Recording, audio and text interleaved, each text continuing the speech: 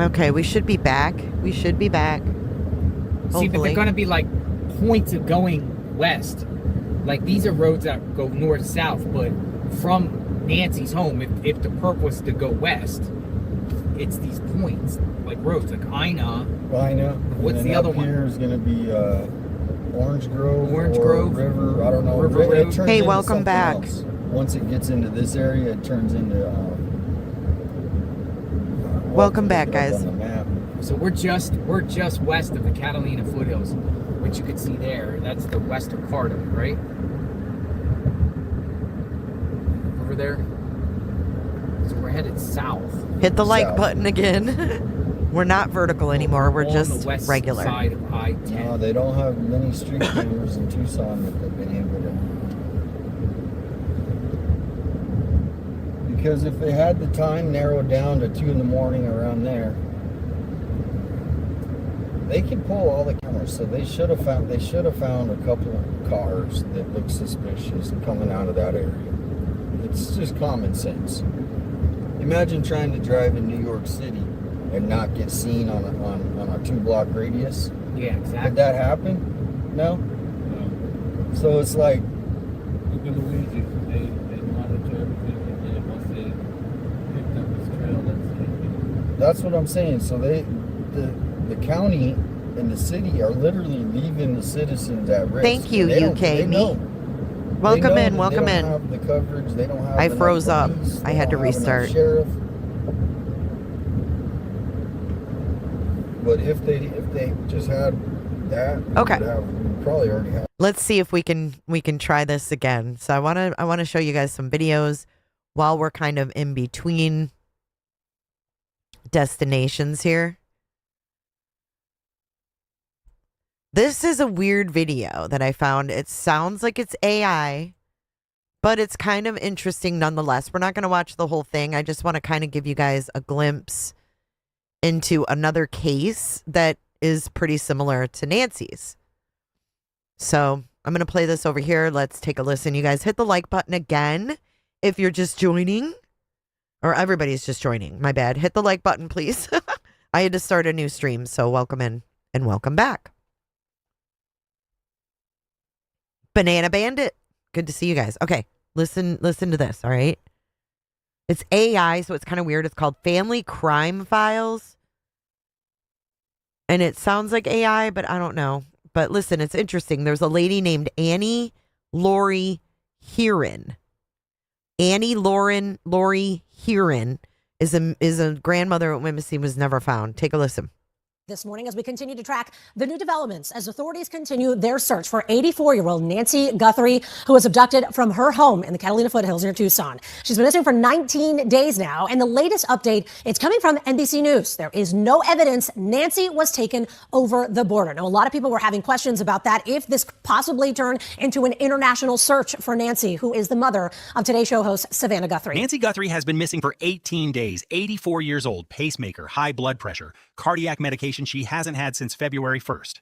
400 FBI investigators, 50,000 leads, 0 arrests. The DNA came back from CODIS, no match. The gun stores, 0 leads. The Walmart trail, no breakthrough. The pacemaker scanner, no signal. Every traditional investigative tool has been deployed. Everyone has failed to produce an identification. And tonight, I need to tell you about a case that most of you have never heard of. A case from 1988 that started exactly like this one. Same pattern, same parallels, same nightmare, and a devastating ending that the Guthrie family is praying they can avoid. Jackson, Mississippi, July 26, 1988. A 72-year-old woman named Annie Laurie Heron, originally from Tuscaloosa, Alabama, where she attended the University of Alabama and was chosen as one of the school's 7 most beautiful students by the actor Tyrone Power, hosts her bi-weekly bridge club at her elegant home at 139 Woodland Drive. She had married Robert Heron, and they relocated to Jackson, where Robert built himself into one of the wealthiest men in Mississippi, co-owner of Mississippi Valley Gas Company, major shareholder in Trustmark National Bank, investor in the New York Jets alongside New Jersey oilman Leon Hess with an estimated net worth of $100 to $200 million. I had never heard of this. $100 to $200 million. Her husband was worth. Annie Laurie became a pillar of Jackson society, president of the Opera Guild, the Junior League, co-chair of the Mississippi Arts Festival, patron of the Jackson Symphony. Her last bridge club guest leaves around 2:30 in the afternoon. Her housekeeper departs at 3. When Robert returns home at 4:30, her car is in the driveway, but Annie Laurie is not inside. Blood is found in droplets on the carpet near the front door. A ransom note is discovered on the floor of the entry hall. Tucson. Tell me that's not messed up. She had blood listen to that again. Returns home at 4:30. Her car is in the driveway, but Annie Laurie is not inside. Blood is found in droplets on the carpet near the front door. A ransom note is discovered on the floor of the entry hall. Tucson, Arizona, February 1, 2026. An 84-year-old woman named Nancy Guthrie, mother of Today Show co-anchor Savannah Guthrie, one of the most recognized journalists in America, is driven home from a family dinner by her son-in-law at approximately 9:45 in the evening. Her doorbell camera is disconnected at 1:47 a.m. At 2:12 a.m., the camera system detects a person. Her pacemaker app disconnects at 2:28 a.m. When her family arrives the next day around noon, Nancy is gone. Blood is found on the front porch, tested and confirmed as hers. A masked figure is seen on the recovered doorbell footage. Ransom notes arrive demanding millions in cryptocurrency. 2 women, 38 years apart, both elderly, both living alone in their homes when taken, both from families with extraordinary wealth or fame. Robert Heron's fortune in 1988, Savannah Guthrie's national television prominence in 2026. Both had blood at the scene, both had ransom notes, both had medical conditions requiring daily medication. Annie Laurie suffered from ileitis, a chronic intestinal disorder that could be fatal without treatment. Nancy has a pacemaker, high blood pressure, and cardiac conditions requiring daily medication. Both cases gripped the nation. Both generated massive FBI investigations. And in Annie Laurie Heron's case, the outcome was devastating. She was never found. She was declared legally dead in 1991. Her husband, Robert, died of a heart attack in 1990, never knowing what happened to his wife. Most of you watching this have never heard of Annie Laurie Heron. Her case happened before most of this audience was born. It was a national sensation in 1988, covered by every network, featured on NBC's Unsolved Mysteries, discussed in the New York Times and across Mississippi for years. But time buried it. And that burial is itself a warning, because if Nancy Guthrie is not found, her case will eventually be buried too. The coverage will slow, the tips will dry up, the investigators will be reassigned, and another family will spend decades wondering what happened to their mother. That is what happened to Annie Laurie's children. They are elderly now. They never got closure. The man convicted. Isn't that weird? It's never been solved. She was never frickin' found. And I don't remember this either, but I was only 15. I wasn't paying attention to this kind of shit. In her kidnapping died in 2012 without ever revealing where she was. The secret of Annie Laurie's final resting place died with him. Today, I'm going to walk through both cases side by side, parallel by parallel. Not because I believe Nancy Guthrie's case will aid to understand what is history repeating itself, or has 38 years of technology finally given us the power to write a different ending. Parallel 1, the crime scene, blood, and a note, 1988. Herein, Annie Laurie was taken from her home between 3 p.m. when the housekeeper left and 4:30 p.m. when Robert returned. Blood, later confirmed as hers, was found in droplets on the carpet near the front door and smeared on the door itself. Authorities believe she was standing in the doorway and was struck by an intruder. A ransom note was discovered on the floor of the entry hall, demanding that Robert pay money to 12 individuals he had allegedly wronged in business, including a Florida attorney named Newton Alfred Wynn. 2026, Guthrie. Nancy was taken from her home between approximately 2:12 a.m. when a person was detected on camera and 2:28 a.m. when her pacemaker app disconnected. Blood, confirmed as hers, was found on the front porch. A door was left propped open. Ransom notes arrived within days, demanding approximately $6 million in Bitcoin, later escalating to a different cryptocurrency with increasingly sophisticated payment demands. The parallels at the crime scene are striking. Both women were taken from inside their own homes. Both were struck or assaulted, leaving their blood at the entry point. Both kidnappers left ransom demands. Both victims were alone when taken.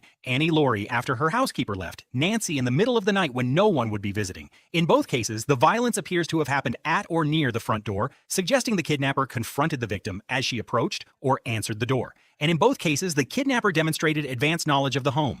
Court records from Wynn's trial revealed that his accomplice, a private investigator named Ward, made at least 3 trips to Mississippi between October 1986 and February 1988, nearly 2 years before the kidnapping. Ward photographed the ingress and egress points of the Heron residence and business. He provided those photographs to Wynn. 2 years before she was taken, they were staking out the joint. Kidnapping team made practice runs. They rented and purchased white vans. They prepared disguises. This was not spontaneous. It was a military style. Jesus, did you hear that? They rented vans and practiced disguises?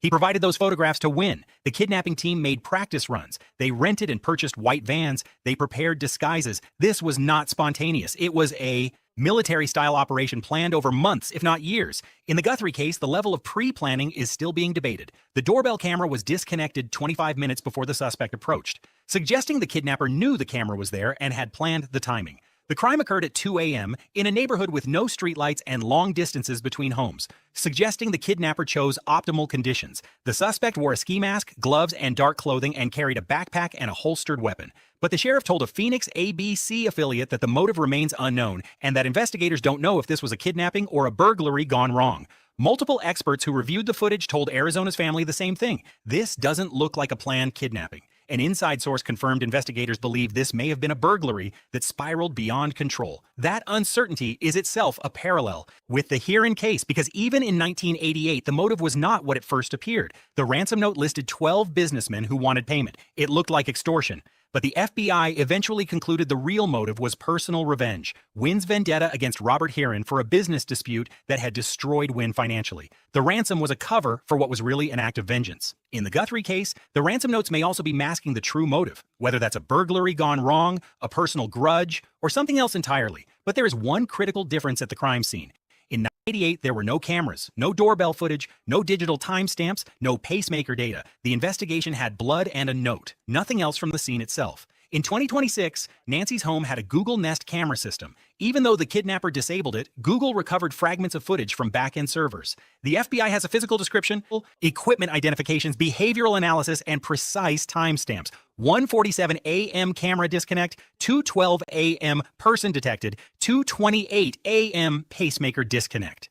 Annie Laurie's investigators couldn't even determine the exact hour she was taken. Nancy's investigators know the crime happened within a 16-minute window. The difference: in 1988, the crime scene produced a note and blood. In 2026, the crime scene produced footage, timestamps, equipment identifications, and DNA from multiple locations. The starting evidence in the Guthrie case is exponentially richer than what investigators had in the Heron case. Parallel to the victim: elderly, medical, alone, 1988, Heron, Annie Laurie.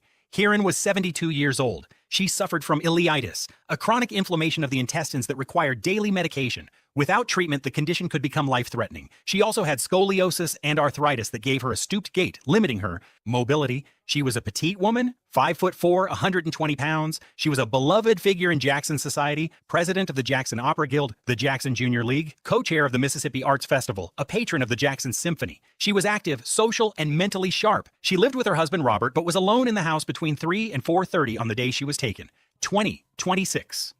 Guthrie.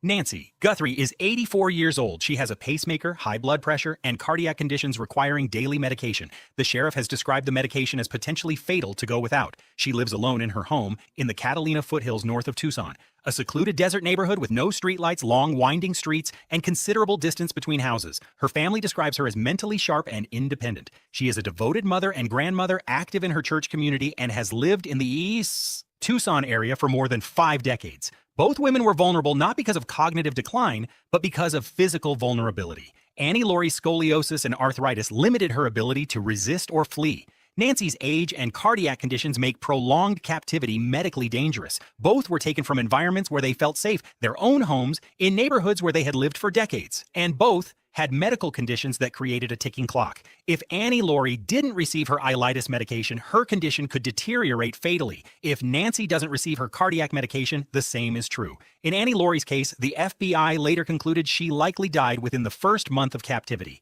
Nancy has now been missing for 18 days. The question nobody wants to ask, but everyone is thinking, did Annie Laurie's kidnapper intend to keep her alive, or did they take her knowing she would die without medication? And is Nancy's kidnapper making the same calculation, or a different one? The ransom notes in both cases demanded payment, which implies the kidnappers wanted a transaction, not a death. But in Annie Laurie's case, the ransom was paid and she was still never returned. The transaction was a lie. The family paid and Annie Laurie vanished forever. The difference: both victims had medical conditions creating a survival clock. So this family of this Annie Heron paid the ransom and nothing. Annie Laurie's clock ran out. Nancy's is still running, but 18 days without cardiac medication is entering a critical zone. Parallel 3, the famous family, wealth and fame as a target. 1988. Heron, Robert. Heron's wealth was legendary in Mississippi. His net worth was estimated between $100 and $200 million. The Heron name was synonymous with power and prominence. Dude, that's a lot of money. 100 to 200,000 in the 80s? Or I mean, 100 to 200 million in the 80s? Robert made a public appeal for his wife's return. The family cooperated fully with the FBI. The case was featured on NBC's Unsolved Mysteries. Robert paid nearly $1 million to the 12 people listed in the ransom note. A desperate attempt to buy his wife's freedom. It didn't work. Annie Laurie was not returned. 26. Guthrie. Nancy Guthrie is the mother of Savannah Guthrie, co-anchor of NBC's Today Show, Georgetown law graduate, former White House correspondent, presidential debate moderator. Savannah is one of the most recognized journalists in America. Her siblings Annie and Cameron joined her in public video appeals. Savannah has made 4 separate video statements, including one directly addressing the kidnapper. It is never too late to do the right thing. The family publicly stated they would pay ransom. The FBI doubled its reward to $100,000. Crime Stoppers added another $100,000. An anonymous donor pushed the total past $200,000. Savannah suspended her NBC duties, including coverage of the 2026 Winter Olympics, to focus entirely on finding her mother. In both cases, the family's public prominence may have made the victim a target.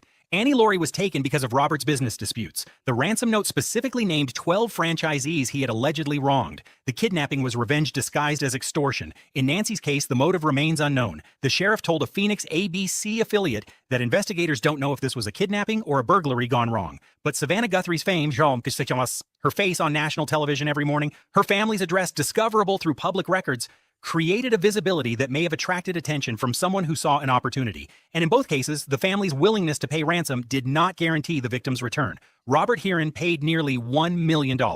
Annie Laurie was never returned. The Guthrie family has publicly stated willingness to pay, but as former FBI Special Agent Brad Garrett noted, the ransom communications in the Guthrie case are structured as a one-way street, not designed for genuine negotiation. Deadlines have passed without payment and without consequence. No proof of life has been provided, despite the family's repeated requests. The ransom may be a performance, just as it was in Annie Laurie's case, where the real motive was revenge, not money, but the family responses diverge in one critical way. Robert Heron was a private man thrust into a public nightmare. He made one public appeal, paid the ransom quietly, and spent the remaining 2 years of his life in private anguish. The Jackson media initially agreed to withhold the story of Annie Laurie's kidnapping for 24 hours out of fear the kidnapper would retaliate. Savannah Guthrie has taken the opposite approach, using her platform, her training, her voice.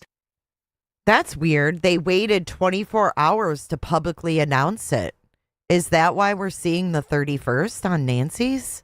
Initially agreed to withhold the story of Annie Laurie's kidnapping for 24 hours out of fear the kidnapper would retaliate. Savannah Guthrie has taken the opposite approach, using her platform, her training, her voice, and her visibility to wage a sustained public campaign. 4 separate video statements, direct addresses to the kidnapper, a social media presence that has kept the case in the national conversation every single day. Savannah's NBC colleague Carson Daly said on the Today Show, "This is our missing mom." The studio was filled with yellow roses. Colleagues wore yellow ribbons. A Bring Her Home banner at Tucson's KVOA station has been signed by people from across the country. That sustained visibility is something Annie Laurie's case never had. In 1988, a case could fall out of the news cycle within weeks. There was no social media, no Instagram videos reaching millions, no YouTube channels keeping the details alive. The Heron case was featured on Unsolved Mysteries, which generated tips but couldn't sustain daily national attention the way 2026 media can. And visibility is the enemy of the kidnapper's anonymity. Every day this case stays in headlines is another day someone who knows something might decide to talk.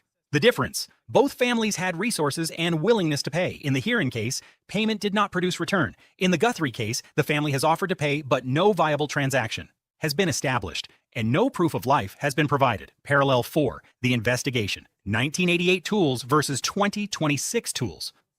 This is the parallel that matters most, because this is where the two cases either converge toward the same tragic outcome or diverge toward a different ending in 1988. Herein, in 1988, investigators had physical evidence at the scene, blood ransom note, witness testimony, neighbors who saw a white van with Florida plates near the Heron home, FBI agents who identified Wynn as a suspect within days based on his name appearing on the ransom note, a handwritten letter from Annie Laurie postmarked Atlanta confirmed to be her handwriting, testimony from Wynn's former lover and his paralegal who eventually cooperated, surveillance photographs that Wynn's accomplice had taken of the Heron home before the kidnapping, and a federal prosecution that convicted Wynn of conspiracy. What they did not have: DNA evidence, cell phone data, digital surveillance. GPS tracking, internet records, email metadata, cryptocurrency tracing, genetic genealogy, smart home camera footage, social media analysis. 2026, Guthrie. In 2026, investigators have recovered doorbell camera footage with physical description and equipment identification, DNA, from an unknown male recovered from a glove 2 miles away. You want to see something weird? Look at this. Surveillance photographs that Wynn's accomplice had taken of the Heron home before the kidnapping, and a federal prosecution that convicted Wynn of conspiracy. What they did not have: DNA evidence, cell phone data, digital surveillance. Smart 26 in DNA from an unknown. Okay, watch this.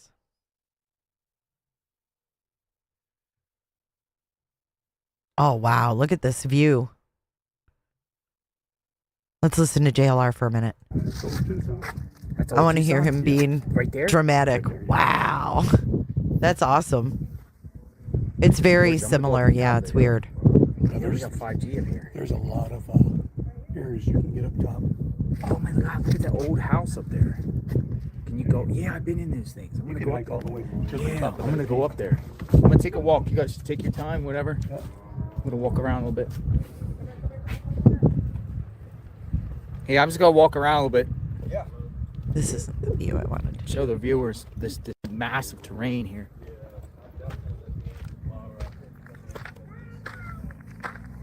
Anyway, you get the gist of it. That kind of repeats itself. But there was that unsolved 1988 case. They never found her. Terrain here. Still got 4? I got 5G all the way. It's coming out crystal clear out here. I want to show you guys something else. People up there? Yeah, I remember. I've been here before. That's where the view is, I guess, huh? Yeah, I'm going up there. I'm gonna go up there. Yeah, I'm gonna go up here real quick. Where's the path?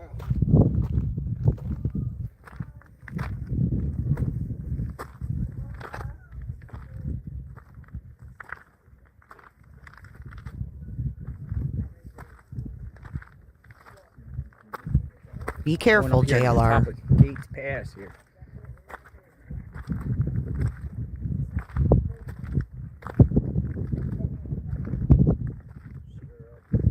Like I'm literally on the top of a mountain. This is nuts, man.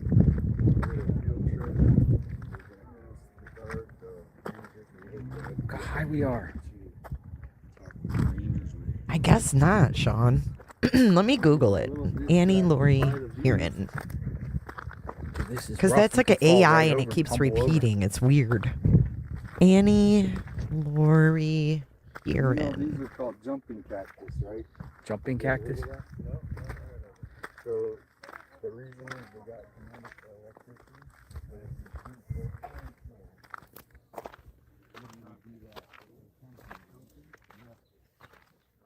I mean, it's not. Okay, so they arrested Yeah, right? 65. Oh, look at this. At the edge of the mountain. Dude, can you keep going up? Yeah, that burned down. Yo, look. It burned down a long time ago. That's where they used to film all the way west. So they're saying that this, okay, so Annie Heron, This is they're saying that her kidnapping was revenge against her husband. So could Nancy's kidnapping or disappearance be revenge against Savannah? She doesn't have a husband, but she does have a successful daughter.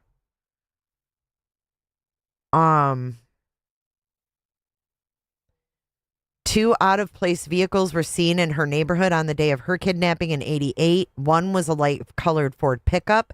The other was a white cargo van with Florida license plate.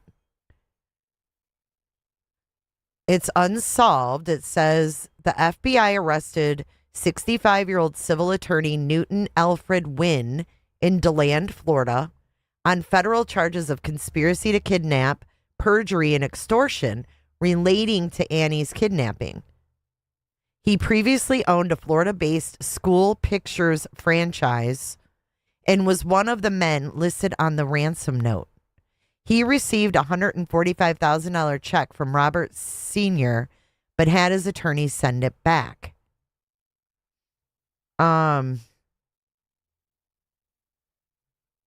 Wynn claimed on the afternoon of Annie's kidnapping, he was at a bar in St. Pete with a prostitute called Willie. Oh, my God. At around 6 p.m. This is a fucking lawyer. This is a lawyer in Florida. He was in a bar in St. Pete with a prostitute called Willie. Around 6 p.m., he called his paralegal, Don Ward, and had him bring $100 for Willie. Ward confirmed this to the grand jury. However, the FBI never located Willie, and neither Wynn nor Ward could remember the bar's name. The FBI suspected Ward was lying for Wynn because Wynn paid his schooling and employed him. The FBI learned in 1979 about a white Dodge van registered in Ward's name.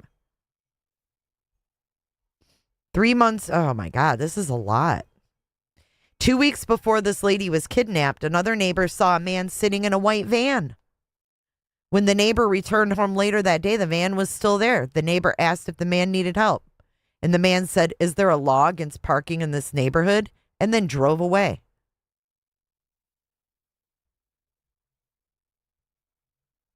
Ugh.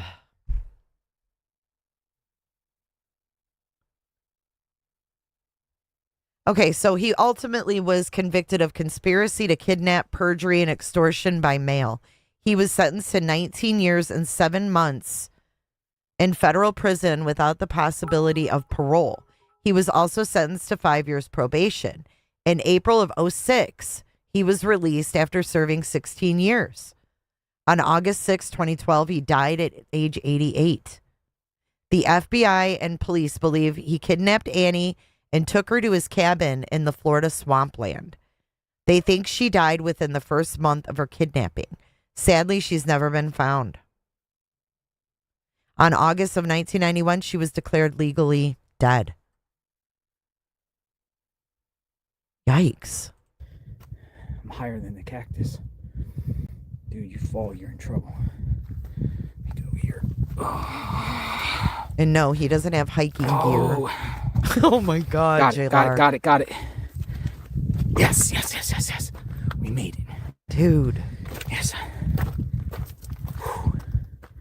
So he took her from there to Florida. This rocky terrain. Oh.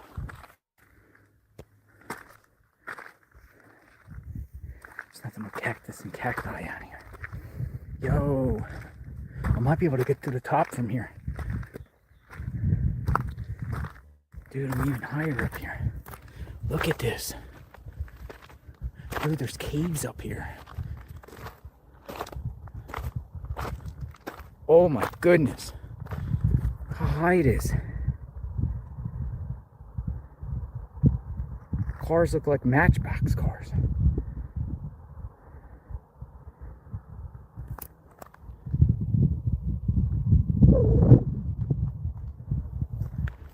Dude. I don't know, man. Can you get up there? Don't go up there. We should try it. Dude, you need fucking boots. Once. Fuck that. Dude, if you fall here, you're doomed. Nope. Mm-mm. You need boots. Hey, DJ. Should we do it? Dude, it's crystal clear out here. Old Tucson. Right there. I don't know. Is there any way to get up there? I think you can. I don't think anybody brought Nancy all the way up here. Me. It's just too much. Put my keys in my pocket so I don't lose them. Oh.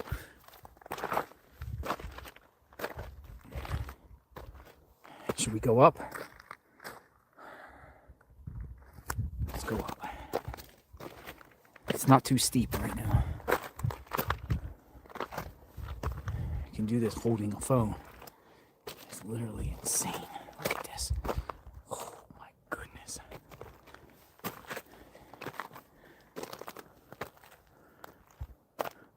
Nah, I don't think I can get up there. Mm-mm. Don't go up there. Yo. It's too much to drag someone. Yo, look. But it is beautiful. Wow. Amazing. Gates Pass. They're at Gates Pass. Look at the little cars.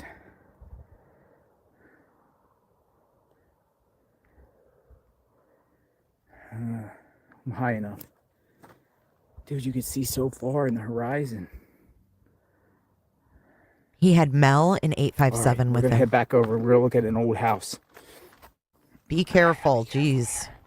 Going down is harder just going as down. dangerous. To be honest. Mm-hmm. It is. Going down is scary. Oh, I want to go to the edge of that rock. I don't think... Well, there is... Drone guy is there. Go to this rock. That's why he's there. Drone guy is there. Droning. Do cactus and cacti out here? What's something different?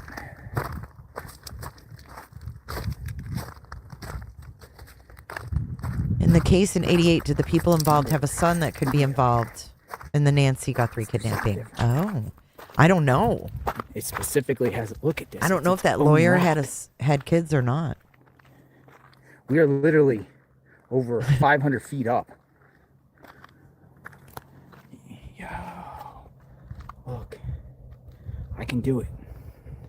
Let's do it. Oh my God. Oh, this is too much. This is too much for me. Yo, we did it. What is he doing? Look at this. Oh God, I'd be having anxiety so bad. Yes. I'm on the top. Whoa. Whoa, I'm on top of the mountain. Whoa. This is crazy. Look. They used to, Elizabeth. Oh. He's scared. Wow. Hold on. He's scared. Flip that baby around, boy. Because he's scared. I'm so far up. I'm gonna drop my phone. I dropped my phone, I'm done. It's a $1,000 phone. Yo. This is crazy. It's pretty cool. Oh. That would be challenging to get up there though. I could do it, but not holding a phone. It's too much, man. I need to use balance in my hands. Yo, is that Tucson and Mel? Yeah, it's Tucson way over there, Mel. Look where they're at. Hello! Hello! Echo! Hello! Stop. Echo! Hey, that's cool, man. All right, let's go. Let's go back over. All right, we're safe. We're safe. Safe. Look how high it is. Woo! Just like Plymouth Rock, man. This is big rock. Plymouth. Love it. Love the exercise. Oh my goodness. Look at that single trail.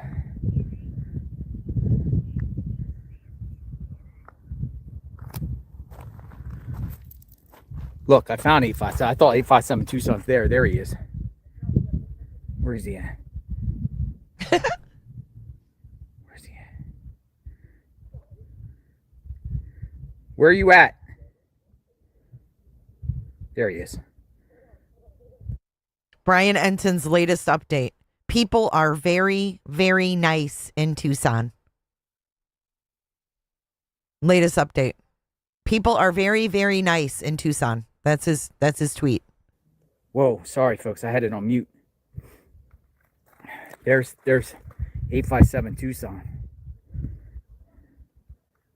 All right, we're gonna work our way back over and explore some of the territory here. But the point is, it's just showing you how it's just west of where Nancy, vanished, and it just shows you the vast amount of land that you could take a body out here and dispose of a body out here in the dark. Breaking news. People are nice. And get rid of a body. Now, I don't know how I'm going to get over here. Oh, here we got an update from Enton. This is crazy. I think I'm gonna go this way. Breaking news. Yeah, maybe we should go back up. I'm going back. I don't know. Should I go this way? Let me go safer up here. He says it's not a cold case. Hey guys, so it's day 23 now in the search for Nancy Guthrie. I'm outside Nancy Guthrie's house here. Some updates this morning. This is something that we reported over the weekend, but now NBC News is also reporting. They say they have 3 law enforcement sources who are emphasizing that the case has not gone cold, which is also what sources have been telling me. Someone said it might be chilling, but has not gone cold, whatever, I don't know, whichever you want to read into that. So the hope is that there's a lot we don't know that's happening behind the scenes right now. I think I've shown you guys before, but this memorial just seems to keep on growing, which is really nice to see. A lot of the neighbors coming out. There was kind of some drama yesterday. There was these women that showed up like searchers, and they had a shovel, and they started like digging in the ground here in this area. Like, I don't really know what they were doing, but anyway, I think that's why the sheriff's deputies ended up getting called out here. So there's been some kind of characters that have shown up. But most people have really good intentions. A lot of the neighbors are just so upset because they've known Nancy for so long. So I got a couple of things I'm going to work on today, and I'll update you guys later. But I just wanted to check in, and we may get an update later from the sheriff's office. So I'll keep you guys posted. Hey guys, Wow. Hey guys. That was great. Yo, this is insane, Tucson. 857. Is this insane or what? This is crazy. We had some drama out here, guys. We made it. The drama was I missed the It's search. over one of those houses up there. This was a great idea. I mean, at least, I don't know, there's nothing going on with Nancy's case. But the point of this is also to just show you the crazy land out here. And I'm sure I'm repeating myself. Hey guys, I really appreciate it. If you could hit the thumbs up, I'd really appreciate it. Thanks for watching my show. Like this in Florida. I don't know if this is considered a mountain, but it's a pass. Go right through a mountain. Gates Pass. Gates Pass. Gates Pass. You could twist. It's good to twist your ankle around here. I think it was here back in like 2018 or something. Last time I was here. Good afternoon, Maylee. All right. Aslin. It's just amazing. $1 million views. Ow. What is that? Stepped on something. I stepped on something. Like a little poke. It went through his shoe. All right. Let's go up to that abandoned house. Go check out the abandoned house. Whew. Feel more safe now. Hey, Gigi. Nah, nothing new today. We are at Gates Pass. And 857's peeing over the pass. He's like, look, JLR. Oh, it's a fountain.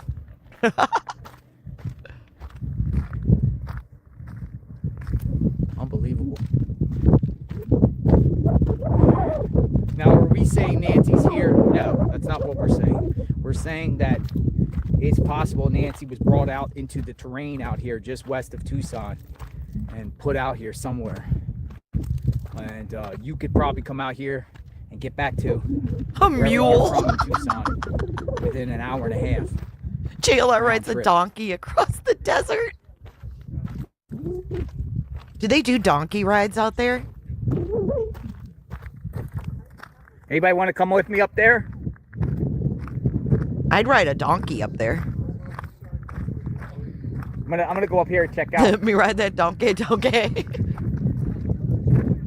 I'm like a kid. I just love exploring. I'm like a kid? You don't say. We're going up there. The house. They do in the Grand Canyon? Oh, I need to do that. How fun would that be?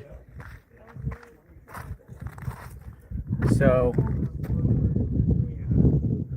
you are here. Tucson Mountain Park. Gates Pass.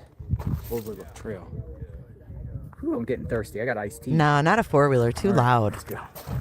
Donkey. I want the quietness. I want to hear the nature. I don't want to hear motors. Hard to get up there? Not as bad as I thought. I'm heading up. What's up there? Abandoned house? Yeah, it's very cool. Cool. If you go up and kind of skirt around. Yeah, I see that. I kind of That saw what you way. guys. Yeah, It's that the makes it a easiest way. path. Yep. Okay. Maybe up this way. Abandoned house.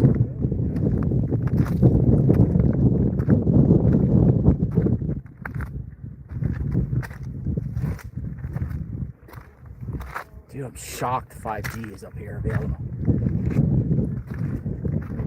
Oh, we gotta go up. All the way up.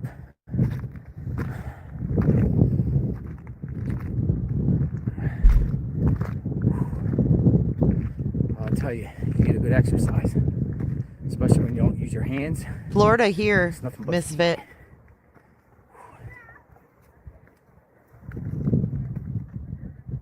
5G might be going away up here. Maybe. In this particular area. Oh, thank you for that, Heather Rose. The park's mules are used exclusively for trail maintenance. Horseback riding is available through vendors like Saguaro Stables. Might be losing reception.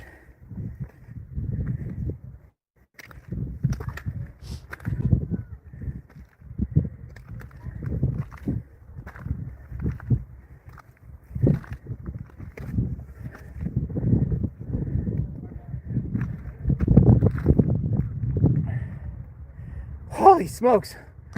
Heart is going. Oh. Oh.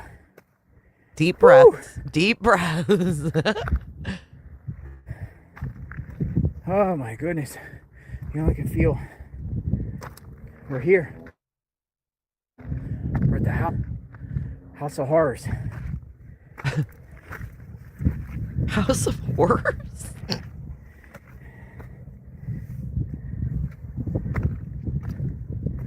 Made it. Whew. I need iced tea.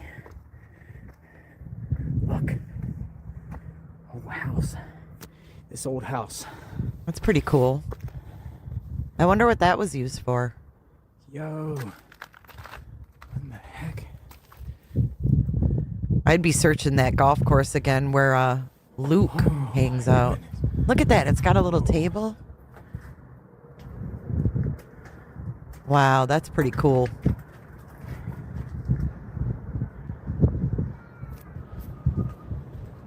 Snakes. I had to carry canned air when I went to Colorado. This is like a fortress. hard to breathe. Guard shack.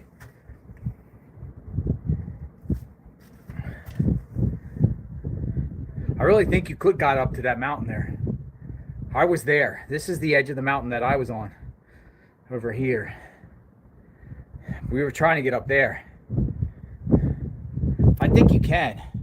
So it looks like a way.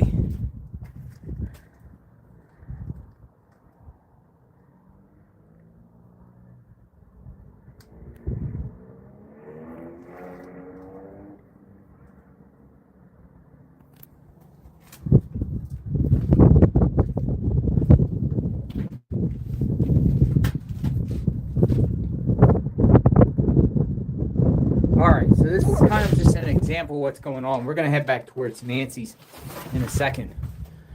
But I just wanted to, again, just show you the area. Oh, Gates Pass. I know. Why do they got to spray paint it? That's terrible. Uh-oh. Every day I'm buffering. Go.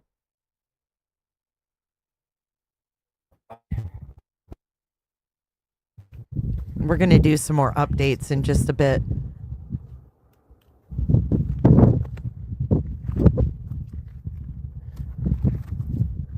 Yeah, I got sick when I went to Colorado. I had to get that canned air. I was struggling. I don't like it. So again, a lot of roads that will take you here. So dry too. Tucson. And you get Hey, nothing but Beans. this.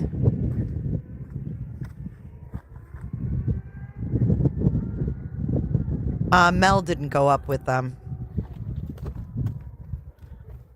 I think he's down below. I gotta get gas.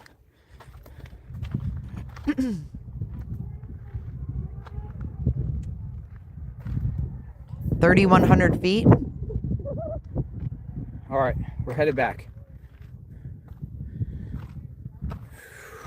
Man, dude, it's like nothing but rugged land. There's a fire pit up here.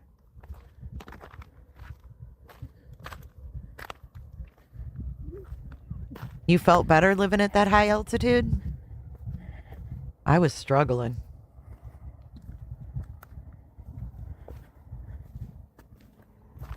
And it was dry. My lips got chapped. My skin was dry.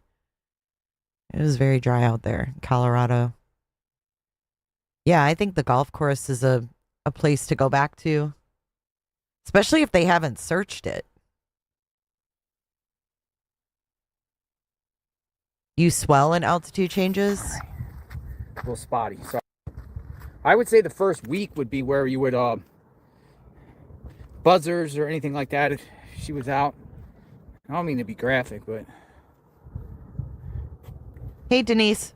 It is very, very humid in Florida. So we have a lot of moisture in the what air. a view. So it's way different.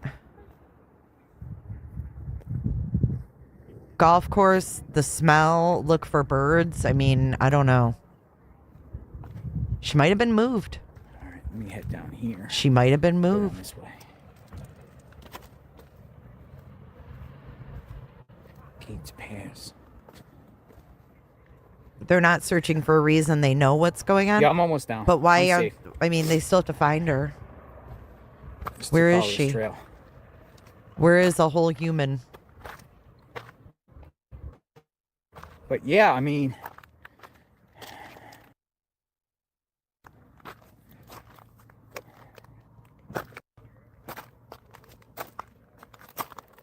You don't sweat a lot there. It's just hot.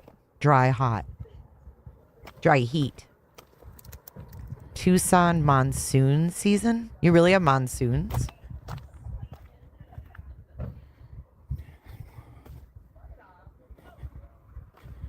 Gates Pass. He's at Gates Pass, saying, what are you doing? Happy Monday. I can't believe it's the 23rd of February already.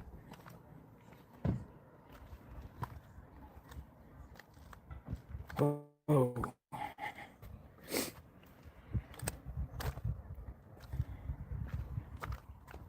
You guys are getting a blizzard over there in the East Coast. How much you We're down here got? with my crew. How much snow? With I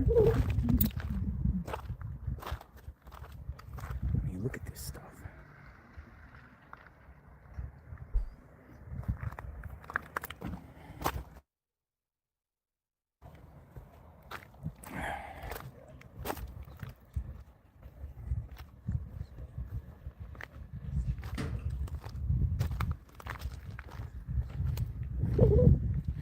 $36 inches?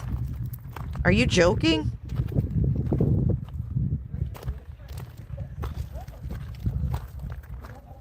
What? Strong guy. Lizzie, are you kidding me? Hello.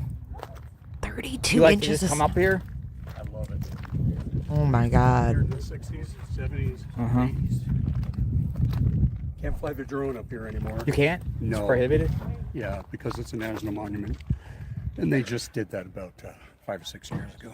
My point of Ah. coming up here Can't was drone. just a more or less, and I was just kind of, going around on the hill and everything like that. But just to kind of show, like, just the crazy terrain just west This of is the Tucson. classic place to go for that. It really is. Plus you got Old Tucson out there.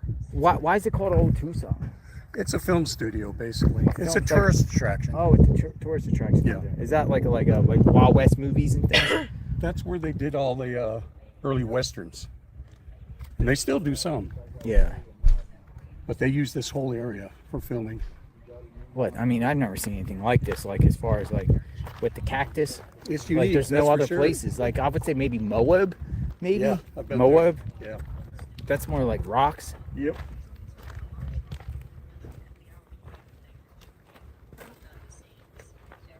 What do you think? You guys want to go back? There are the animals. If you want to show them what animals are here. The animals. Yeah, I'm not a little.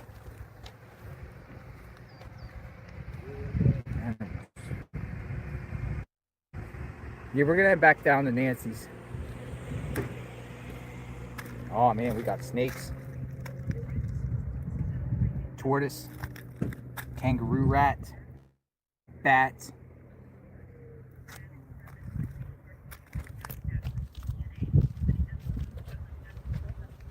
All right, you guys ready to roll? You guys good? You guys got everything you wanted? Yes, sir. Nice to see you as always. Nice to see you as always. Justice for Nancy, for sure.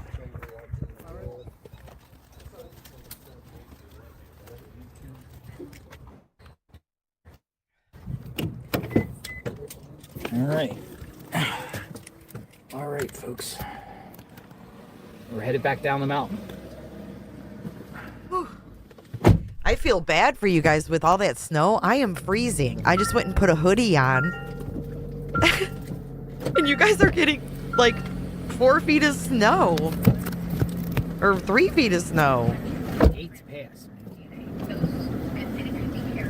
I think that guy's watching us. He keeps looking over like he's watching the scoop. Really? Yeah. All right, so you know how to get out of here back to Tucson? Well, I'll just map it. If you could, Yeah, just so we get the fastest route. That was super pretty. Okay, are you guys ready for some more updates while they do their thing? We can do our thing. I have another thing I want to show you. This is from CBS News Texas. This is interesting. CBS News reporter Amelia McGarvo sits down with international private investigator J. Armis III to watch surveillance images released by the FBI to identify a masked figure. He says the footage could be a major breakthrough. Have you guys seen him analyze this? It's pretty interesting. I think we should watch it together. We'll let them get to the next destination. And we'll do some analysis of this footage. Let me switcheroo the views here. We'll put JLR up there. And then we'll put this right here. So we don't miss anything. Okay? So we're going to analyze this footage with this investigator guy. First question. What does this mean to now have surveillance video showing this, not suspect, but subject outside Nancy Guthrie's home? This is absolute gold from an investigation standpoint. Every single frame, every single pixel provides clues to law enforcement as to who the person could possibly be and how he went about perpetrating the crime. What in this video really stands out to you now that you've kind of seen it? Walk us through really those standout moments to you. So what stands out to me Hey, Jams. is the obvious right now. So what we see is someone that is geared up to commit a crime. This isn't someone that happened to be walking by and thought this might be a good opportunity to break into a house in the middle of the night. Right. This person came to prepared to commit a crime. They are gloved, they're masked, they've got a backpack which probably contains what we call a restraint kit, which typically contains duct tape, zip ties, rope, and things like that to subdue and restrain their victim.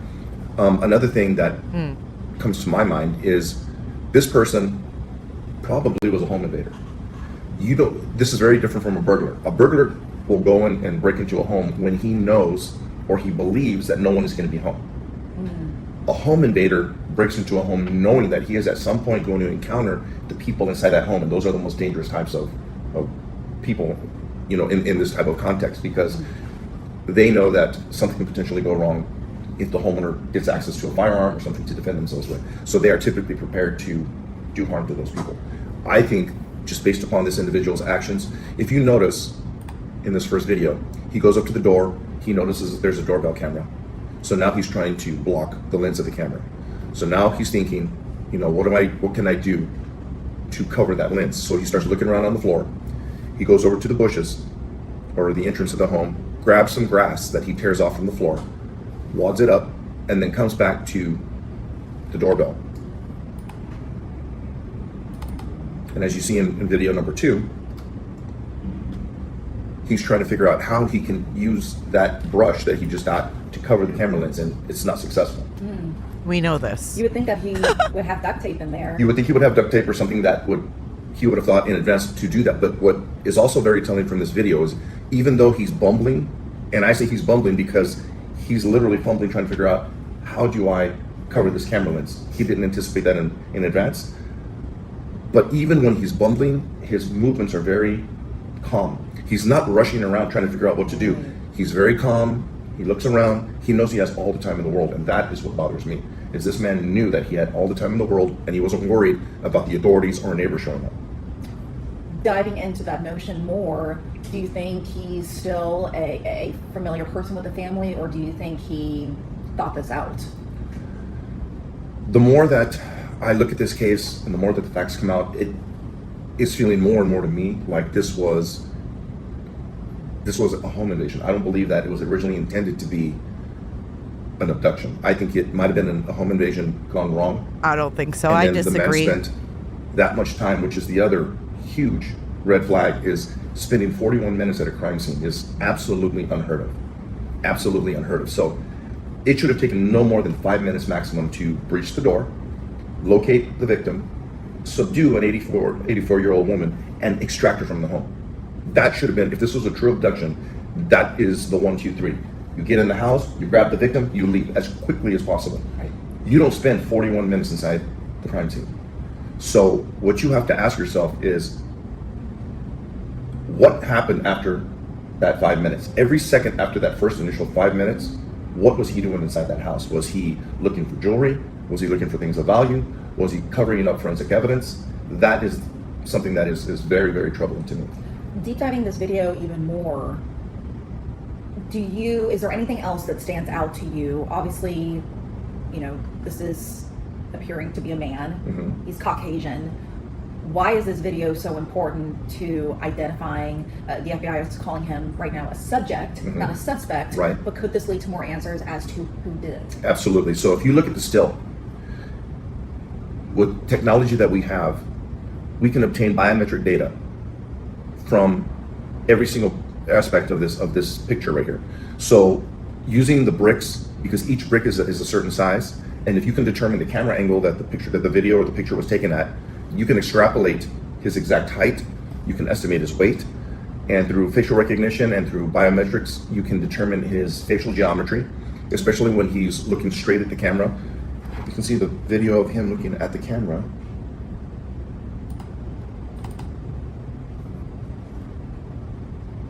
Yeah, because the Guardian said I was there. Now the Post thinks I'm there, the Washington Post.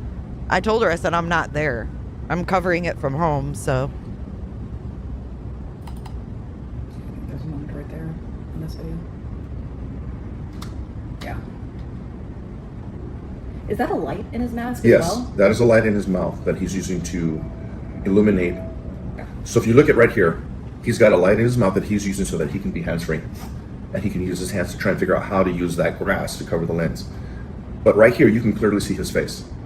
You see that he is a Caucasian. He looks to be male, especially from his size and body structure. And if you see his face, and there's another point in the video where you can see a perfect outline of his face.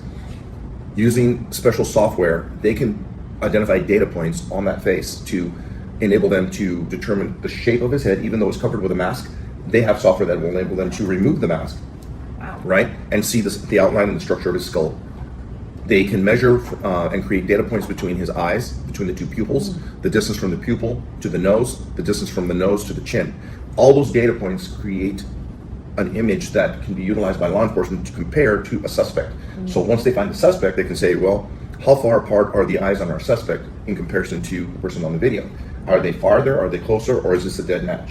How far is the nose from the tip of the nose to the chin?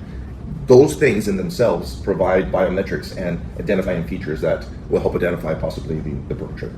deep diving that a little bit more, is that AI technology? Does any police department have that technology, or is that special for the FBI? I wouldn't say that every police department has access to that technology, but the FBI definitely has access to that technology, and they utilize it. Is it AI? And I can guarantee you that it's enhanced by AI now. Gotcha. AI is the latest He is so innovation informative, in that isn't type he? of technology, because AI will help you rebuild and create data that doesn't exist. Wow. So, I mean, It helps fill in the blanks. so taking a step back. Can we against even all the new believe information the that 41 now has minutes? been publicly released by Kash Patel and the FBI, I mean, where do we stand now in the opportunity and the hope for some answers? I think that this completely turns the table on the perpetrator. I think before, when Kash Patel, or should I say law enforcement, announced that there was no video, I personally feel, and I felt from the very beginning that there was video, and they didn't want the perpetrator to know that, or the public to know at that point. I can guarantee you that the FBI has had these images in this video for a couple of days now. They've been analyzing every single frame over and over and over, trying to see what they can glean from the video. But what this now does is it solidifies the nature and the horrific nature of this crime to the public. People may have been a little incredulous before, but I think this now strikes home, and it helps put this into perspective, the kind of person that we're dealing with, and the kind of person that I think this guy's full of shit. 84-year-old grandmother had to deal with, and is probably might still be dealing with. And hopefully it'll motivate the public to come forward and say, if they know who it is. It could be your neighbor, it could be your boyfriend, it could be your coworker, it could be your husband. A couple questions out of that. I think it was the sheriff's office that said there was no video, or it was overwritten that they couldn't access it. Mm-hmm. And a lot of people are speculating, was that a failure from local law enforcement? What do you have to glean from that? It's not that law enforcement lied, but why did they say one thing and now they're saying, oh, there is video out there, there is evidence out there? Because the typical police or sheriff's department doesn't have access to the technology that is required to extract video that has either been deleted or is residual data in the memory that is not on a server or a DVR or the cloud.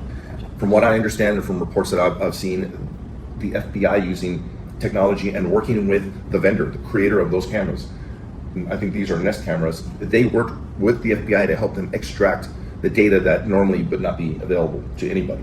Oh, wow. So this is really showcasing the different resources that the FBI has. This is just the tip of the iceberg. Wow. As far as technology, the FBI is the entity that you want investigating this crime. If this was just being investigated by the local sheriff's department, the chance of it getting resolved is not very high. And I don't want to say, that's not to say anything bad about the sheriff's department, but their resources are limited. And I don't think as much time, effort, and energy would have been put into this investigation had it not been such a high profile case. The fact that the FBI got involved and now this is being investigated by a federal agency using all their manpower and all their resources changes everything in this investigation. Wow. What does it say for the FBI to finally release this publicly? The FBI has had a point in their investigation where they have probably gleaned as much information from the video and the in the field investigation that they are able to do so far, and now they're asking for the public's help to kind of push it over the finish line. They want to be able to come up with a list of suspects that they can compare to what they have in their hands now. Okay, so now it's really in the public's hands. Absolutely. This case is going to be solved by a mistake. This is going to be a human error made by this man that he thought he had covered. He's either going to throw something away, he either wore that outfit before, someone's going to recognize that backpack, someone's going to recognize those gloves, someone's going to recognize those shoes as belonging to their friend or their neighbor or their cousin. This is going to be solved by human element. There's a lot of technology that's being deployed, and I can guarantee you there's a lot of technology that is being utilized right now that the results have not come out yet, but they're analyzing tower data, cellular data, geolocation technology. I can guarantee you they're looking into flock cameras, and now human intelligence. Today they were going door to door in that neighborhood, knocking on doors, asking people for God only knows what. And I believe that they were asking, do you recognize this individual? Wanting to know maybe if that body style, that structure, that jacket looks like something that was worn by your pool man, your gardener, your next door neighbor's gardener. Do you recognize this person? And they're hoping that they knock on the door of the one person that says, oh yeah, absolutely, that's my groundskeeper wears that exact jacket, or I saw my pool guide with that exact backpack. And those are the kind of things that they're looking for that they can pursue to try and crack this case. A couple more questions. Now that all of this is out there, in your opinion, what's the probability that they could catch this guy? I think the probability is high. I believe that this person is going to be caught. It's not a matter of if, it's going to be a matter of when. But it's going to come down to human intelligence. It's going to be a mistake that he makes, or it's going to be someone that knows him that recognizes that person as someone that they know, and is going to call it in. Okay. That's my belief. And then also, there was one more question I had on the tip of my tongue. Sorry. This was important. Let me take a quick pause. I'm going to do something very quickly. I'm running a little bit low while you get your question done. Sorry. One quick. It fleeted away. They didn't edit that? Why And as soon as I leave, you'll remember it. I know, right? You say that this is the perpetrator, even though you pretty much know it's the perpetrator.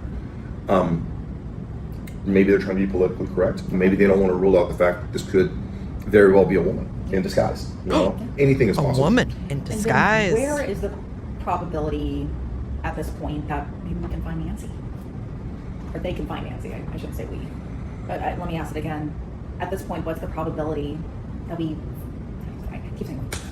what is the probability at this point that they finally find Nancy? Pico. I'm going to be brutally honest. This many days in, and in my personal experience, I think the chances of her being found alive are not good. They're actually very low.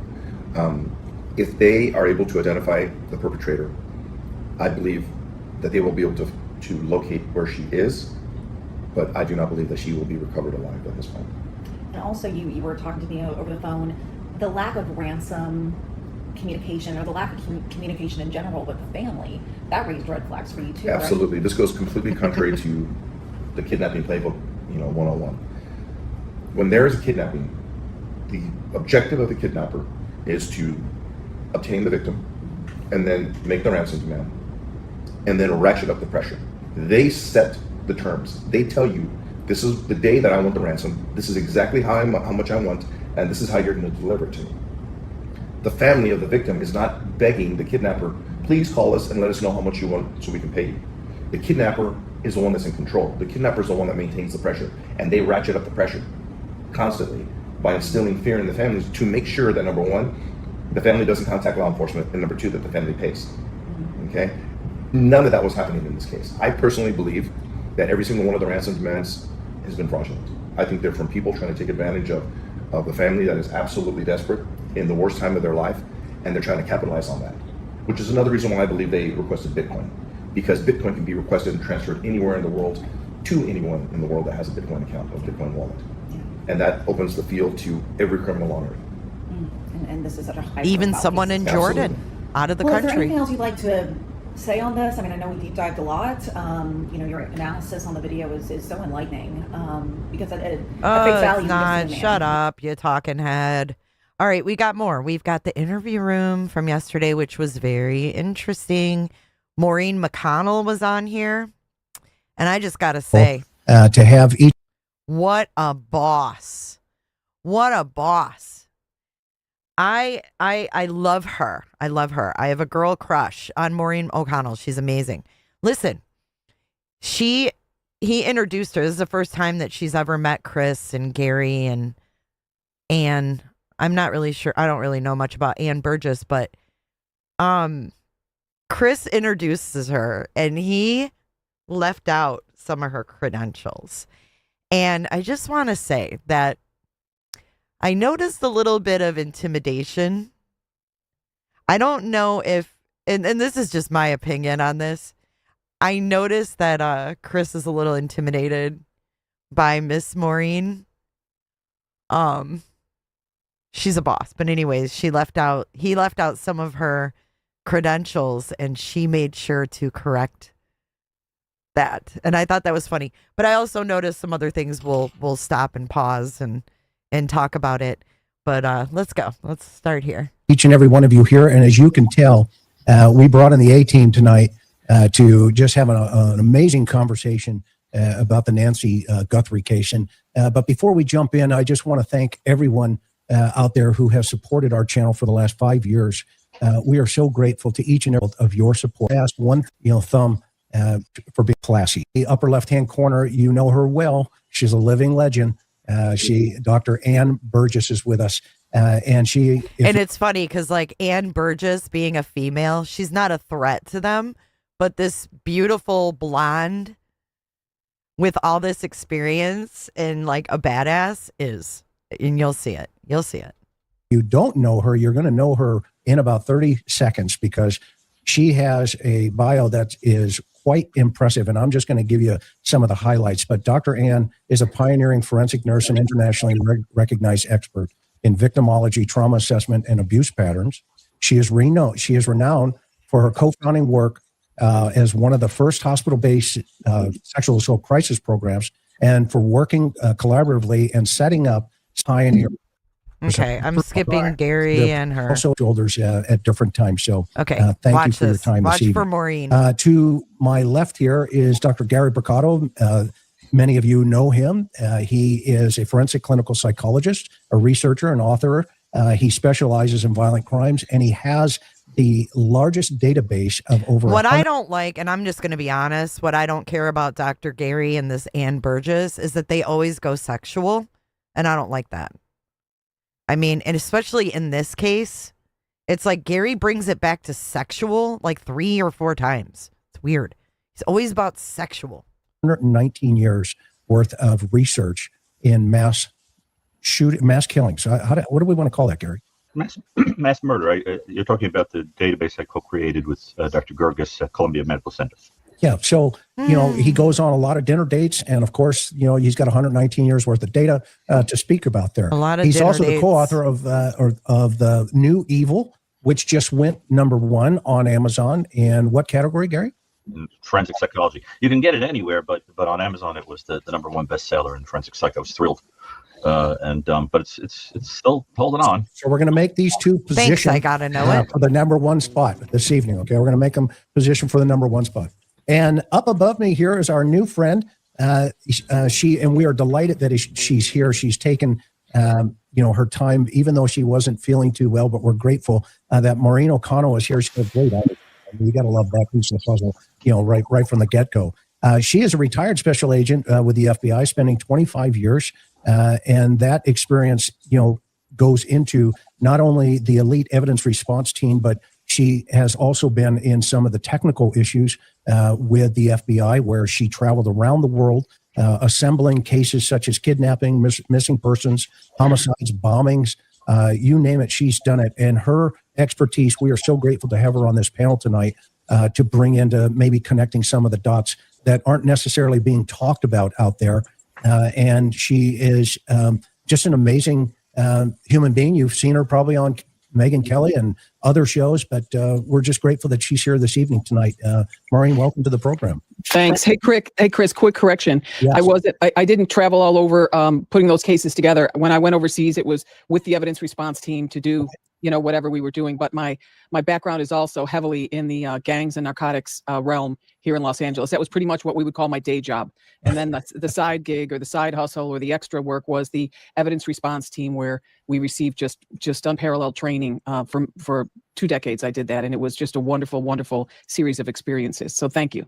Awesome. Thank you for the correction. And, I'm glad you were taking care of Main Street, Grape Hoover, and all those other fellows up there.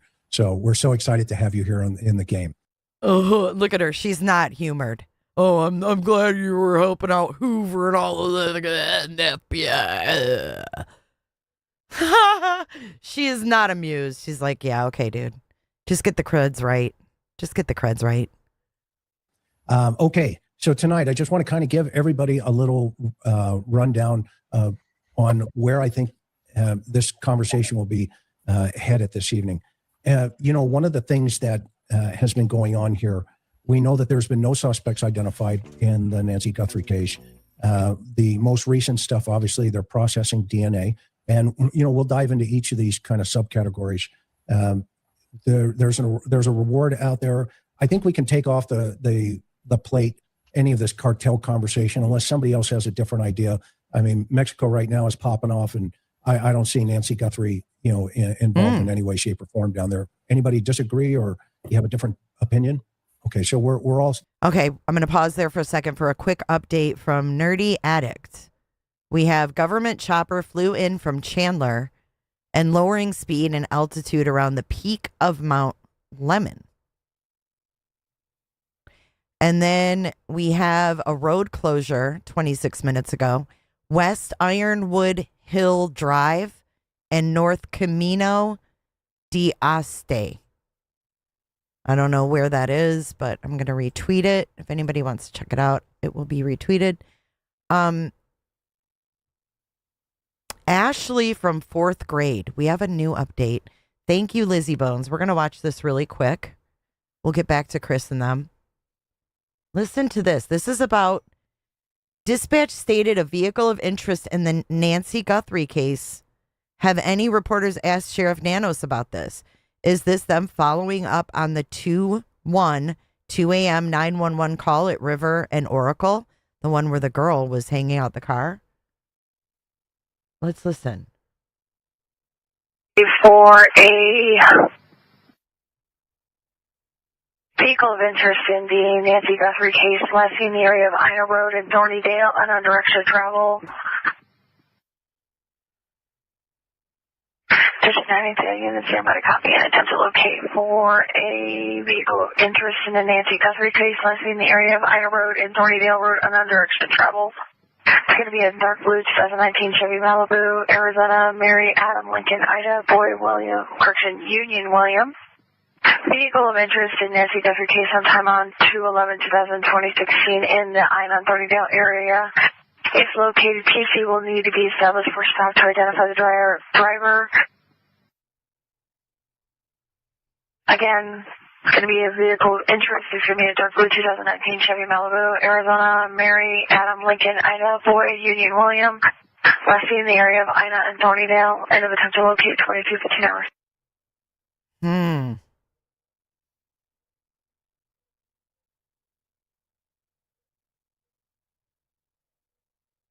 Wow. This is from February 11th. This is a few days before the raid. Dark blue Chevy Malibu. And then they say they're looking for it in the Nancy Guthrie case. Bolo, attempt to locate. AZ registration, MALIUW. Somebody can run that. If located, establish probable cause to stop, hold ID driver.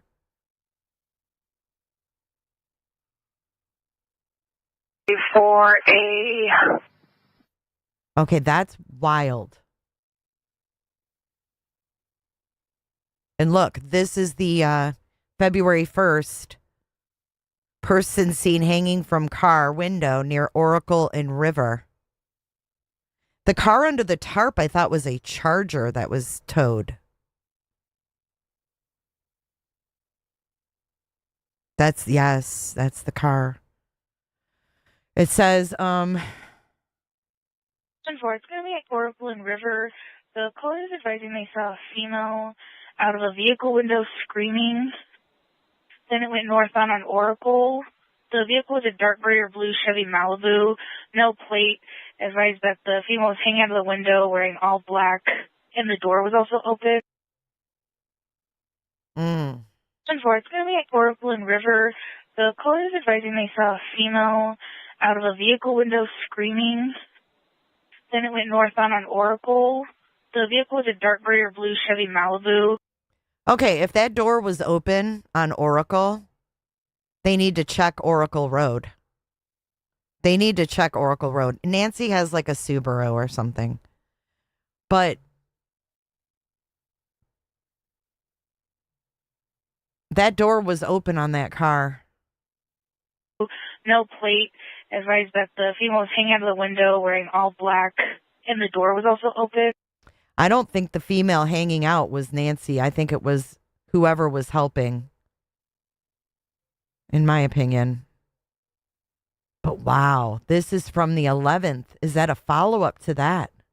For a vehicle of interest in the Nancy Guthrie case, last seen in the area of Ina Road in Thornydale, unknown direction of travel. Just anything in the Ceremony copy and attempt to locate for a vehicle interested in the Nancy Guthrie case, last seen in the area of Ida Road and Thornydale Road on under-extra travel. It's going to be a dark blue 2019 Chevy Malibu, Arizona, Mary, Adam, Lincoln, Ida, Boy, William, Union, William. Vehicle of interest in Nancy Guthrie case sometime on 2/11/2016 in the Ina Thornydale area. If located, TC will need to be established for stop to identify the driver.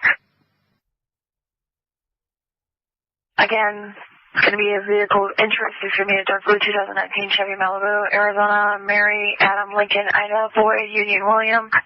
Last seen in the area of Ina and Thornydale, and of attempt to locate 22:15 hours. I don't know how they spotted it. That's nuts. Thank you, Lizzie Bones, for always keeping me in the loop.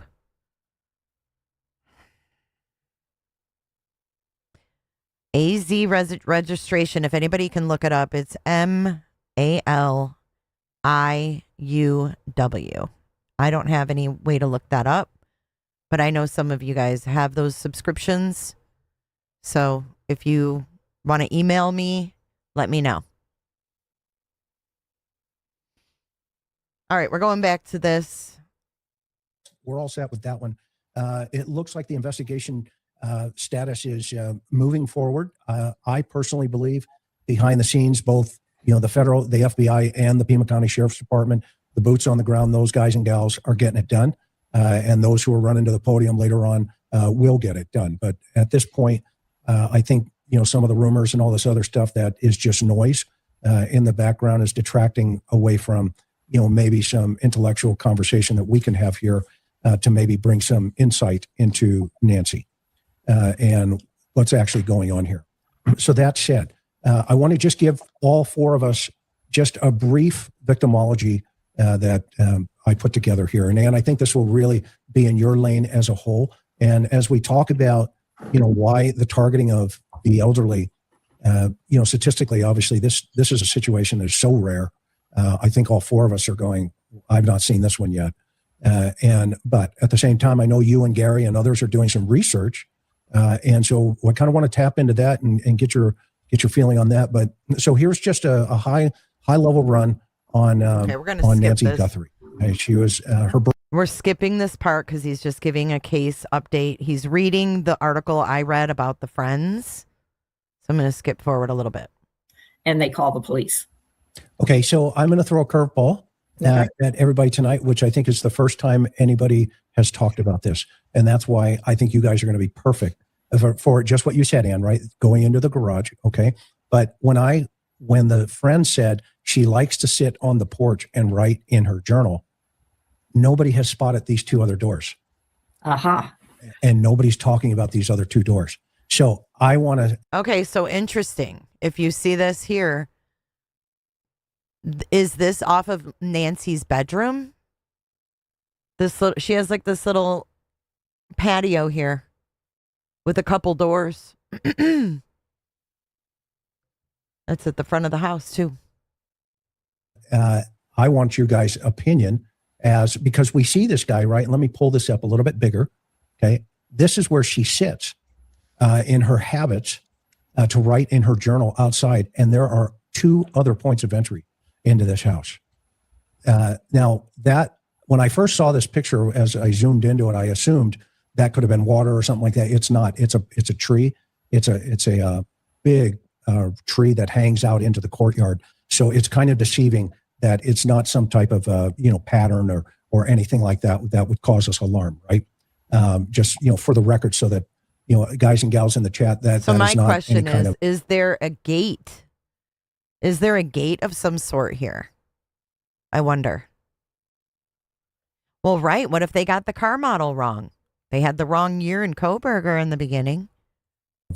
Suspicious activity. But so with your point, Ann, about the garage, so now we have the front door, we have the garage. There are two blue doors in the back of the residence. And now we have these two doors. And then, of course, all the windows. The sheriff has been very vague to tell the public what the point of entry is. And to me, I don't understand why. So what say you guys about this potential in relationship to, do you think this is in play? in any way, shape, or form. Maureen? Well, we would have to consider that it's in play, but from all the initial reporting, and if you hadn't seen it, there every news agency and their brother had drones up that were circling the residence. There didn't appear in any of that footage to show any broken windows, anything along those lines. The only thing we heard in a presser was that the back door was open, and we don't know if it was completely ajar or whatever. But I do know that the front door is one of those ornate wrought iron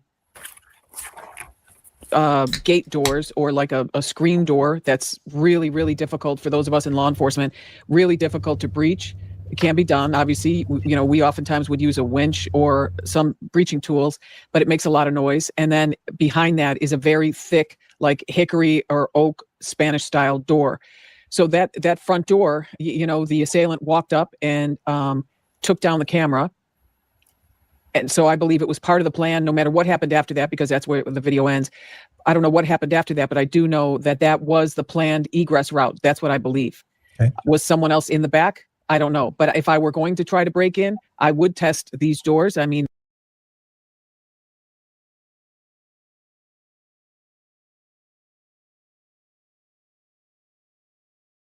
I think we can all agree that people leave their sliders unlocked.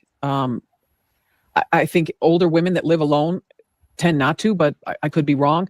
And you've got all those windows along there. But it looks like there's a pretty good size, or a 4.5 foot, 5 foot pony wall around there, doesn't it, Chris? Yeah. There is a brick pony wall jump around there, and you can see that. Yeah. See the red bush in this particular photograph here. Gary, weigh in here. What do you think? Well, I want to comment quickly about a couple of things because we're moving very quickly through a lot of different subtopics. So first of all, that victimology. Oh God, let's talk about sex, Gary. Let's talk about you and them. Presented is conspicuous to me because what's missing is any information whatsoever about the dynamics between her and family members. Yes. And anything at all that might have gone on in terms of her finances, her will, Yes. who was the executor, Yes. what was going on with power of attorney, if anybody, etc. And this is very problematic because we can't get a clear picture of if anybody, not even necessarily family, just people who were around her, anybody from the pool guy to the mailman. We don't know any dynamics. Might have had some personal reason to have any hand in this. And I do believe, I've been convinced from day one, that there is probably some nexus between some amateur hour kind of goon or goons that were involved and somebody who knew this woman. And in some way, ancillary way or in a close way. So I think the absence of that information, I'm sure, Anne, you would echo this from our victimology work, Sure. is very conspicuously missing.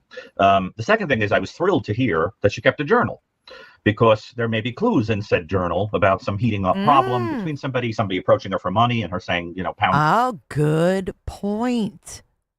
Was Nancy's journal recovered? I had never heard that she journaled in that little nook off her bedroom.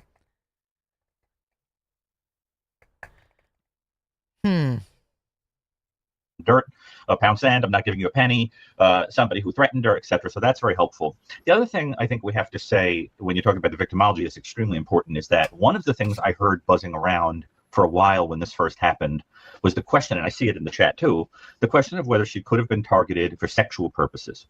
And a lot of people immediately said, well, that's improbable. She's 84 years Dude, old. I haven't seen anybody ask that fucking question. Could she have been targeted for sexual purposes? Never have I ever seen anyone in my chats, in the 1 million views that I've seen, heard anybody talk about that. God. Now, I can tell you, and we'll have a lot to say about this too. We've done research on the topic. You know you will. The truth of the matter is that if you look at the literature, the little literature that exists, there actually is a little spike in the octogenarian years of being targeted sexually, but it is generally by people who know you very well. How and did it we is generally get here? extremely violent. So that what you tend to see is like, a family member turns on you, assaults you, and we see heavy beating and other kinds of awful things that will happen. It doesn't tend to be like a Richard Ramirez situation where you break into a house and assault a stranger, right? Where he did attack some victims that were that age, but it was very unusual. So, but I think I have not heard. How did we even get here? No one asked about this, but he had to talk about it. Blech. Heard anything at all that suggested to me that that was the motive, that there was a sexual motive.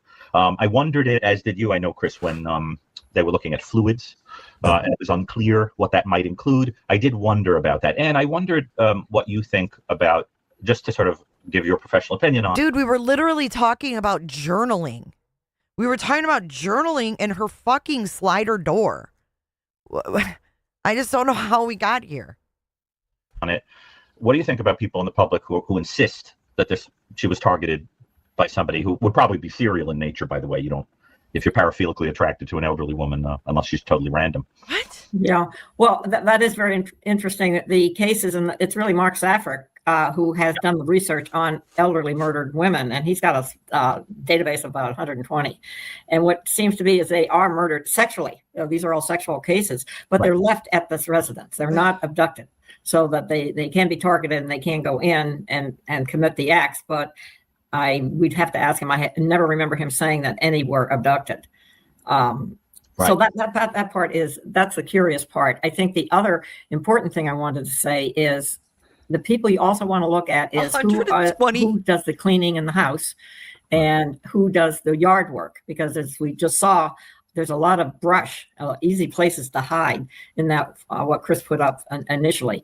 And we certainly have had cases where it's never the person that does the work, but it's that they tell another person how to get in, about the person, et cetera. And that can be a possible enterprise type of crime when we're just looking in general for motive. I think that speaks to motive. So that's what I'd have to say on that. Okay, so he's literally saying not that there was a sexual component, but these two, her and him, think that the motive was sex. I just find that to be fucking weird. Before anything else, money, revenge, some kind of family dynamic. I don't know. And do you agree that the probability is that at least someone involved in this story had previously encountered this victim? Or do you think it's possible, in the way that some people are speculating, that somebody just targets her? Now take a look at this picture. I never saw this angle before, and I found it really interesting. So check out from the backyard. This is the side yard, actually. She's got a little gate right here. This is the side yard facing the guest house. This is the guest house or whatever. She's got a little gate here. And then here's the garage right here. For a robbery or for sexual reasons, and breaks into the house and abducts her. Because, Chris and I have talked about this at great length, but I think we're pretty comfortable saying that somebody has crossed paths with her before. But I wonder what you think. Yeah, no, I agree. And I think it's someone local that knows the area. I think that's been said. But I think that the person doesn't know her personally, certainly knows of her, watches her. It's easy targeted area to keep under surveillance. And I feel that would be one of the things. Okay, now I disagree. It's an easy area to target and keep under surveillance. It's dark as fuck. And what are you surveilling an old woman doing? She probably goes to bed fairly early. You know what I mean? Things that whoever, and I do think it's more than one, it have to be more than one to get her out of the house, has knowledge of her and has watched her, knows her habits, probably certainly knows about going to church on Sunday, and evidently maybe Saturday nights were pretty typical. How does she know the perpetrator knows about church on Sunday? Why would that, how is her disappearing in the middle of the night proof that the perp knows about church on Sunday? Where is she getting that? I'm just curious. Am I the only one lost here? Fucking fuzzy slippers and lip gloss.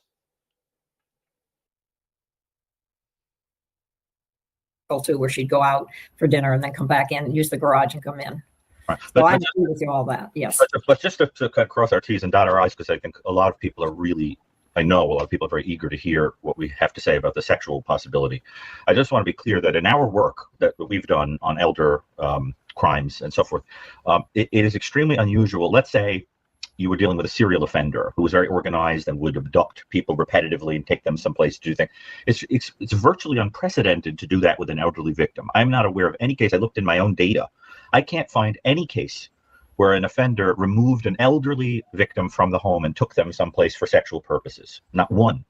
Have you ever heard of that? No, I agree. I don't know of that. If they're going to do anything sexual, it's going to be in the residence. Exactly. So that would be totally unprecedented. Now, doing that to somebody and then passing away during it, or killing them to eliminate a witness or so forth, that I have heard of. Passing away during the essay. Am I hearing this right? God, cut his mic. There's so many other things that we could be discussing. Cut his mic. Cut his mic. Of, but even that is extremely rare. You could count on maybe 5 or 6 hands the number of cases that I have on record, and most of them involved people that were very random in their victims. They were just attacking anyone who happened to be female, child, adult, so forth. Many of them were drug addicts or people using alcohol or who were very ill, as opposed to somebody with a very clear paraphilic purpose. I know he just can't. He loves his own voice. Only exclusively targeted elderly people, but it's prohibitively rare. Well, yeah, that certainly is not unusual. That would be the paraphilic aspect to their behavior. Sure. So, Chris, I just wanted to sort of put that out there because people have been very curious if we think that could be going on, and I just sort of want to. God, no, they're not. You're curious and want to talk about it, weirdo. Get it off the table. I don't think so. Yeah, no, very interesting. I want to get it off the table. I just said very interesting. Yeah, I was very happy to hear that. I mean, I'm very interested in everything you have to say. I should rephrase that. What you have to say? Yeah, I mean the victim. She said she was happy to hear that he took that off the table. Did you hear that? Did you catch that? He's like, oh well, I'm very interested in what you have to say. I just said very interesting. Yeah, I was very happy to hear that. I mean, I'm very interested in everything you have to say. I should rephrase that. What you have to say? Yeah, I mean the victimology here, right, is pretty clear with the victim risk continuum. Everything is down the lower left-hand corner, very low risk. Right? She's a very low risk victim, right? Risk below only while she's in the house. Yeah. When she goes out, that risk level goes up, and certainly is going to go up as in our discussion, right? Especially if some of those sliding doors are not locked. Wait, who's this? You know, if how that garage door, do you have to? Hold on, who's this? They're looking at. See. Hold on. Who is this? Luke. We're at Luke's. How are you? How's it going? How's it going? You know them? Oh, they look green. Have you seen them? I'm a journalist. She's a very nice lady. The authorities only came one time. Have you seen? Let me ask you something. You've seen the surveillance of that person at the door, right? You watched the case, right?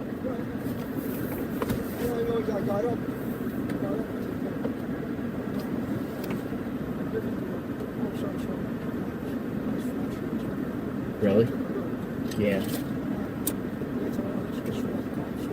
You saw SWAT?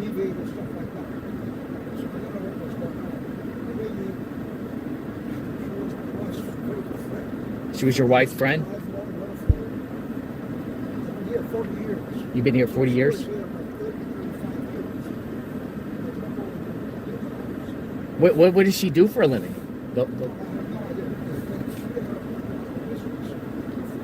Really, Kara? We didn't know. Yeah. We didn't realize that. Thanks for letting us know.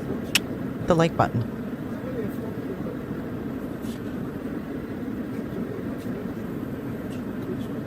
Yeah. Luke? 2 boys.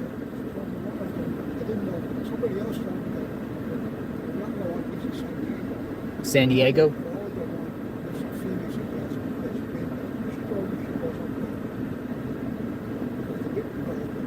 Yeah.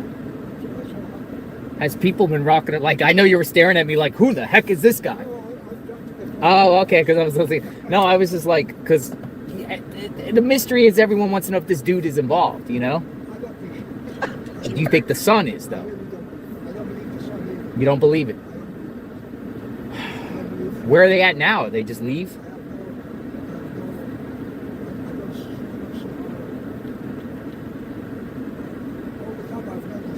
Yeah.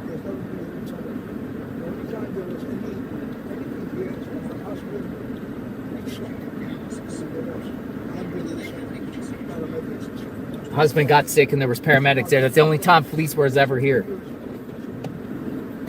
Media came to your house, didn't they? They knocked on your door. People knock on your door to ask you what you thought. Oh. I like your accent. Where are you from originally? Really? I like your accent. You got a nice accent. 66 years. Whew. God bless you. God bless you.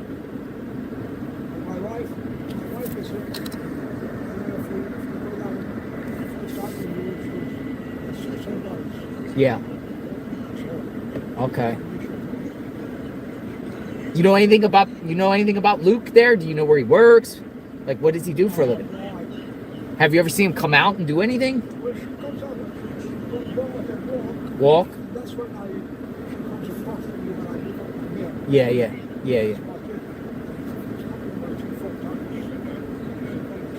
But just her, not the sons.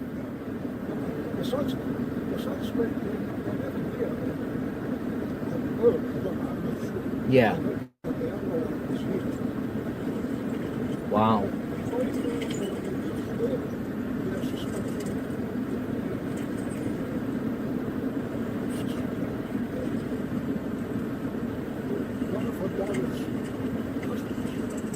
One of her daughter's husbands.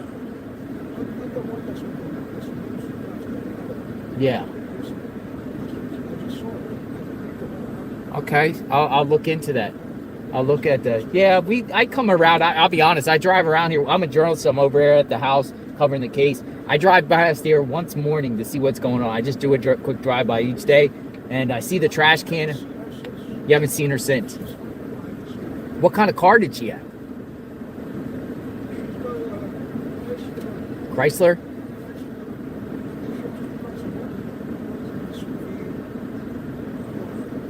Okay, SUV and a Chrysler. Old cars. What was up with that car there that was under the tarp? I have no idea what that is. All of a sudden it was there. Yeah.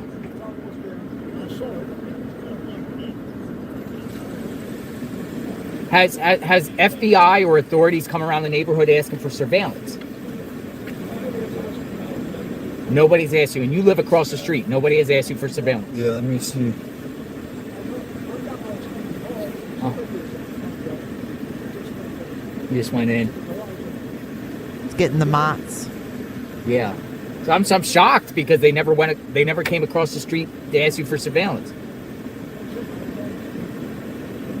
Do you have like ring cameras and stuff? Do you have ring cameras or you don't have any? Okay. I don't see anything. That's crazy. Some people have the membership. Woo, well, we'll see if they end up doing it or not. Thank you for your time. God bless you, and you have a great day. Thank you, sir. Ooh, talked to his neighbor across the street. He was nice. Yeah, from Iraq. He's from Iraq. He's lived here 60-something years. Wow. He said there's a son that lives in San Diego. He said there's another one that lives in with a baby in Phoenix. He says he doesn't think they did it.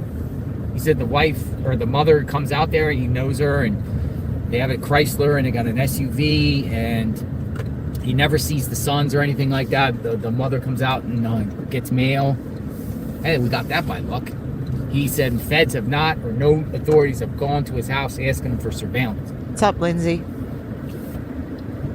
Welcome back. So he just talked to Luke's neighbor. We just spoke to Luke's neighbor across the street. It's from Iraq. Interesting.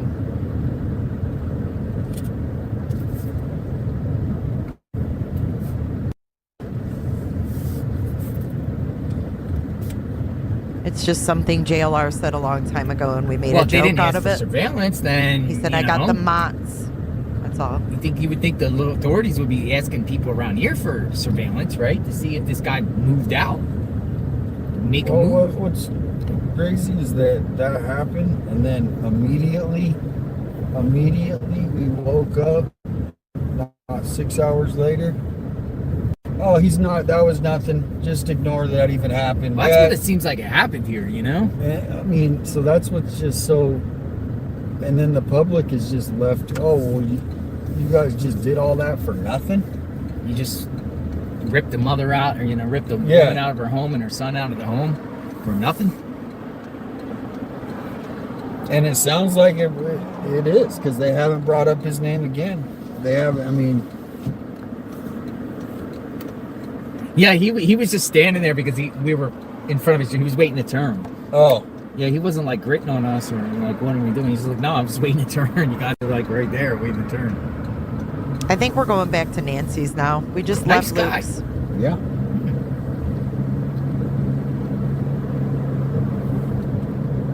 I think you got this window locked. Oh, sorry.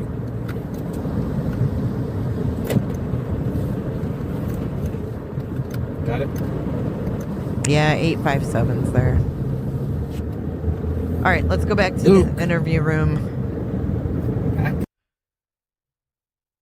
That was Luke's neighborhood. Now we're heading back to Nancy's, but we're listening to the interview room from last night. Let's get back to it. Have a mechanism to get it in or get it, lift it. So I think all of those things become, look at the shrubbery that's there. I know it's got a fence, but that's for someone that's athletic. That's not going to deter anybody. I think that's very interesting. That I've never seen that. And I think that is, and that she sits out there and does her journal. So anybody watching can see that. You'd almost want to see what is her nearest neighbor from that direction or house or whatever, kind of do a wider perimeter. Yeah. So somebody has to get in the house. Somebody had to get in the house to do this. Yeah, and to answer your question about the garage, people are saying that, you can use either an app. I honestly don't know anyone that uses an app for their garage. I know everyone that has the button on their rear view mirror that you can program a number of doors for wherever that you're going.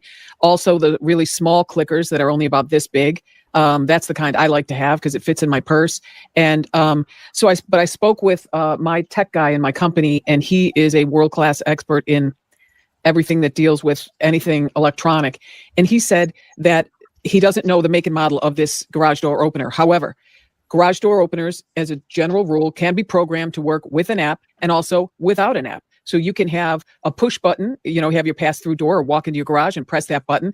And depending on how it's configured, that may or may not cause a log. If you have it configured to log every time that door opens, it'll tell you.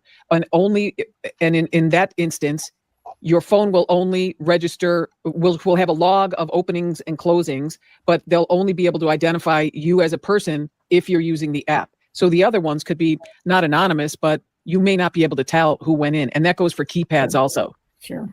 So could you be someplace else and just hit that? Dude, she is like so out of their league. It's not even funny. I love it. I love it.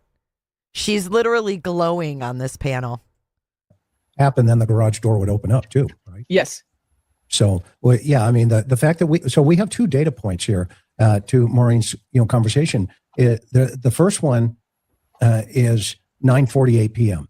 And this has been kind of a curveball, for me for the last 10 days or whatever it's been, 22 days. And allegedly the garage door shows activation, and then the statement connected to that activation from the sheriff is kind of a mixed bag of nuts. Either she was dropped off by the brother-in-law, right? Or excuse me, her son-in-law, or by her son-in-law and her daughter. And then he kind of pulled that back and he said, well, no, it was the son-in-law. And then as Maureen pointed out in a press conference, when the FBI agent looked over at him, he goes, you could tell there was this hesitation. Where are we going to go with this? And the sheriff says, well, let's just go, let's say it was, go with the family, basically. And it's like, well, that was weird.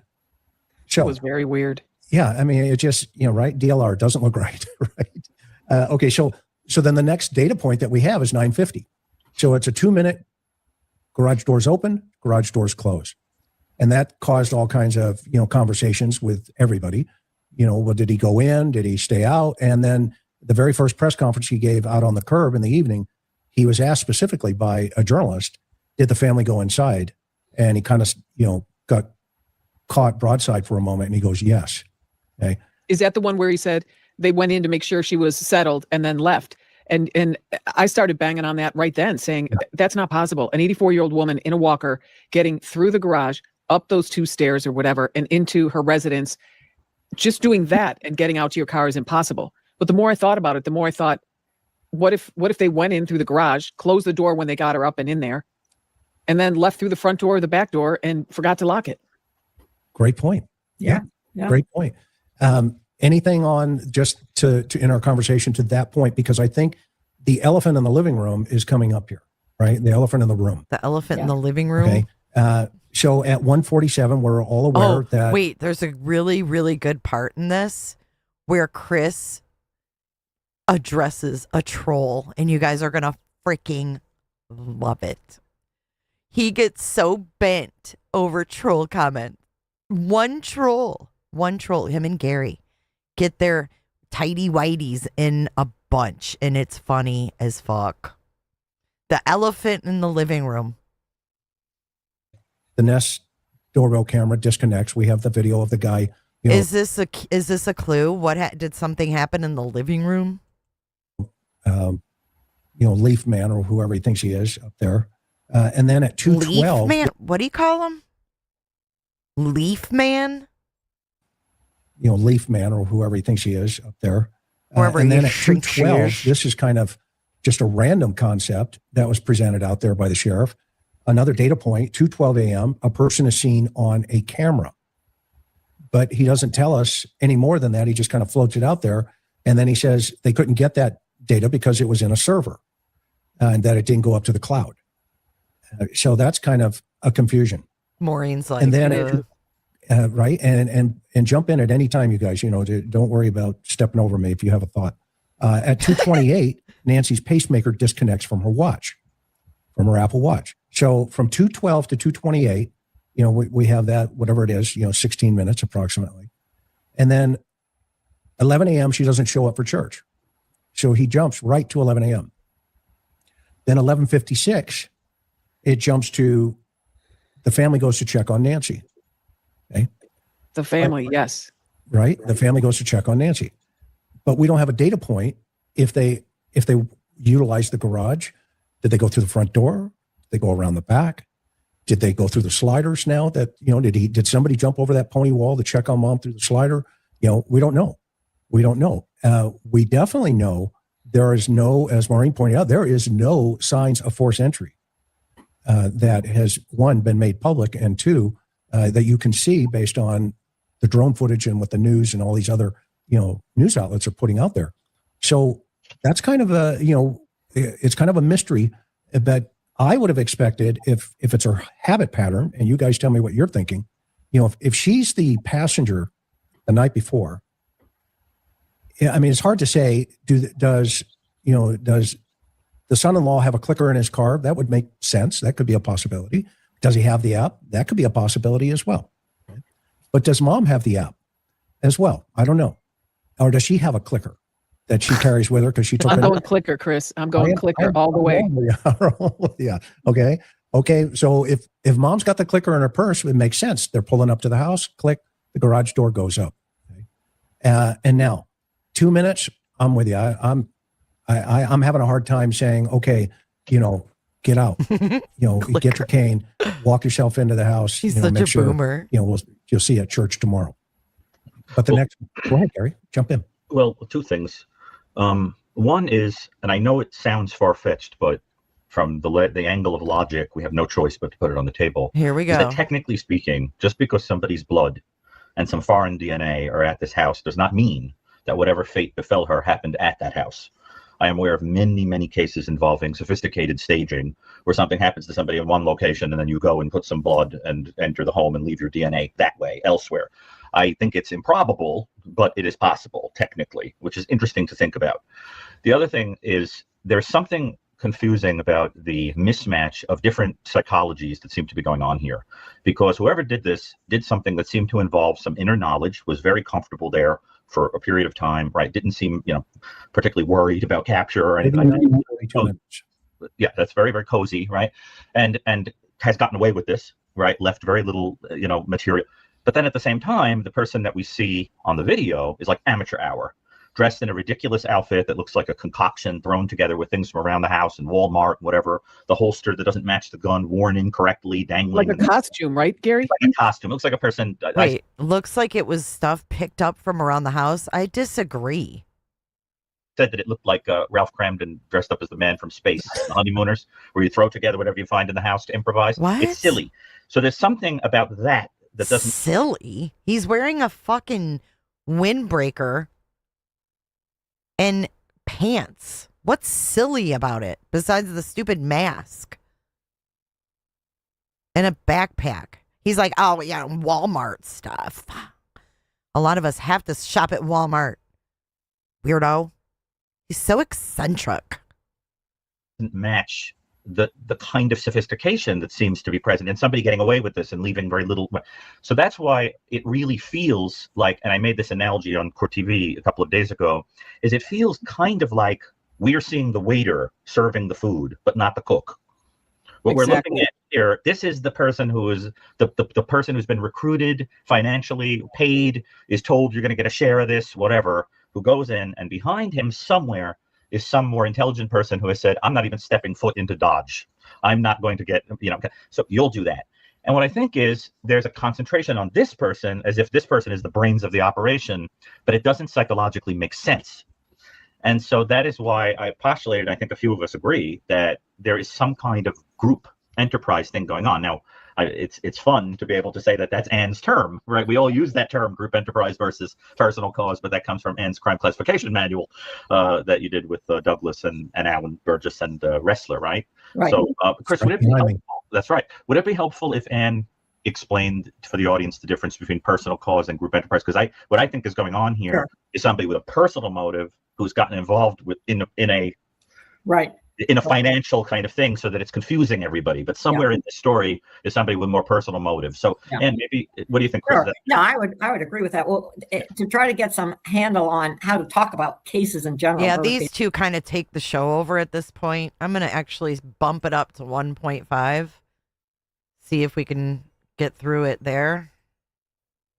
In general, the agents came up with the 4 categories, and they're very useful. We use it all the time. But criminal enterprise is the first, and that's the first because that's what they were working at that particular time. They did bank robberies, they did kidnappings. Those were the cases that they felt most comfortable with, where there was ransom or contract out to kill someone or whatever. Gang activity, right? Yeah, and absolutely. Then the second category is personal cause, and that was one where it ended up with 12 or 14 different individual reasons for motive for why, and that could have been revenge, that could have been retaliation, your road rage, anything in which. Road rage? What are they talking? Is this Joel Waldron's mom? Isn't she always on STS? Which was personal to the particular primary person, fell into that category. Then the third was sexual. That happened to be what we were working on at the time, a sexual homicide, because nobody could come up, or the agents were having trouble with motive on these sexual crimes. And then the last is group cause, and that was where there were multiple people. That really never got a lot of attention because the other 3 categories were really so important. But that's where the criminal enterprise came up. And I know initially when I heard about the case, that's where I said, I bet it's in that category.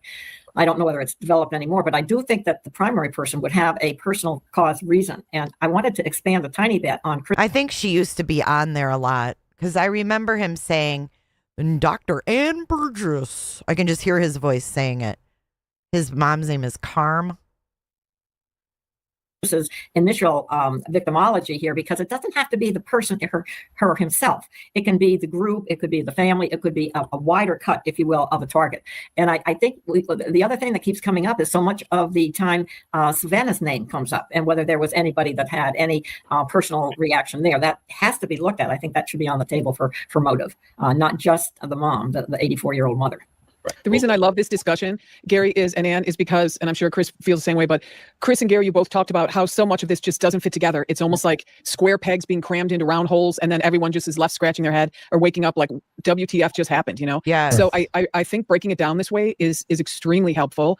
And because I looked at this guy too, and it was very, first of all, I thought he was high from the very beginning. I thought he was smoking weed or something, because sometimes these offenders, when they're getting paid to do something, it falls into just what you guys are saying. If they're really poor and they're getting paid to do something they're very uncomfortable with, they'll either drink, or smoke weed or do something to sort of numb themselves before they go in and do it. So that sort of allows some of these things to fall into place because we're all logic-driven thinkers, and this is an illogical situation that we've never seen before. So it makes it very challenging and frustrating.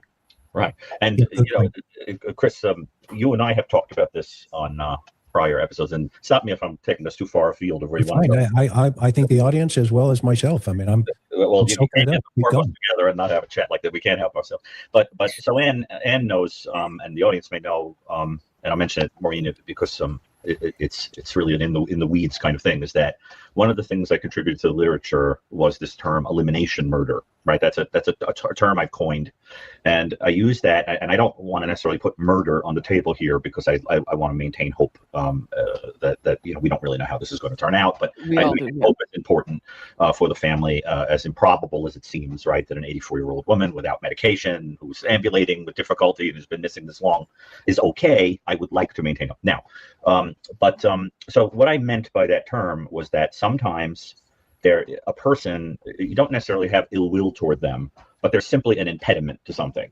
Like when Susan Smith had to eliminate her children because it was preventing a romance. So she pretended that they were abducted and they were actually drowned in a lake. Okay, this actually is really good. The person who this is really good. So if any, who would benefit from Nancy's elimination? Who would benefit from Nancy's elimination? Who was she blocking? Was she blocking someone from something? Who eliminates a witness to have their freedom, or eliminates someone that they think is a burden because they don't want to take care of them, or they eliminate them because of a will or something. You see some of this, I think, in the Murdoch case. Right. Or like the man that murdered his wife, Shanann, and their two little girls because he wanted to have his girlfriend and his life, a new life with his girlfriend. Exactly. Well, in my research on that phenomenon, what I found was that almost invariably, to the point that I have made it in my I just wrote about it for a textbook and did a chapter on the latest edition of the rape book that you did, Ann.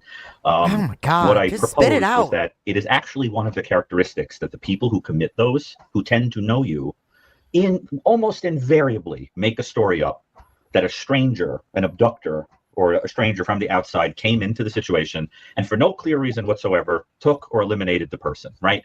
So, for example, in the Lizzie Borden case, which Ann and I are writing about as we speak, literally as we speak, which I'm convinced she did it, spoiler alert, there was this ridiculous story that somebody just randomly came in and killed the father and killed the stepmother and didn't take anything. He had money in his pocket, jewelry on his fingers, took nothing, and there was no sexual assault of the mother-in-law, right, or of Lizzie, right? I mean, of the second wife, or Lizzie, or even Bridget outside, right? So 3 females, nobody was assaulted by this guy.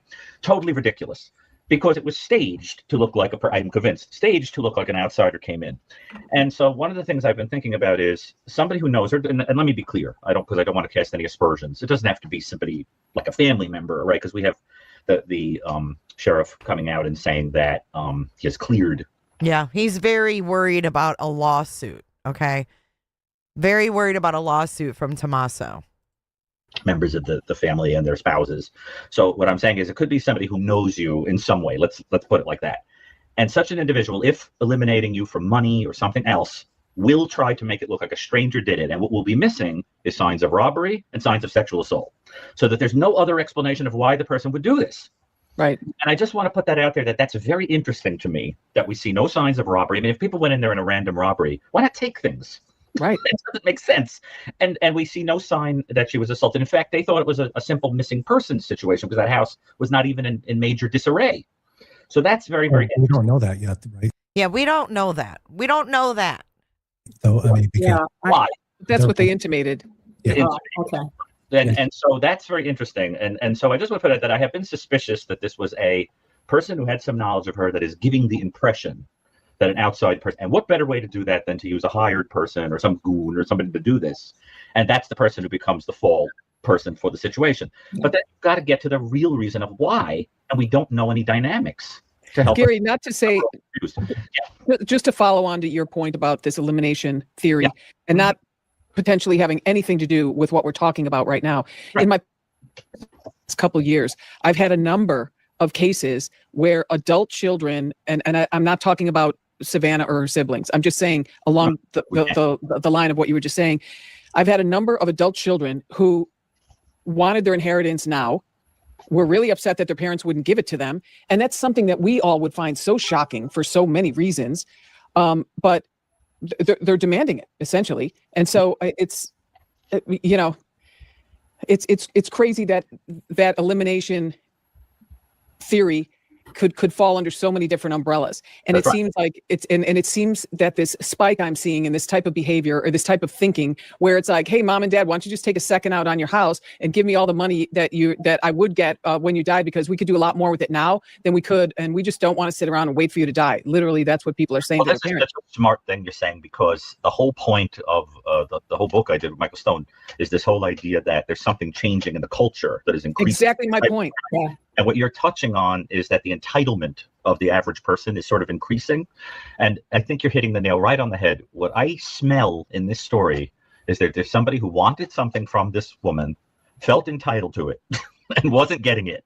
And so we have to find out who benefits, who's getting something, who wanted something from her. Now, the other thing that I think psychologically is very interesting about this case is and you alluded to it, is that it's extremely conspicuous in the victimology that she is the mother who has been featured on TV of a prominent individual. Now, there is a type of person who stalks a person and becomes fixated on a person because, and this is an idea Chris has heard me talk about on this program before and elsewhere before, is that sometimes, think, for example, of Mark David Chapman, who targeted John Lennon.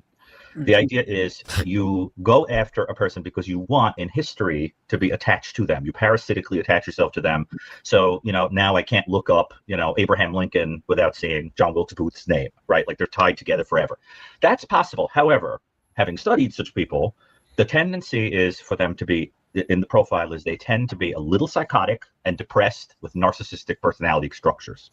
So what we tend to see is the type of person who is very down and thinks, if I only had this special connection, if only, yeah. If Jodie Foster knows I love her, right? Like we saw, I go after Hinckley and I'll impress her, right? So you see these kind of people who are more unwell. I think that's far-fetched because we never have heard any evidence that Savannah had a serious stalker that was reaching this kind of level, right? Like, there's no evidence of that. I guess there's really no evidence of anything, but who would benefit? Maureen has a podcast. Emotionally. Notice how he didn't plug her podcast in the beginning.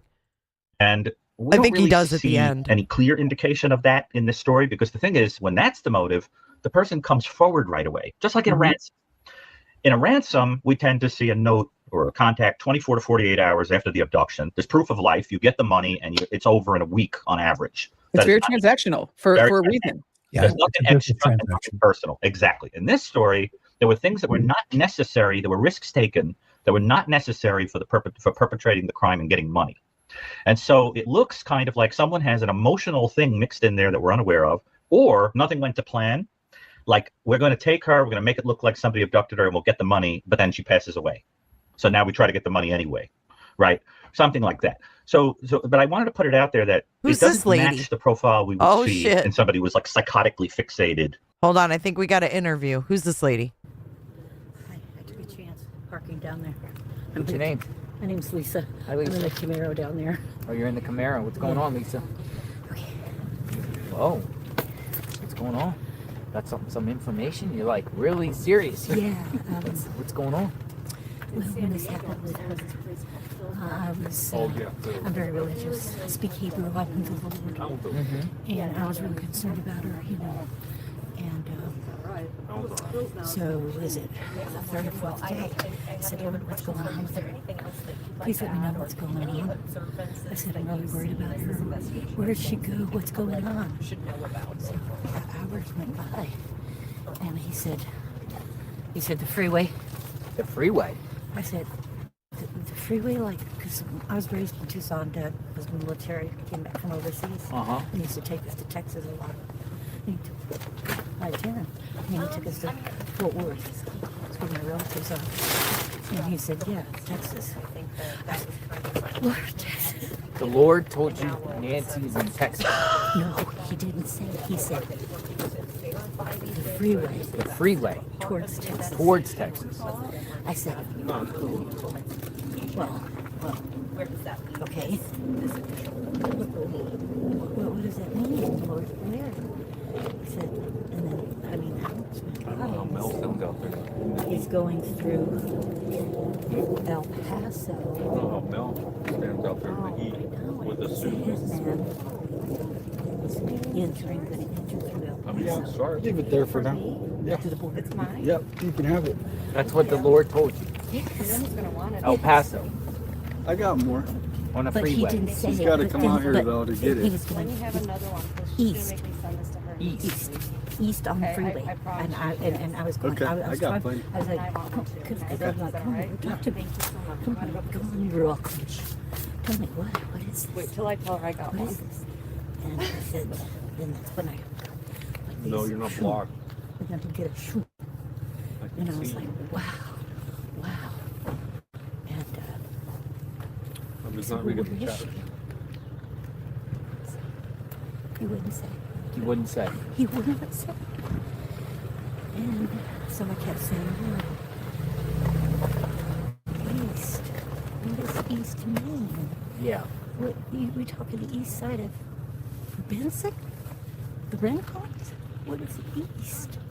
Are you talking the other side would be south? East. So the Lord told you Nancy's east, El Paso, on a freeway. Person that took her The person that took went on the freeway. went on the freeway. Went east. Went east. You seem really confident in that. Yeah, and I'm like, You're this. shaking. I almost came yesterday. Mm-hmm. Yeah, because I'm very,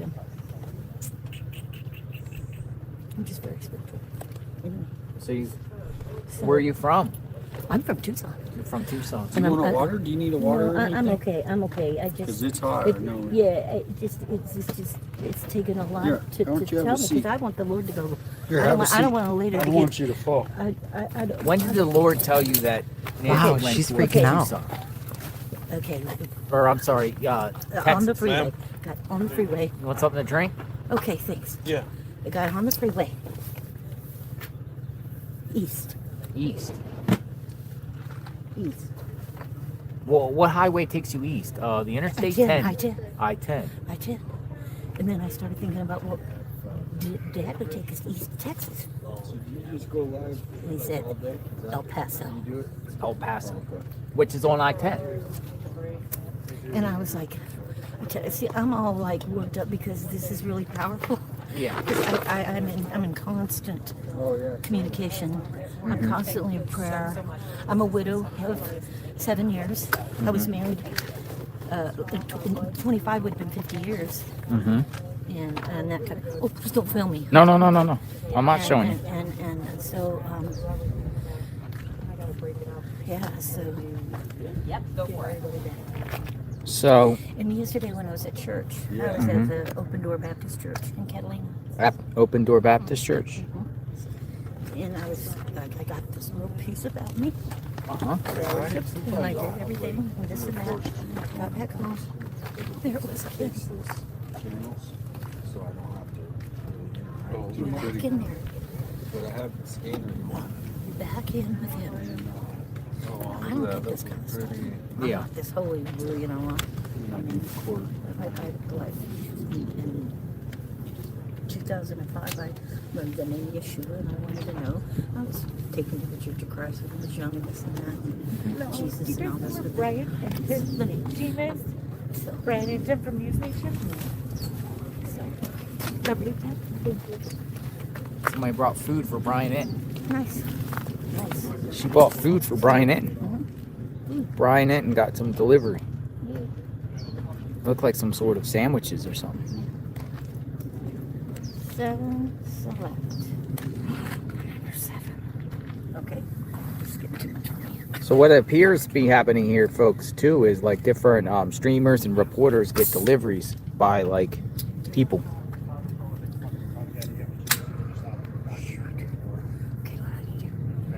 So, the Lord told you Nancy was in El Paso. The Ruach Kodesh is the Holy Spirit. I speak to the Holy Spirit a lot. Holy Spirit is our helper. He's our helper. had a visit from my husband 4 days after he passed because I asked him to let me know he made it. Mm-hmm. Go back into my bedroom. And I hear him out of my right ear. Uh-huh. Hey. He used to call me and say, hey. We've been together a long time. You know, I'm married in 1975. And I look to the right, and there's this circle. I mean, it's bright. Dude, it is so bright. And my eyes were like and there his eyes were, and there his smile was.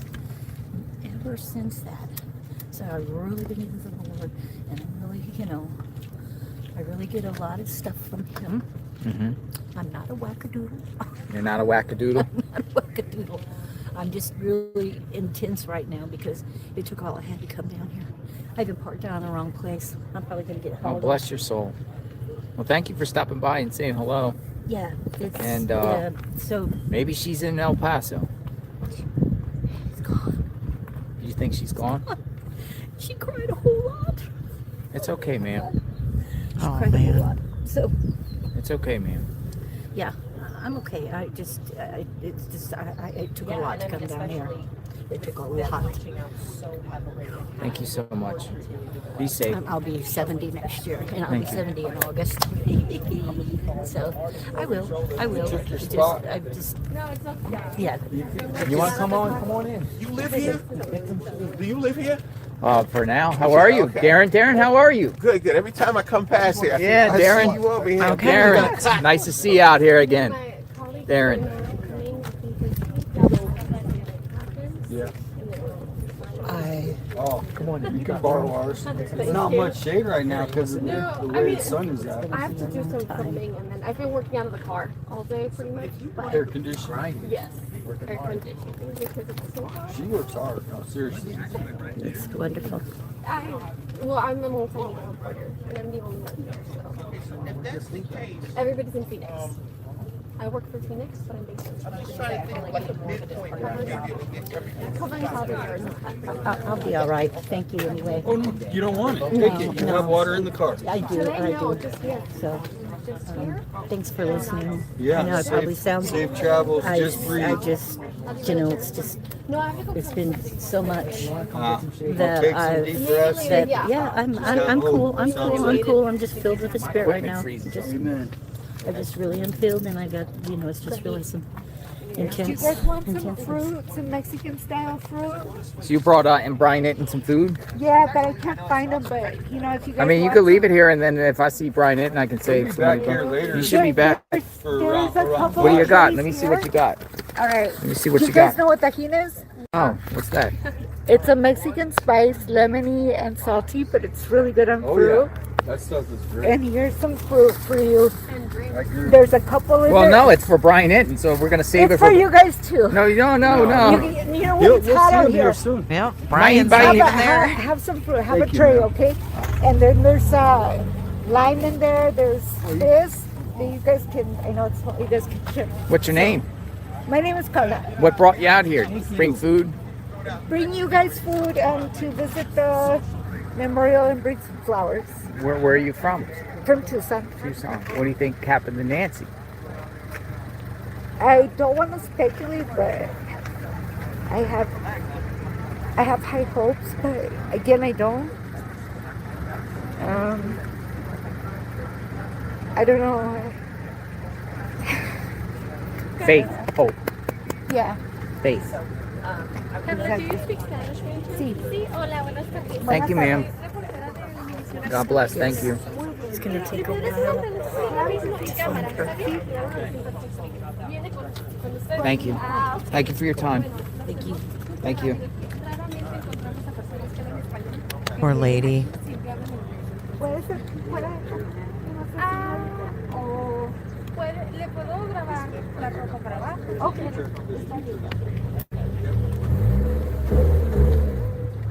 Nada más que voy a hacer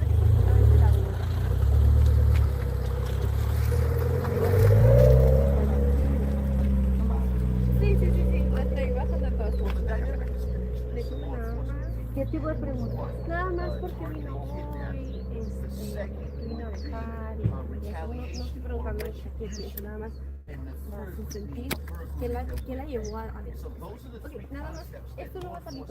All right. What do you guys think of that? Pretty crazy. All right, let's get back to our review here. On a person or wants attention or something like that, because we'd hear from them. Right. They'd be out there right now saying, so that doesn't make sense. The ransom thing doesn't make sense. There's no proof of life at all, and it's taking too long. There's no sexual motivation that seems to be clear. There was no robbery. So what's left? Right. That's why we wind up with this personal question, but who? So who benefits? And there's this kind of black box surrounding it. And what's been frustrating to me is that the picture we have of the victim makes her sound like a caricature. She's a nice 84-year-old woman who was going to church and everyone loved her and she played mahjong and, her habits, she was never late for anything and that's it. There's no meat in there that makes her human. Now, Chris, you're always very fond of quoting, I think it's Greg who says it, that people have a public life, a private life, and a secret life, right? Where did he get that from? That behavior analysis. Okay. Well, we don't know anything. I believe that Nancy is exactly who they say she was, though. But we don't know anything. I'm talking about the people around her, is what I'm saying. Yeah. We don't have any information about her dynamics with anyone else who might be angry at her or might have demanded something of her. But it still doesn't make sense, Gary. Makes no sense. It makes no sense because it was not a fruitful endeavor. Whatever their goal was, other than to remove her from the location, what else has transpired that could be meaningful to someone? And if it is meaningful, to whom is it meaningful? Exactly. Well, that's why Dr. Ann, what do you think?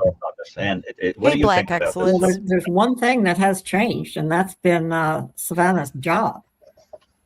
Huh? I think that's the only thing I could come up with. Changed. There has been some writings about what happens next to and she was the star of Today, or one of them. Oh, you mean that she may leave the position? What happens? Yeah. And had there been any kind of rumblings? There was even one thought that maybe she was thinking of leaving because she had just done some podcast or something.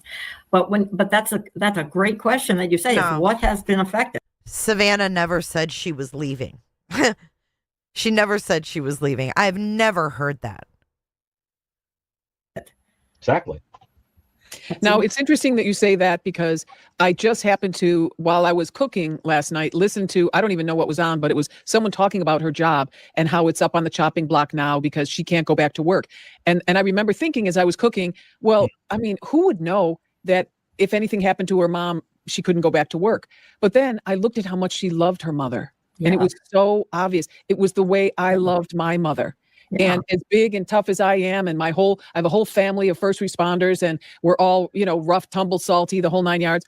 All 6 of us kids were legless for about 3 years because our mom too died our father died when I was 16, just like Savannah. And so what happens then? Your mother becomes your mother and your father, essentially. They're trying to do both jobs. And so your love for them, I want to say, grows exponentially, and it becomes apparent to those around you. So just when you said that, Ann, that sort of shifted that into a lock position for me. So that is interesting. Gary, what do you think about that? Well, I think it's one of several possible personal motives that have to be considered because what's going on here? It's the absence of the consideration of personal motives that lead. Who is this lady? Yeah, good seeing you. Hopefully we get something. Hey, you can encourage him to get out into the field by telling him he's turning into a house cat. Okay, I'll tell him that. What the hell's going on here? Okay. I need something to give him a hard time about. As you should. I gave him an emoji. So many different things happening at different angles. This is so weird. Dude, it's all over. It's just like things happening all around me right now. There's conversations all over. Ugh, that was weird. Leaves us with these increasingly goofy alternative ideas that are sending us out into the world, imagining, things and leads that are going down rabbit holes. Right. And it seems simpler. I mean, technically speaking, as Chris is fond of saying, you don't even have to leave the house yet in terms of, in an Occam's razor kind of way.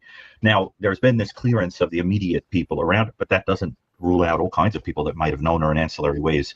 And so I'm very, very interested. But Ann, that's such a fascinating idea. So you're putting out there that it's possible that somebody was sort of targeting Savannah through the mother. Mm-hmm. Yeah, jealousy. There could be.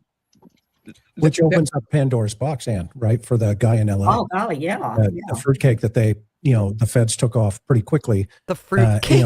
And Gary and I, and many others have had this thought now. When you read the affidavit, anybody that's ever written these things knows that Stacy, he does. It's very well wordsmithed. Confessions right? with JLR. At the very end, they talk about. Let me read this because this has been a thorn that's been sitting in my saddle for a couple of weeks. It's been a thorn in his I think the verbiage in saddle. of itself is what really. This is gets about me. Kalila. So here's a guy. I'm not even going to name him. He's under Kalila. indictment. He's in Tucson. He's already appeared a couple of times. However, this guy tries to interject. This guy decides, you know what? I think I'll just interject myself into the most high-profile kidnapping probably since the Lindbergh baby. Okay. Oh, A lot of comparisons with that. Gary. Right. And he sends 2 text messages, one to Annie, the daughter of Nancy, and the second to the son-in-law. Okay. The explanation is, well, I just did an open source intel search. I pulled off these phone numbers, and I decided to text them. Okay. Okay, fine. Now, I don't know about you, but I'm not the sharpest tool in the shed, but I also haven't fallen off a turnip truck. Okay. And, we've all heard it before. Okay. I love the mixed metaphor of it. Well, Gary, it really wasn't that funny. That really wasn't that funny, Gary. I'm not the sharpest tool in the shed, but I also haven't fallen off a turnip truck. Okay. And, we've all heard it before. Okay. Jesus. I love the mixed metaphor of it. Maury knows, and all of us know, you've been in that interview where you just look at the guy and say, "Do you see stupid flashing on my forehead anywhere in neon lights?" Then When they say yes, it's really embarrassing, right, Chris? That's right.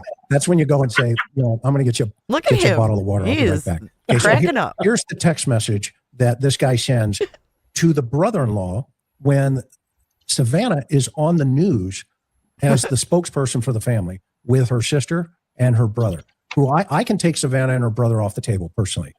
Me too. We know that's not a problem. But here's the text. Okay, so he says he can take Savannah and her brother off the list. Do you guys agree? Put a 1 in chat if you agree that Savannah and her brother are off your suspect list. Put a 1 if you think the brother and Savannah are off your list of suspects. I'm with them there. I'm with them on that. I think we can all agree there. Oh, Scooters says no. Oh, Jojo says nobody's off my list. Okay, some of you are keeping all of them. 2 if you disagree.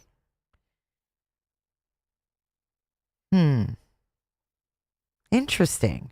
Out of the 2, who's on your list? Both of them? Just everybody's on your list. Everybody's on your list. Okay. Savannah and her brother Cameron even. It's a question. It's not a text message. It's a question. Here it is. Did you get the Bitcoin? We're waiting on our end for the transaction. That is a question. Okay. And now I guess we can tie it into, the letter, the ransom and all this other stuff. Okay. And we can say, hey, the guy, this guy's a genius because he's going to try to get the money before the other guy who wrote the letter. Okay. But then we have a problem. And that problem is there is a 9-second phone call into a family member. In that affidavit, they have not identified who that family member was, but they identified the daughter and the son-in-law. And then underneath that, okay, they say the 2 text messages have not been linked to the ransom demand. Okay, fine. But why do we have creative writing 101 where they say he called a family member for 9 seconds? Well, who? Who did he call? Did he call just Tommaso? Did he call any other family member? And then you ask yourself, at least I was asking myself going, well, wait a minute. The last person to see her alive was the brother-in-law and or the daughter. The first people to see her alive when she left the house were the brother-in-law and the daughter through the Uber when she got dropped off by the Uber. And so you have to think and say, okay, well, they were the last 2 people to see proof of life. They were the last 2. And now you get this guy completely out of LA area who says, you know what, I think I'll just interject myself into this one and ask them if they've got the money yet. So on one side, you've got a ransom demand saying, give us money. So that's a question. That's a demand.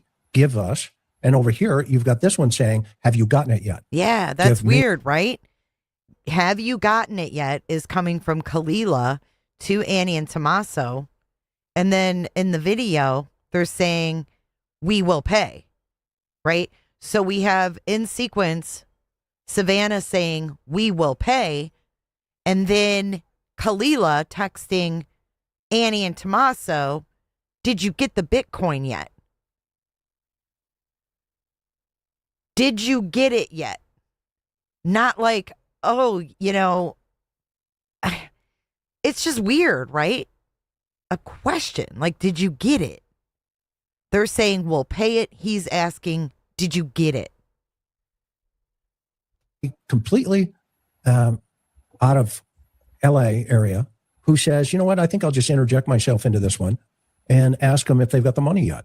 So on one side, you've got a ransom demand saying, give us money. So that's a question. That's a demand. Give us. And over here, you've got this one saying, have you gotten it yet? Give me. So you got give us and give me. Okay. I don't know about you, but I've always felt that just didn't fit, but it does not fit. Wrong. Nope, you're not wrong. It does not fit. It's just one more example of the absence of all that's normal. Yeah. In any of these, I mean, this is almost like working 5 cases at once and trying to make them all get along with each other. It's just, you know, nuts. Yeah. And then we get to the 2 simple data points or the access points. How did they get into the house? How did the family get into the house? And why is the sheriff not just coming out to the public and saying, look, here's what happened that morning when they went to find their mother. End of story, move on, nothing to see here, yada, yada. Okay. Yeah. But instead he comes out with this other statement of everybody's off the table. No, thank you. Keep moving. Okay. Nothing to see here. Nothing to see here. But now you have a lane of communication taking place with one particular news network, NBC, because Brian Ensign just reported today that he's frustrated that he's not getting the sit downs like NBC is. Well, who's driving that conversation? Oh, wait, what? I'd like to know. Yeah, JLR got a tent yesterday. But wait, Brian Ensign made a comment that he's not getting the sit downs. Didn't he just sit down with them the other day?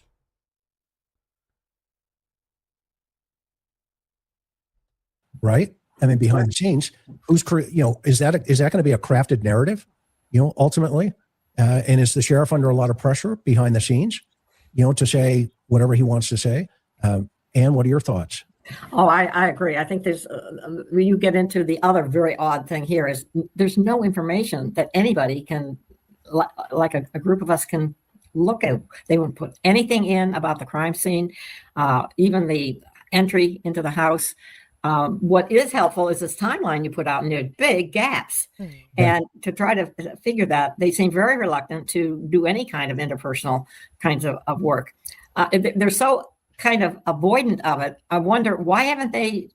I know that there are some really good platforms out there that just take data, lots of data, and enter it in, and it can give you some machine learning. Why don't they do that? Yeah, and Maureen's the expert in this. I mean, Absolutely. This is your run here. I mean, you've done this 1,000 times with couldn't you do that? In the dots. Huh? Or even take the tips that are coming in. Would that give you anything? I don't know. Oh yeah, the tips.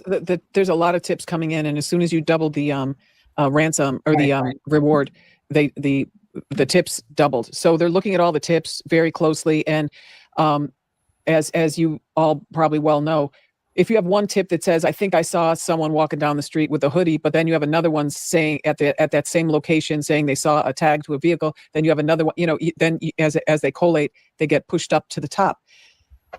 I know they're very busy. I know they're working very hard. And I know, the Bureau isn't saying anything because we normally don't say anything. We're very disciplined in that regard. I think one of the big issues here is that not only is the sheriff talking, he's talking out of the left side, the right side. I mean, and it's just confusing. But to get back to everyone's point about how they got in, I think we can look at a couple of things and say and agree generally that they did not go in through the garage door when they got there. They probably didn't go in through the front door. They would have seen the blood right away. Yep. They probably went around to the back to get into that back door because they noticed it was ajar or open to some extent. And I'm relatively certain they didn't go in through a window. Now they may have gone in through a slider. So we're down to the back door, that blue door with the 9 panes of glass in there, and or one of the sliders. But when you looked at all the images of that back door, it did not appear to be forced entry. Normally, you'll see splintering and things along those lines. Yeah, there it is. Yeah, it looks fine. And you know, and I mean, if you kick a door hard enough, I'm doing this to look. Yeah, if you kick a door hard enough, you're going to have an imprint on that door, which is what the evidence team would be measuring very carefully, photographing, and lifting also. So you don't see any of that right there, and all the panes are all intact, appear to be intact. And it's the same on the other one too, Maureen. Correct. On the garage side.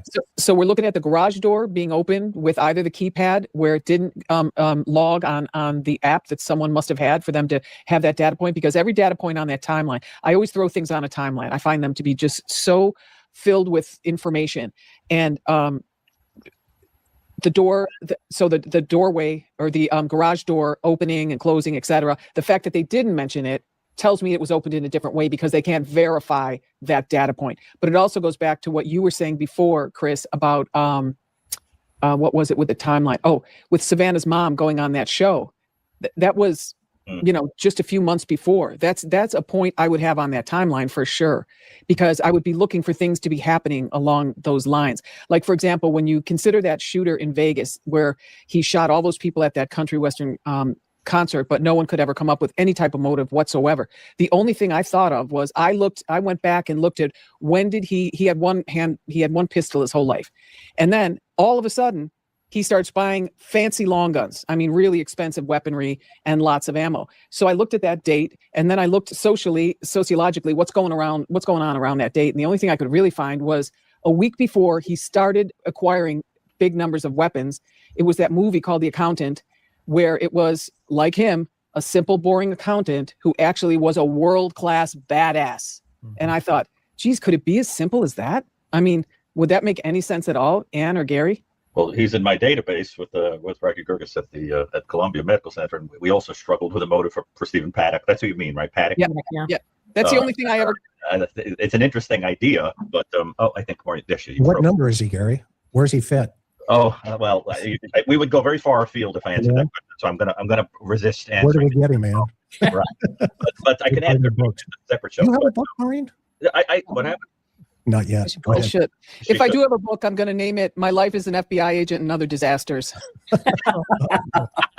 Oh, that's a good one. But, finish your thought, Gary. I'm sorry. No, but with Paddock, I think we saw some emotional health issues. You know, gamble debt, descent into depression, things like that. Gamble debt. But the point I had wanted to make that I think is, you know, I always like to think about historical cases for precedent wherever they exist, and I'm not making a comparison really between these cases. Just a point, right. A little detail is, think of the 1969 Tate and LaBianca murders. In California involving the Manson family. When that first happened, people's theories about it were things like it was a drug deals gone haywire, it was copycat killings, maybe it was some Satanist, you know, kind of thing, which was a very hot idea at the time, etc. Yes. And then all of a sudden, after this, Susan Atkins claimed she did it alone, originally out of devotion. Once they find out what's really going on, Bugliosi, remember Vincent Bugliosi, comes out and says, actually, behind the curtains, there was a cult leader who convinced this group of people that they were going to start a race war, a helter-skelter race war, and that was the true motive for this. And then out of nowhere, you went from a home invasion with a slaughter, right, like that, to this absolutely, you know, bizarre kind of alternative. Well, the valuable lesson in that is get on with it. To not forget the idea that there could be a cook behind, you know, back in the kitchen, right? And what I think is that in this particular case, the sheriff seems to be talking about who could be responsible based on who actually seems to have made contact with the victim and done whatever happened to her. But there doesn't seem to be consideration of the larger nexus that could be involved, right? So the idea is, I don't think that any person in the immediate circle or anybody who sort of knew her in some ancillary way seems to have gone in and taken her life. So the focus seems to be on there, but I suspect that there's more to the story. This is like before they figured out there was a Manson. Right. So who is this behind the scenes that is involved? Because that man that is in that video did not perpetrate this alone. No, that guy looks like he couldn't, you know, remove a sandwich from a paper bag without difficulty. So I mean, you're talking about somebody who put plants in front of a camera. Yeah, but this guy has shaped how the investigation's heading right now, and that's problematic. I mean, anybody that anybody knows that once you start going down that tunnel, if you're not keeping an open mind and allowing other people to have better ideas sometimes, and a lot of times, then that becomes very dangerous, because what we have right now is we have a totality of conversation around this is a total abduction. It was a burglary gone crazy. I've never ever worked a caper where a burglar decided to take an 84-year-old woman out of the building. Exactly. Yeah, it's almost trying to imagine bad guys say, "Hey, I've got a great idea. Why don't we wrap her in a tarp and try to carry her around? And let's even cross the border where there's all those cameras and everything. Exactly. Great idea. Let's go." Exactly. Yeah. Thank you, Maureen. Well, the other thing I think it's important is that it could have been that they had thought they had planned this well, and they did plan it well. You can look at, they've gotten away with it. So I'm not saying they didn't plan it well, but I think that the medical piece, I'm not sure they were aware of the medical piece. That could be something that they didn't have information on. Well, Anne, imagine this though. If you and I if we walked into Nancy's bedroom, what would we see? We would see all of her pills. Yeah. It's either on her nightstand, on her dresser, or right in the washroom. They're not hidden. Yeah. If you take drugs that you cannot forget. Well, I wish they'd let us into her room. Oh, well. Okay. I mean, we don't have anything on the inside of the house. I mean, I think that's where a lot of the clues would be. You're going to abduct a person who's potentially worth millions of dollars and not take their meds? You need the person to be alive. Yeah, that. The first thing you would do is you'd say, pack a bag, take everything you need to do. Which is fine if they did, but we don't know that. I mean, are the medicines still there? It looks like her medicines were not taken. We know her watch isn't, right? No, they were saying that her medicine was still there at the house. My God. Oh, they did say that. And Okay. her purse. This lady Everything's don't still even there. know what's Everything, going yeah. on. Right. I mean, that doesn't look like an Her abduction. phone, her purse, her car, her medications, it's all there. It's everything is at the house still. Right. Which again, if we go back to, okay, this guy here, he can't even figure out how to cover the doorbell, which we've beaten that to death. He can't even figure out how to carry a holster correctly.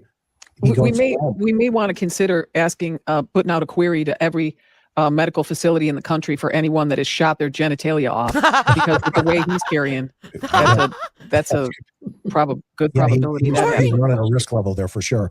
And then of course, he's shopping at Walmart, $10.88 for the backpack. Right. And they're going to have something at that point of sale of somebody, buying something. Sure. Those three items. The rumor is that the face mask came from Walmart, the holster came from Walmart, potentially the backpack. So, this guy's got himself, a Mr. T starter kit, and he's out there running along. Oh my God. Okay, so he's wrong again. The backpack definitely came from Walmart. That was confirmed in the media. We don't know where the mask came from. Okay. The face mask came from Walmart. The holster came from Walmart, potentially the backpack. So, this guy's got himself. The only thing that's been confirmed, he says, is potential. A Mr. T starter kit, and he's out. Mr. T starter kit? Oh my God, this guy. He did not. Did he? You buzzed? So, this guy's got himself, a Mr. T starter kit, and he's out there running along, it's almost too quirky to not think, okay, well, wait a minute. What else is going on here behind the scenes? Yeah. To your point, Gary, who's the chef? Who's the chef? This guy's delivering the food. Right. Who's the chef? That's a great analogy, by the way. It's a great analogy, Gary. Yeah, it is, yeah. That's how I think we have to. And I think that he's got a tarp in that bag. That Me too. Carry a person.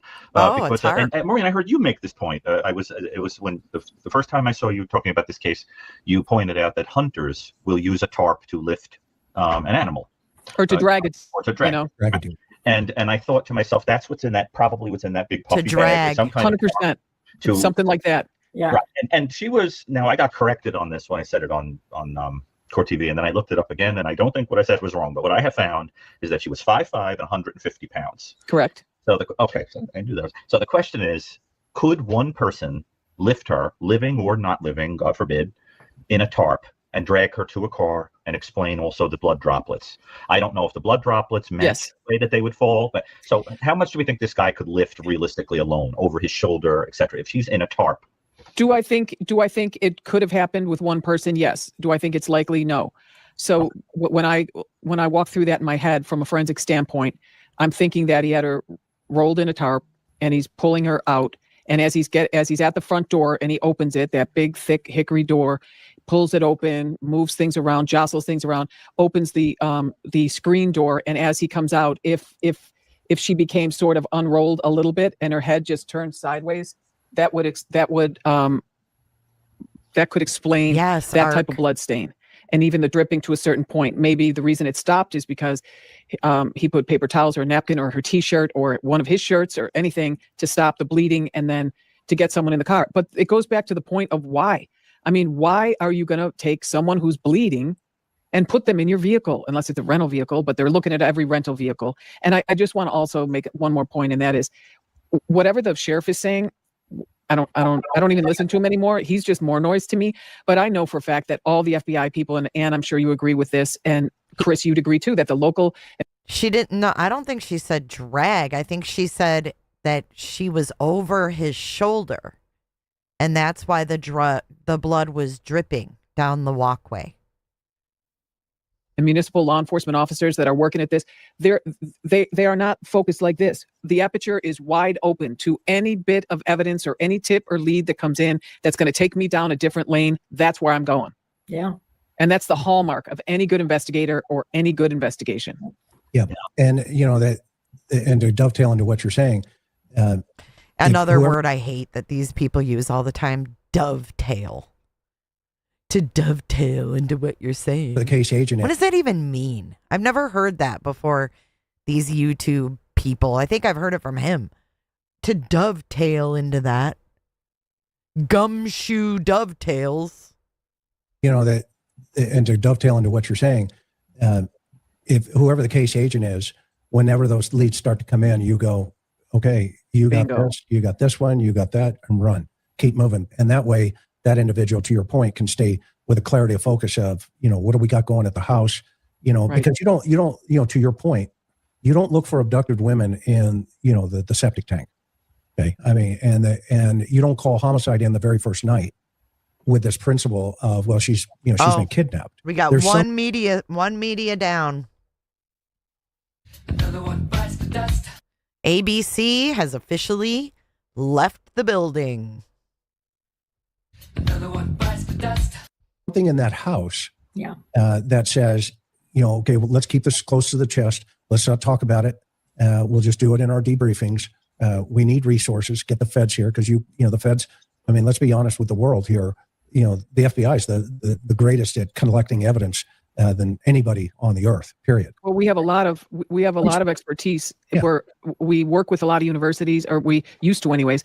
Our teams would go to academia or go to the medical examiner's office and try to set up programs, work with, LAPD or whoever to help them with their crime scene analysis and collection.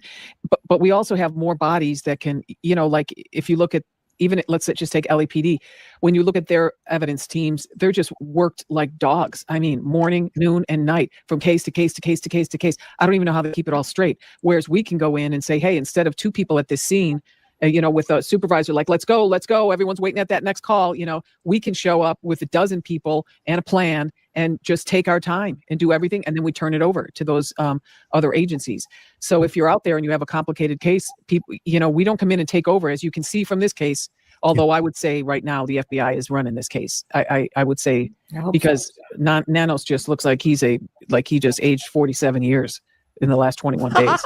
Yeah, I mean, we hammered the politics behind the scenes. It's like, I don't think the public really understands that. It means like to align with what you're saying, to dovetail on what you just said. Like, I'm stupid. I sometimes say to piggyback on that. I guess that's my cheesy saying. Yeah, to piggyback on that, he says dovetail, I say piggyback. Must be a generational thing. Boomers say dovetail, Gen Xers say piggyback.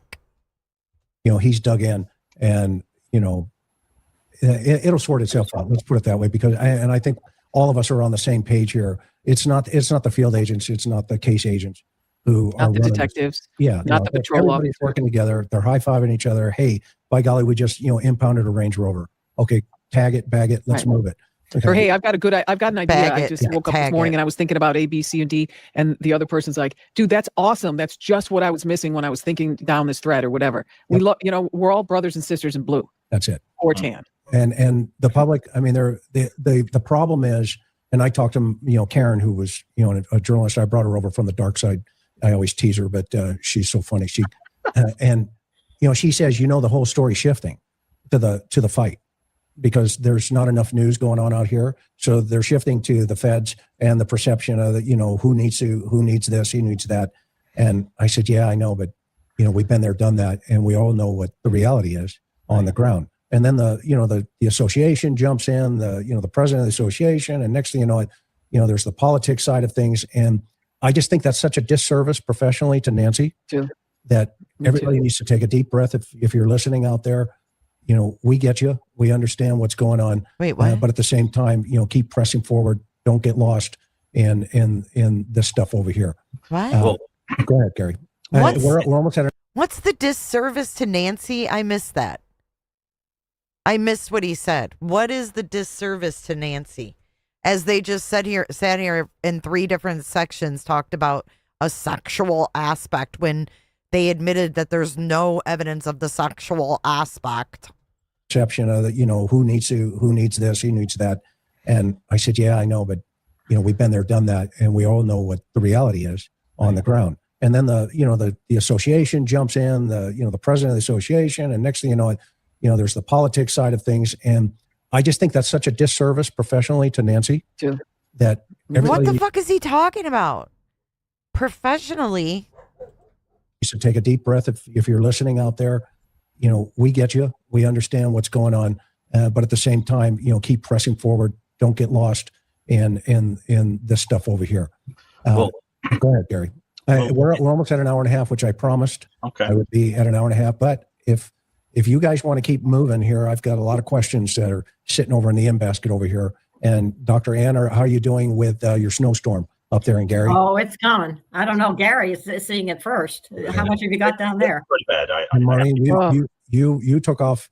You're giving us your time because you've been sick, and I feel horrible about that piece of the puzzle. Okay, but you can see how red my face is from my. It's a low grade fever. I'll be fine.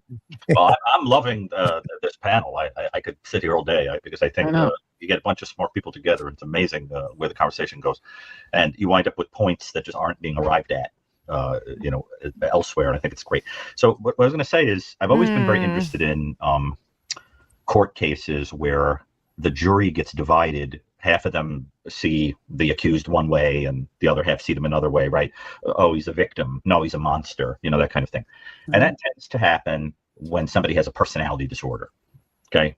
So they're fragmenting themselves and showing one part to one part of the world, another part to another part of the world. What's interesting is the fragmentation that's going on in law enforcement here seems to me to reflect a fragmentation that is probably going on in somebody involved. My sense is that somewhere in this story is somebody who has a mask that is shown to the public and a secret other side.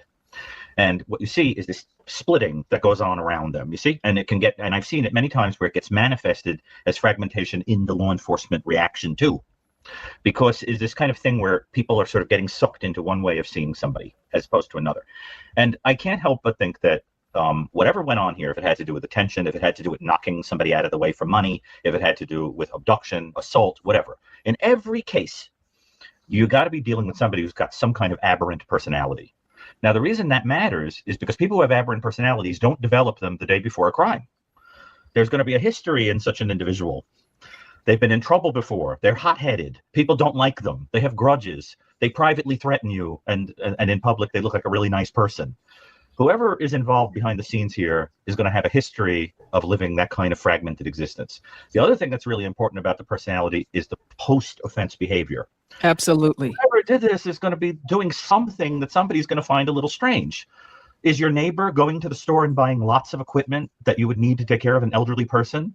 Are they buying too much food? Are they going to this is all asking common people if they happen to use a certain medication and have some extra left? See, I love how he sits there and says, oh, it's amazing what a bunch of smart people can do. Like, we're just a bunch of dumbasses. All of this is common sense. Has their behavior changed? Has their looks changed? has someone disappeared, right? I mean, it's summed up pretty quickly and easily. Weirdly, are they looking at too much news about? Are they not making eye contact with you when they used to just run their gibbers for an hour every time they saw you in the driveway? Exactly. You know? So I think the post-offense behavior is going to be really important here for the public to sort of sniff out who's involved here. Now, let me be clear. I think it's very, very important to emphasize again. I'm not trying to cast aspersions on the immediate people around her because we can't. Mm-hmm. I'm just saying somebody knew her, and there's somebody who has a quality of being a little bit of a fake. Well, and I also think that, to answer somebody in the chat, I'm not saying that I don't think that the person on the stoop didn't have a sociopathic quality. As a matter of fact, I think that the calmness under pressure is very typical of sociopathic people. So typical of someone smoking weed, lots of weed, but just, throwing it out there. So here's the $1 million. Oh my God. So all I'm trying to say is he's reading chat. He finds one comment that challenged him. You know, this is a guy who I respected at one point, who I asked to come on my show. And the only deal that he would come on my show is if I censored the comments in chat and deleted ones that didn't agree with what he was saying. So someone like that, it's really hard to have respect for. I'm sorry. I like listening to his theories sometimes, but I take it all with a grain of salt. I don't worship YouTube doctors. I just don't. I smell, from experience with this stuff, I smell somebody who is partially motivated by character pathology and personality disorder. And somebody with a personality disorder can be somebody doing this just pragmatically. I just wanted money, whatever. Those people tend to have long histories of crime. Mm-hmm. They've been doing this since they were a little kid, right? Or somebody whose personality disorder is a little bit healthier, a little bit closer to narcissism. And yeah, the one person, because he was in my comment section, and it was specifically Mark Klein. Remember Mark Klein? He wanted me to block Mark Klein and not even allow Mark Klein in the chat. Yeah, I don't like that. That turns me off. And, you know, most people wouldn't come out and say that that's what happened, but that's what happened. Right, whatever. Where the person has a motivation that's more personal, but under pressure, they can get really nasty. They can compartmentalize. They can eliminate a person without even thinking. And again, think of Lizzie Borden.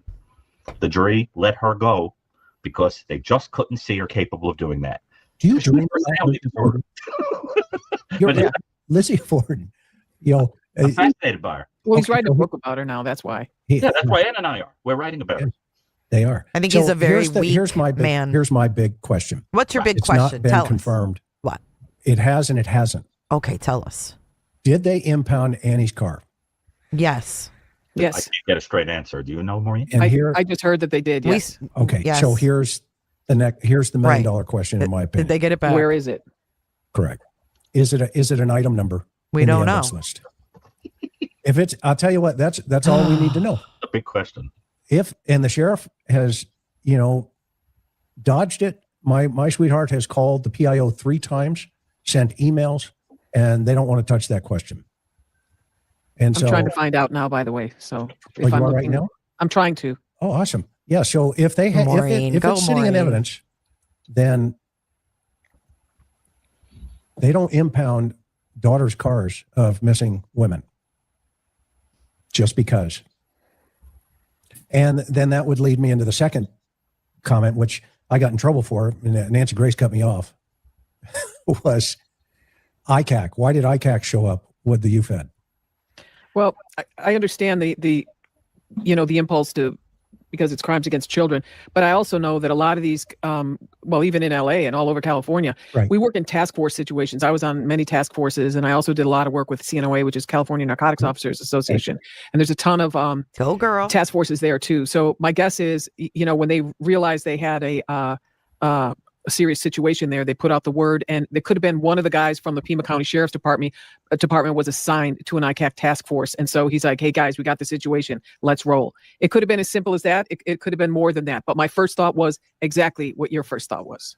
Yeah. I mean, and by the way, I've been with CNOA and 1985. I went to the DEA school of narcotics investigators back then. Look at his picture. And I met, look at his profile picture. Look at he's in like a tux. He's holding a glass of champagne and he's like 40 years younger and he looks like Dracula. He looks like Dracula. Hold on. Let's make it a little sharper. There you go. I want to suck your blood. I met Jigsaw John at a CHIA conference in 1990 from LAPD. And so that's another story. We'll go down that lane one day, but I don't know. It just didn't look right. Didn't feel right. You know, to your point, it was kind of, the sheriff just said, you know, hey, by the way, you know, yeah, these guys were available. Maybe the UFED, you know, they were the only ones with it available and blah, blah, blah. So they do a really good job. Oh, that's great. And it's an art form. It's an art form, you know, with all the electronics. It really is. Yeah, no, I get it. But I just thought that was another curiosity piece to the puzzle. And then they showed up and took photographs and, you know, came out with a bag, you know, in the middle of the evening, you know, it's searching the neighbors' yards and everything. I mean, it was just a lot. It was a lot. And this is why, you know, I can't leave the house yet personally, not yet anyway. And that, you know, taking the victim risk continuum, man, and just, you know, pushing everybody down to that lower left-hand corner with mom.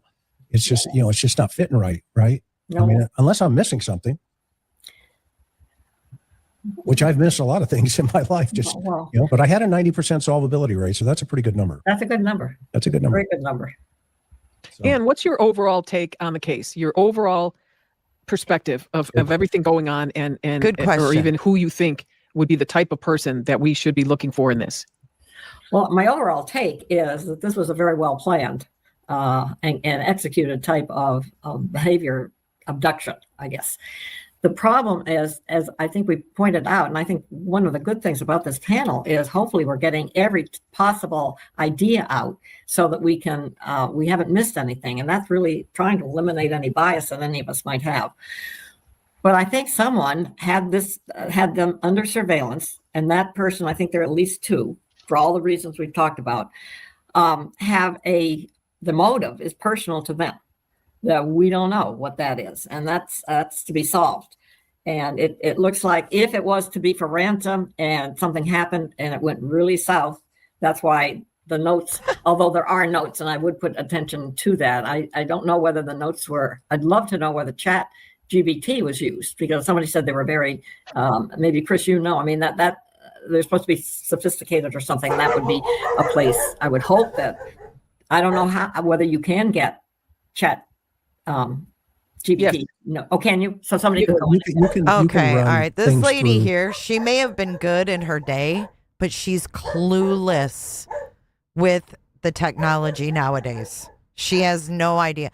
I don't even know if you can get GBT. Chat GBT. It's Chat GPT. Lord. AI to figure out if that was AI that wrote it. Yeah. They use it at universities all the time. Right. I think what she's also asking is, can you find out who in fact wrote into ChatGPT? And my guess is the answer would be yes. Yeah, you can you get somebody else's? Run the IPs down. Yeah. I mean, could ChatGPT run it, or Gemini? They went through different servers, you know, or different browsers like Tor or something like that. Yeah. But I think there's so many time gaps. I mean, from 9:45 at night.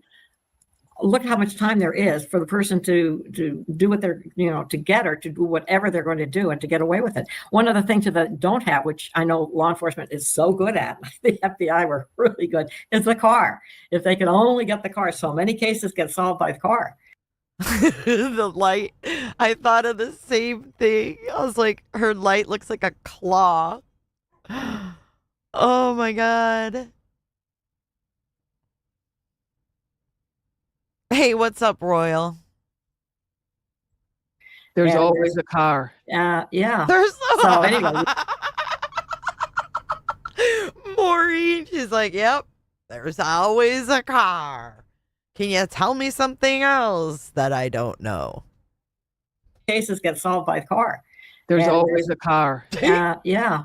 So anyway, we don't know, because in the middle of the night, she is taken. I think part of the problem there, Anne, with regard to the car, is that if you look back at Brown University with the shooting there, and none of the cameras working, Wait, which was just Ann Burgess said Nancy's pacemaker had been removed from her body. Oh my God, I can't. Yeah. So anyway, we don't know because in the middle of the night she is taken. And I think then- part of the problem there, Anne, with regard to the car, is that if you look back at Brown University with the shooting there, and none of the cameras working, which was just obscene. It was just a dereliction of duty, in my opinion. Apparently, there was a paper written by a grad student a few months before this where they said, the long arm of the law, and they're looking at us everywhere, and we don't like these cameras, and whatever. I think they just turned all the cameras off. Yeah. Now, in this particular area, my understanding is most of the cameras don't record. Like, you can get a speeding ticket, but that doesn't record unless you're speeding. It'll take a photo of you. Yeah. There's a lot of they don't have the same coverage with cameras that one might expect. Right. Oh, and I think I heard that someone didn't pay their subscription, so it didn't go up in the cloud, because I thought, well, it certainly would be in Oh my God, lady, she's talking about the road cameras, not the doorbell. the cloud, but that didn't turn out to be. So anyway, I think that all of that has made for a very difficult. So, and you're leaning more towards personal. Yeah. And, on a scale, let's just kind of scale it 1 to 10. Where would you put it? For a moto? Yeah. Oh. Or I guess we don't have to really, but the why, right? The why of this thing. You're leaning more towards personal. So. Well, the other thing, look at the two most recent cases and how long the time period was. The Tepe case, where the ex-husband took 8 years before he then goes and kills his ex-wife, and then the Brown University. Yeah. So you can, I think Gary tried to, or one of you tried to get at, we got to look at the stressor that triggers this all. What's the grievance? It's got to be a grievance. And then how is that played out? And look at it, 8 to 10 years for something that happened. But my first impression was, what do you think? When I saw the ICAT guys go in, I thought he's using mom's computer. That's what I thought. See, great minds think alike. Yeah. Boom. That's well, why I have it. So that has to be eliminated because she knows too much. That was the theory, right? Because that's that was on the table. I mean, right? You got to wait. But we're not saying that now because he was using mom's computer. What? I thought he's using mom's computer. That's what I thought. Why? See, great minds think alike. Yeah. Boom. Let's see that. Great minds think alike, Maureen. Boom. Why would they bring ICAC or whatever they're calling it, ICAC? Why would they bring ICAC? Because he was using mom's computer. What does that mean? Using mom's computer. Huh? Then how is that played out? And look at it, 8 to 10 years for something that happened. But my first impression was, what do you think? When I saw the ICAT guys go in, I thought he's using mom's computer. That's what I thought. See, great minds think alike. Yeah. Boom. That's well, why I have it. So that has to be eliminated because she knows too much. That was the theory, right? Because that's wait, what? That was on the table. I mean, right? You got to. But we're not saying that now because we're not saying that. Yeah, right? Because the sheriff said that he's cleared, so we can't. Wait, who's mom? Using mom's computer. They didn't say anything about inappropriate stuff. I'd love that journal. And has anybody analyzed the journal? Right. That was Yeah, Gary. Okay, so I'm sorry, Eddie. I'm sorry, Ed. What? No, I said Gary. Why would Nancy's computer be at his house? Huh? ICAC came to Tommaso and Annie's, not Nancy's. So why would they be at his house? Because he's using mom's computer.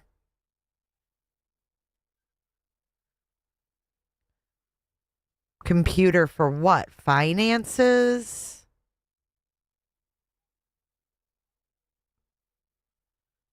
I'm lost too. Let's go back. Grievance.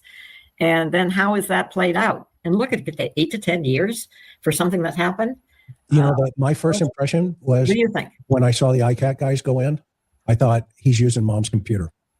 That's what I thought. See, Great minds think alike. Yeah. Boom. That's Well, what Oh, like he had been at Nancy's on her computer. But why? have it. So Have they that analyzed has to be eliminated because she knows too much. That was the theory, right? Because that's that was on the table. I mean, right? You got to. But we're not saying that now because We're not saying that. right, because the sheriff said that he's cleared, so we can't the say that. journal? But I love that journal. Has anybody analyzed the journal? I'd love that journal. Has anybody analyzed the journal? Do you think that it's just been published, Anne? I don't know. This is weird. Right. That was boy, what I. Yeah, Gary. Okay, so I'm sorry, Eddie. I'm sorry, Ed. What? No, I said Gary said that the journal. Is there anything in the journal? The journals, yeah. Gary, Well, where are you leaning? What I'm leaning toward is that the reason we're all getting confused and we see the fragmentation is partly because there's more than one psychology involved and people with different motives. What I think is that there's somebody with a personal motive where something precipitated a need and needed to eliminate this poor woman, make it, I hate to say it, but it looks to me like it's staged to look like an abduction, but it was really the elimination of a person. I'm sorry to say that that's what my gut tells me, or it was an abduction to make money that went haywire and didn't work out, because there's no proof whatsoever that she's alive, although I don't want to say that. But because there's some other hand that is involved, or hands that is involved, and everybody's looking at them, we're thinking about the practical psychology of the person who went in to actually perpetrate it. And so I think it's a mixture of things. As far as what might be the personal reason, I would imagine that we're going to find out eventually when this story emerges, that somebody wanted something from her and came up with an elaborate way to make it appear that something from the outside happened. So that some money could be slipped to them through a ransom story or something that we don't know about the finances, something like that. But who that would be is a matter of, we have to figure it out, because there's been the clearance of the people in the immediate circle. So I think it's something like that. And I'm not sure, but that would then put it into categories that already exist. In other words, what bothers me about this case is that we're being asked to believe that this totally unprecedented thing happened in the annals of crime, when what's really going to happen is it's going to turn out to be some kind of more garden variety thing that looks complicated right now. How in the world would Nancy catch Tomato looking at CSAM? And why on God's green earth would Tomato go to Nancy's to look at CSAM? This is getting us all, that's wild. No. Mm-mm. No. And no, I don't. They have a son, you guys. He's only 12. He didn't do this. They have a 12-year-old. Possibly going on 13, or he is 13. But it always turns out, because there's nothing new under the sun. Because it's human behavior. Human behavior, right. Exactly. So it always turns out to be that kind of a thing. Now, I know that sounds funny as somebody who talks about new evil, but all I mean is that the way we perpetrate things changes because of technology and the increasing disinhibition of people, but the crimes themselves aren't really that. They're never anything new. So that's what I suspect is going on. And that's why I think, and this point of driving home the why now. Yes. Why urgency? Was there something urgent? For example. Yeah, there was something urgent. Savannah was leaving for Italy the next day.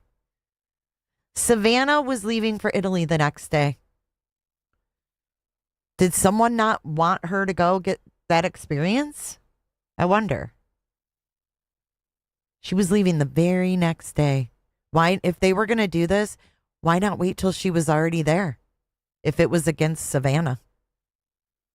Why not wait until she was at the height of her moment?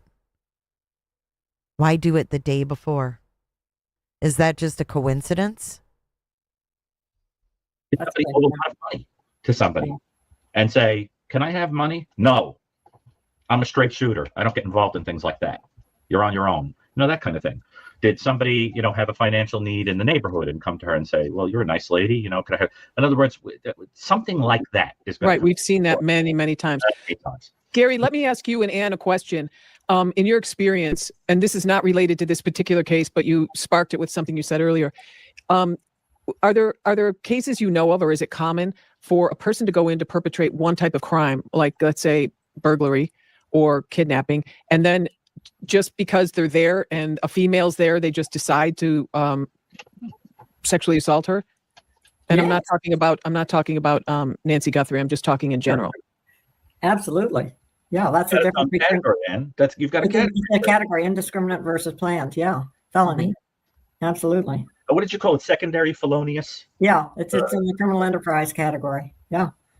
I like that, secondary felonious. Yeah. Yeah. In other words, you went in to commit a robbery, and while you were at it, you like the home invasion in Connecticut. Right, and it can be you go in. Right. Absolutely. That's a very horrible case, but it's a good example. And they assaulted. I would also just make a pitch for, they've got some, if they don't want to talk to let people know more information, please put the information through one of the platforms that are out there now that take large amounts of data, crunch it all down in a couple of seconds, and come up with some organization and some ideas that I just think I really make a plea for that. And if Maureen, if you know some of those platforms, what do you think about that? I guess I should put it that way to you. No, I think that's a great idea, and I'm pretty sure they're probably doing that, because it's just at this point I think it would be considered due diligence when you have something like that. The only problem is some of these when you're doing AI, I think there's a vulnerability there for people to figure out what you're looking at, and because you have to go to all the open source data, because they've scanned everything, and every book and every report and everything that's out there is part of this AI machine. So it seems to me, and I'm not positive, but I would be shocked if it's not the case, that you would have to have a closed system. Like in the Bureau, we love our closed system. In law enforcement, we love our closed system that no one can get into. But it would be very difficult, if not impossible, unless someone correct me in the comments, how would we be able to access all that data and query all that data without being in some type of an open system, unless we have our own right now? Here's my response about the my friend said they're not sure about the car, about Annie's car, but they're going to try to find out for us tomorrow. Yeah, you see, that's a big deal. Sure. And that's been kind of one of these just kind of quiet out there. And by the way, I think the Lake and Riley case is a good example to your question, even though that's the exterior environment, right? He stalked that one gal in that first apartment complex. Yeah. For many, many hours. And then his frustration built to where he couldn't, when she opened the door and then she slammed it on him, he left, and Lakin came running by. But his goal was a sexual assault from the beginning. Right. It turned into, 187. So it was, Sure. But his goal was, I always like to use the penal code, and that way people can look it up, and YouTube doesn't ding us. Yeah. So, well, it's very interesting psychologically, because if you have a person who's partially motivated by a sense of being rejected by women, and then they have a target to assault and feel that the woman slips away from them, or they don't get what they want, that the way they perceive it, it's disgusting, but the way they perceive it is, this is just another rejection. Now I'm angry at the whole female sex. So now I'm gonna hurt the first one that comes walking by, because at this point I hate the whole lot of them, like they're a mess that I'm just like Koberger. Like that's a whole other. That's a whole other. But yes, I definitely think there was misogyny there. But Maureen and Victor Petreka at Boston College, where I do research with them, they're analyzing manifestos that are written by certain types of personalities. And the reason that's interesting is I'm thinking about the type of personality of who is sending these TMZ letters, because I personally don't think that person actually has anything to do. I think that's a different kind of psychology, but that's the kind of character that you would almost expect if somebody did this for infamy. If somebody really took her because of the attachment to Savannah and wanting attention, they'd be Zodiac killer style, putting letters and things out there. I think this is just a parasite who's trying to make money and get attention. But I'm curious what you guys think about the TMZ thing. I can't make heads or tails of it unless it's just an unrelated person. It's interesting, Gary, you just hit on something. My good friend, the former profiler that Ann knows, Jim Fitzgerald, or no, she doesn't know Fitz, she knows Jim Clementi, but Jim Fitzgerald, he just put out his profile the other day, but he was talking about, he believes with the mask on that person on the front porch, that just with the way he was dressed, it reminded him a little bit of the Zodiac killer. Like maybe he has some attachment to him, or some fascination with him, or the chef in the chef in the kitchen does, and said, I need you to. By the way, this whole chef in the kitchen talk made their chat believe that they were talking about the chef at El Charro's. Yep. Yep. You can thank Joel Waldron for starting that rumor on X, posting the Today Show of Savannah's homecoming and pointing out that one of his viewers noticed the chef's gloves. Swear to God. To put on this mask, I'll get you a couple of things or whatever. Well, this is going to be interesting when it unfolds, and it will unfold, and we will catch who did it. So if you did this and you're watching this, you are about to get caught, and I just wish and hope and pray that I would love to be the person to tackle you and throw the cuffs on you. Matching bracelets. Right, absolutely. We'll give them matching bracelets, and we'll even get you a cup of water. Yeah. Right. Well, Ann and Chris, so let's pull the questions. Go ahead, Gary. But do you guys, Ann and Chris, do you think the TMZ thing is a red herring, or do you think it's just noise? It's just noise. Yeah, it's unfortunately they're torturing. They're loving the fact that they're torturing the family. Yeah. This guy is. He reminds me, he reminds me of some serious dudes, right? I mean, just behind him is going to be, like you always say, Gary. Behind him is going to be this nothingness. It's just blank. The hole in the donut. The hole in the donut. Yeah, and how many times have we sat with these guys and you just go, really, it's you, okay? And so, what's going to be interesting is when they do catch him, is how many threads he's going to pull in relationship to maybe, other folks, and if he's chasing the needle like Maureen's talking about, if he's a druggie, and he's just the the waiter, the whole they're going to catch the waiter first, and then he's going to roll to the chef. And yeah, that's a good. I think that's the good news. If you've got two people, so one's going to have to cave at some point. Yeah, exactly. I think that's what they'll do. They'll catch the door guy because he's sort of They'll catch the door guy. Wait, what? I think that's what they'll do. They'll catch the door guy because he's sort of They'll catch the door guy, and then they'll tug on the spider web, and we'll find out where the spider is. Yeah. I mean, because and I used the analogy the other day of the El Torito problem, where they took off to Mexico, and we met. I leveraged the two nephews of this guy, and not to bore the audience, but we gave tickets to the nephews and said, you're going to fly down to Mexico City. You're going to go to the Vadio where he's hanging out, and you're going to take him to the phone, and you're going to call us, and we're going to tell him Such big that we've got a talkers. $10,000 reward for the federales. And Shut he up. probably won't eat those. Just to create distance between Tucson and, to just refocus or distract the investigators to bring them down more toward Mexico. But, in the end, we'll see. We'll be right on some things and wrong on others. Right, Ann? Absolutely. I agree. I agree. How it tends to go. 100%. Okay, are you guys wanting to take some questions, or you tell me? is There's a couple in this? here that are direct right to Maureen. I don't know how you're feeling, so I want to be sensitive I'm fine. and considerate of where you're at. Okay, so here's one. From an investigative point, and thank you very much, Jason. Do you make anything of the kidnapping game mentioned in her book? Dr. Burgess and Dr. Bricado, what do you make of the game from a psychological view?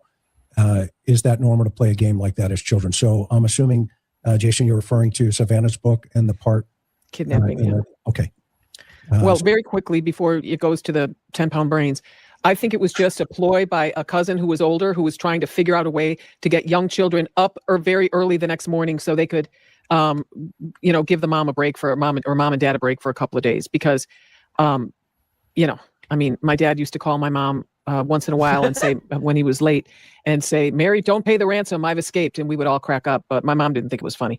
So I understand some people don't think it's funny. Other people do. But I think it was just an ingenious babysitter. I babysat a lot as children, and I always tried to motivate them. And I coached a lot of kids when I was young. I was a swim team and water polo coach. And so I would try to, get kids to do things they don't want to do. Like if you got to get up early for a swim meet, I might bring donuts, but you don't get them unless you're the first 10 kids there or something along those lines. Who knows? I don't think it's that Are big you of a from the deal. East Coast by chance? I hear an accent in there. Oh my Chicago. God. Okay. South side, baby. How about that? Did you just call it 10-pound brain over here? What was that? Did you just say the 10-pound brain? I love that one. Yeah. Harry, you win. Okay, here we go. Yeah, that's Ann and Gary. Yeah. All right, here we go. I love it. Absolutely. All right. Do you think SG is suspect AGTC, the senator, who in turn, no, I don't think she's a suspect. No. But thank you so much. That's a great question. It's time for the FBI to take over this case. Why is this not happening? Okay, this is the Q&A. We're going to watch it because I want to see them get trolled. But Lindsay's back, and I want to play the background on Derek Kalila. Derek Kalila. This is the guy that texted Tommaso and Annie. Here you go. I have this up as a standalone video as well. Criminal complaint after we found out about Kalila sending the fake ransom and all of that. But here we go. So Annie and Tomasi received a text from the number 760-209-0552 stating, quote, "Did you get the Bitcoin? We're waiting on our end for the transaction." AC and TC received these texts while in Arizona. Law enforcement was able to determine through open source methods that the 0552 number was associated with a voice over internet protocol, which is VoIP text and call application that allows users to obtain another phone number, kind of like a Google Voice, for their mobile device, separate from the number assigned to them by their wireless carrier. Law enforcement submitted an emergency disclosure request for the 0552 number. Based on records provided for the 0552 number was registered to the following email address. What a fucking idiot. DerekKalila@gmail.com. He literally set up the email or he set up the Google Voice with his own email, with his name in it. They didn't even have to Google the number. The email attached to the phone number is his own name. The records also indicated that the 0552 number had been accessed from the following IP address. So they have his IP at 6:02 p.m. on February 4th, 2026. Law enforcement submitted an emergency disclosure request to the internet provider for the 103 IP address and determined that the 103 IP address was associated with his residence in California. We already did, Robot. If you guys find a picture of him, let me know. I didn't find a picture. After Miranda warnings, Kalila admitted to sending the text. What an idiot. He admitted to using the voice over IP account from which 2 actual text messages came from. Kalila stated that he pulled family information from a cyber website and that he had been following along and watching TV. When he said he sent the text messages, he was trying to see if the family would respond. Now, granted, this was on Wednesday after she went missing. Who even knew who Annie and Tommaso even were at that point? You know, Massimo. Okay, let's stop there for a second. Let's stop there for a second. Do you guys believe that this guy did this just to see if the family would respond? Does that sound believable? A 9-second phone call. Who answered it? What was said? I mean, I'm looking at the timer on my OBS right now, and I'm going to sit silent for 9 seconds. Ready? Go.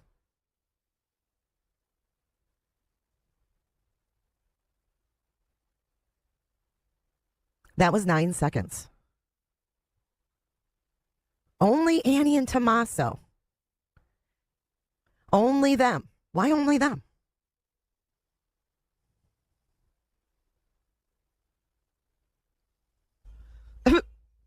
Data received shows that approximately 3 minutes after the text messages, Kalila called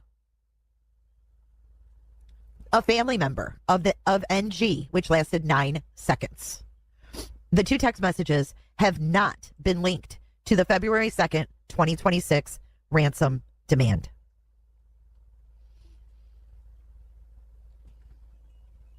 What a moron. How did he get their cell numbers, like, online then? Okay. So my question is, why would this guy, by the way, this guy has fraud charges too in California that he's facing as well, contact Annie and Tommaso? Why Annie and Tommaso? If he's looking for a payday, wouldn't it be a hell of a lot easier to contact Savannah? I mean, you could literally send something to NBC. She'd be sure to get it. I'm sure that Savannah has a, assistant or a manager or something. He could get to Savannah very easily. She's a public figure. So why didn't he? Why didn't he? There's a few curious questions, too, that the interview room brought up last night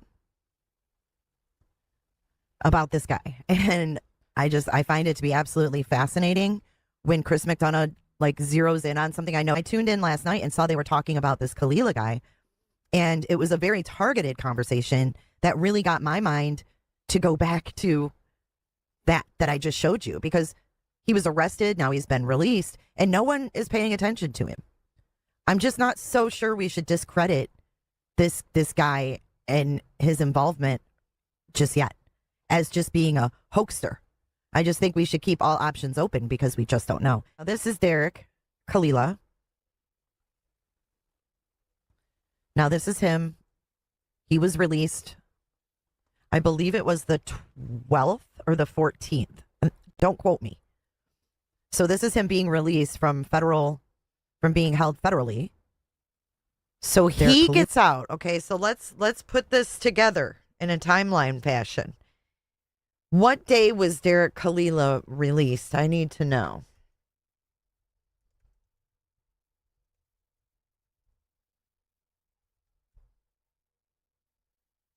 February 13th, 12th or 13th.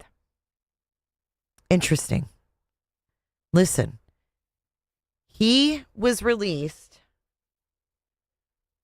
He had an initial appearance on the 12th. So would that be the day he got out? I think so. So the 12th. Think about this. He got out on the 12th. The 13th, Kayla is picked up on a warrant. And then on the 14th, we have the raid. He gets out, and then we get movement. When was Carlos's raid?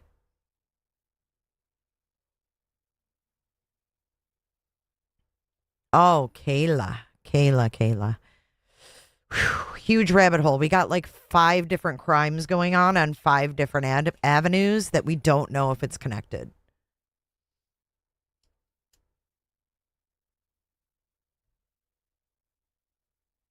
Right. They say the writers of the TMZ is the hoaxer. And this guy is not connected to TMZ. So that's why we're questioning it, because he was actually charged and picked up the very next day.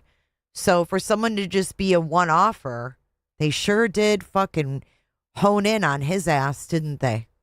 They sure honed in for some reason. And he walks out with this lady, but I can't really tell if they're together. Like, he holds the door for her. She's talking to him, but then he kind of acts like he's not with her. She's talking. Is that his mother? Like, who is that?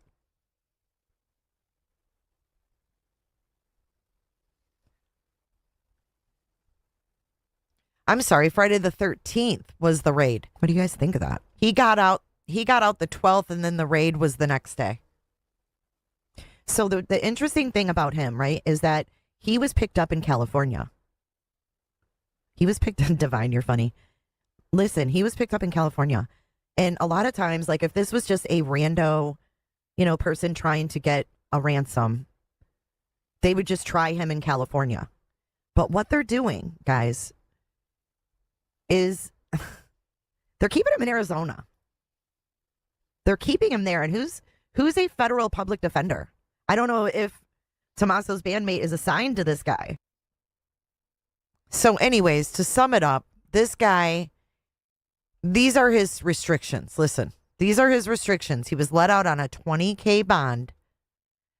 Things started happening. These are his conditions. He can only go to a few states, California being one of them, Arizona being one of them, and the states in between to travel. He's also not allowed to have any communication with any of the witnesses involved, anybody, or the victims, they called them, the family. He also was given a device that is monitored 24/7 by the feds. If this was a rando, why are they doing all this? Why are they doing all this? This guy's a citizen. This guy worked for the county of LA. He used to, I don't think he does anymore, because he got in trouble for embezzling money for unemployment. And he's currently got an open case for that. So why would they want to surveil him? Okay, who are these people coming? I'm keeping my eye up there. Okay, but why haven't they arrested the TMZ guy then? Okay, this guy did it once. The TMZ person did it at least 5 times that we know of. But they haven't arrested that person. But they can just get this guy, right? And they're going to put all this into him because it's just serious. Okay. I don't think it appears random either, but okay. I'm just wondering, why aren't they doing this for the TMZ guy that continues to do it? Anyways, I don't know how many people actually saw this, but I did clip this segment, and I'm going to apologize in advance for Bob Gilliam's mic. He's using old school iPod things. Okay, I'm not going to play this. I have this whole video up if you guys want to play it. It's called The Debt Collector, Derek Kalila, and it's in my videos. So I just wanted to give Lindsay some background on that. Happened yet? Can the Guthrie family request this? If so, why have they not done so? Do you want to answer that, or you want me to? Well, they can request whatever they want, but it's a matter of jurisdiction. And right now the sheriff has jurisdiction. But if the case did go across the border, then the Bureau would have jurisdiction. But honestly, I think right now the FBI is running the investigation. Okay. Let's see here. Are they wasting time looking for a backpack purchase? Why wouldn't a criminal get backpack from thrift store with no skew to trace? We're going to have to ask that guy in the interview room when they get him. Great question, though. Hi, Chris. Do you think tire tracks and footprints would have been examined in the driveway? I'll ask the expert. Yeah. Just silent. I mean, not that he needs to, but it would be nice if. Maureen, what do you think? One would think so, but I think, one would hope so. I did see 2 tire track marks that appeared to be consistent with pulling in and out the same way. And that was where we ended up finding out that that's where Nancy's car was parked, right inside there. You could see those 2 tire tracks hooking in. I didn't notice any other, but that was from a drone shot. So, but yes, if you were there and this was a case and you thought it was an abduction, I would absolutely have just sealed off the whole block and just started from ground zero and worked from there, worked my way out. Photographs, impressions, the whole 9 yards. Maureen, would you agree this is some type of for hire job? In my opinion, NG did not make it home, and the porch intruder was hired to cause a scene at the door. We've been talking about that. Yeah, we talked all night about that. I think that person, my guess is that person was hired.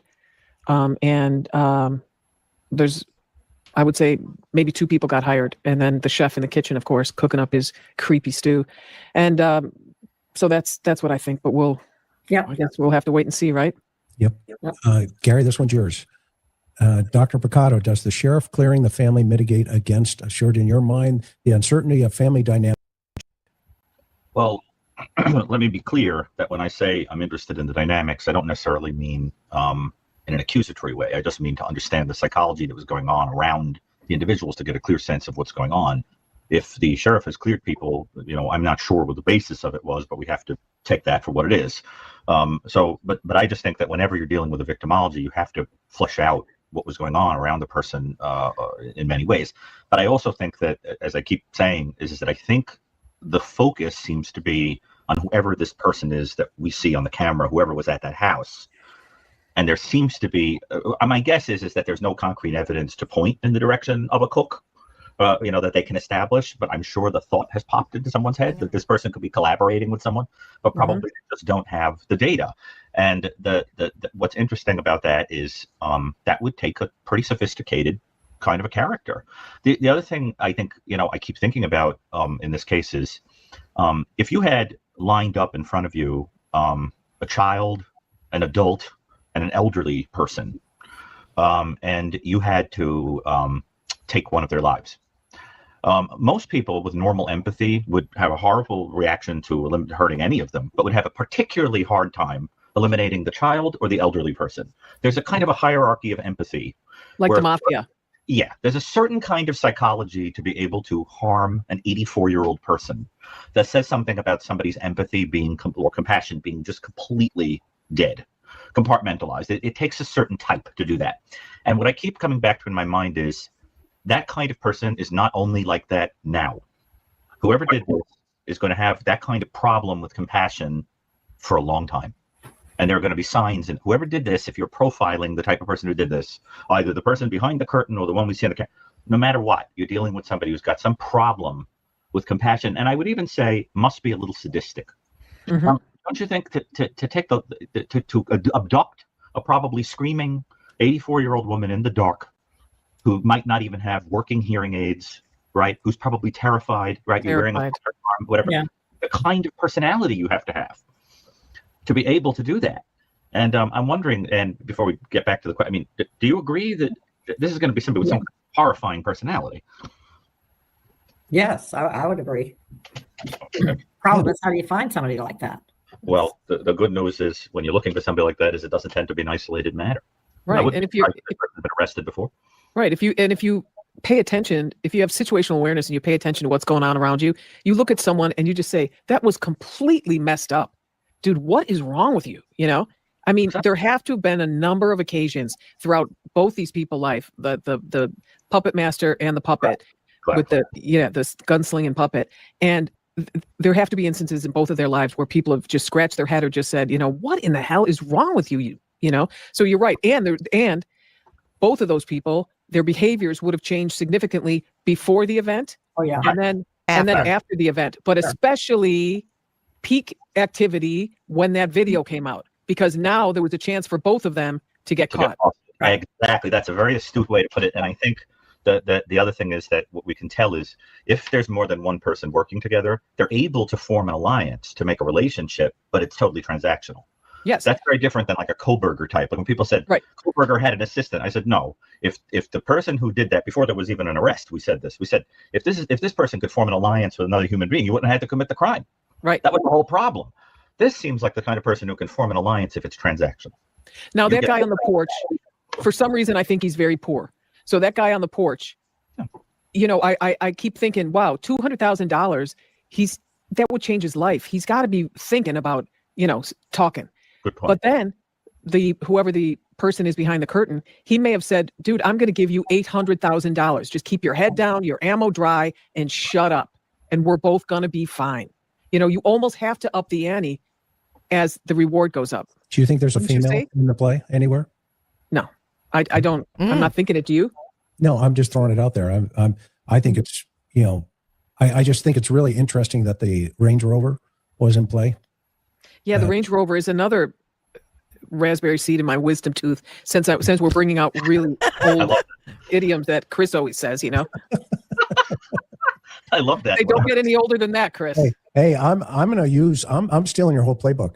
That's it. After this, all these one-liners, 2 shows, 3 and 11. I'm taking them all, and we're gonna plug them in. But no, I just think that that Range Rover, they put tags on it, they sealed it, and so there's something there, whatever that means. And we were hearing. So I was watching this. There's this Tucson Live YouTube channel, and it's all, they're just regular people going around looking to see what's happening behind the scenes with this case. So I'm watching it, and they were saying that there was a suicide. So I thought whoever was in that car committed suicide. Or should I just not say that word so we don't get? No, you're good. You're fine. But then that went away. So I'm not really sure if anyone in the chat can tell us what actually happened with that. There were 2 hit and runs. Okay. There were 2 hit and runs at the time, and the lunatic that was out there saying that live. Really? It just got out of control. It hit the ether and it just took off. Okay. Yep. So this person, lunatic, is that necessary? The lunatic that was out there, I think he was just mistaken, Chris. The Range Rover that's totally different. All right, thank you. Yeah, he was the guy sitting in the back, and they were taking his prints. No, she's talking about Dolly. And he had his head down, and he's probably going to be that guy that they charged with some dope that he was out. And really, but he would be a good fit for the waiter, that kind of guy, et cetera. But we don't know. I mean, he thinks that car, they held up a sheet because it was dope. Because it was dope. Your guys took the van or took the Range Rover And, unfortunately it was sold from a guy at a dealership in Tucson. And that poor guy got thrown under the bus. The owner of the dealer is, like he's involved in it. And right. It just turns crazy. Not really. He didn't really get thrown under the bus. The tag said MG Motors, and people looked up MG Motors. Jeez. Gary, I'm sorry, but and then Ann, you had a question. I think it'll set up exactly what I think Ann is being asked to say. Is one thing that I imagine we're going to find out whenever this person gets arrested is this is somebody who, in an amateurish way, studied other criminals. Maureen, I've heard you make the point that the shutting the phone off thing is getting popular because of things like Koberger and the Brown shooting. I thought that was a very smart point. I think that's true. I think this person, I mean, even the guy at the door, the outfit, the whole thing, it looks like somebody who we're going to find out in their search history was trying to learn how to not get detected. And then I wonder if you could. Or was enamored with the Frito Bandito. Just kidding. Well, but there was an amateur hour kind of thing going on. But Ann, I'm curious when you comment on this thing about the question that had been posed to you, if you also think that this person kind of did an amateur survey of other criminals and learned a little. Oh, yes. I think that that's the to search his computer, see what he's been looking for. The other thing is was anything on social media about this? I don't know if they've done a search of that. Oh my God. But in terms of the question about family involvement, don't forget it doesn't have to be immediate family. It can go beyond that to cousins, grandchildren, things like that. I think that the discussion around the point about entitlement and young people having more entitlement these days is you got to think about that. That's very true. So Yeah, I wouldn't rule it out. I would not rule out anything until we get a little bit more. What was the benefit? Who benefited from this? Yeah, if you look at the impulse of the guy. Why the fuck would a grandchild? Why would a grandchild think they're going to get any money before their parents? What? Oh, they go in on the younger generation in a bit. I'm telling you. Talk about wanting to cut out your younger audience. I would never listen to him again if they were speaking to my generation. You wait for he's it. thinking in bits and bytes, for lack of a better term, right? Yeah, he's been paid. I absolutely agree with that. He's been paid to go, and he might not even know. He could just be, here's X amount of money. Go change the video on the doorknob or whatever. You're supposed to do an act kind of silly or strange. Yeah, I mean, act silly. Yeah, here's some money. Go change that doorbell, and it just acts silly. Just act silly about it. You want to talk about entitlement? This is the epitome of entitlement. They think that these credentials and what they did 40 years ago makes them above everybody else. And quite frankly, I'm sick of it. I'm sick of it because there's a lot of people that have good discernment. And I don't appreciate their attitudes. On the doorknob or whatever. You're supposed to do an act kind of silly or strange. Yeah, I mean, this guy in the daytime is buried into his phone. Look at him. He's trying to figure out, okay, what do I do here? Oops, I didn't think about that. Oh, I got an idea. I'll just go grab some brush. And I have to be honest with you. One of the things that really bothered me, he's standing there right on that mat. That mat is still on the porch. Don't get me started on the mat. I know. I'm sorry. I didn't mean it. You're from Chicago. No. So I figured I'd throw it at you. No, but it's true. It's so silly. Look at him. He's standing on the mat. They probably gave him a couple $100 to get out of Brian Enton is up there taking pictures of it, on with the blood and all this other stuff. But I was like, man, oh man, this is the defense attorney's going to have a field day. Now look at that backpack though. The reason I believe that that's a tarp in there is because I look at people's luggage and backpacks and tote bags when I travel a lot. So I'm always watching. I have no idea why, but it's a bit of a fixation because I always try to figure out what's in their backpacks. And you can see really heavy things, and I guess it comes from being an FBI agent. We're always, in airports looking sideways at people, wondering if they're up to anything shady. But this one here, if he had a bunch of heavy stuff, you would see it. And if it's heavy enough, you can almost see the outline of it. And even when I saw this the first time, it just looks smooth. It doesn't appear to be that heavy because when he bends over a number of times, the weight doesn't shift all the way one way or the other. It's in a uniform position. It appears to fill the entire void, and it does so in a uniform fashion. And that's why from the very beginning, I thought this was, and I don't know why I thought a tarp over a blanket, but it appears to be something like a tarp. And who shows up to a robbery with your back backpack filled to the brim. If you're there to take something of value. But why? But let's say there is a cook who sends in the waiter. Why would you send them in and not tell them there's a camera that you're going to have to sort of? I mean, the person goes up to it with a plant and so forth. Right. It's interesting because it almost makes you wonder if some very intelligent person wanted some other poor putz to take the fall. And so you say, yeah, go in, do this, whatever. And you sort of set them up to get busted. Or if someone said the camera doesn't work because they had information that the camera didn't work, but the camera still reacts when he walks up there, like ding, ding, ding, or whatever sound it makes. And he was like, whoa. And if you look at this side of it, I think he's looking through that side window into the house. Oh, for sure. He's as if there's somebody else supposed to be on the other side, potentially. I mean, you know, that's or is anyone there? With anybody in there? With the flowers? Is it possible that the flowers are not to block the camera, but to signal to someone through the glass? No, I think it's because he's high, and he was just like, oh, I don't know, like, how about this? This will work. What do I grab? I think it's because he's high, and he was just like, oh, I don't know, like, how about this? This will work. What do I grab? I don't know. Because he's high, and he was just like, oh, I don't know, like, how about this? This will work. What do I grab? I don't know. Yeah, and I don't know if it's the light or if it's, you know, his pupil dilation looks a little gigantic in there, like a couple of, you know, Coke bottles. I will say he's a person that most people probably say has big, beautiful eyes, because when he gets close, they really do. Like he has, you know, great big eyes that would be described in a positive way by people that know him. How disturbing to think of a person with this personality that he probably has being described by people as having pretty eyes. I mean, that's something very creepy about that image, but it wouldn't be the first time. I was saying, Maureen, that I also wonder what's inside of people's bags figuratively as a shrink. That's what I'm doing all day long. I'm meeting people going, I wonder what's in their backpack, their mental backpack. We used to joke around when we would meet someone or we'd go interview someone and we'd be driving back to the office and we'd be like, I wouldn't want to check that dude's web browser at 4 a.m., you know. Pretty sure we all know what he's up to.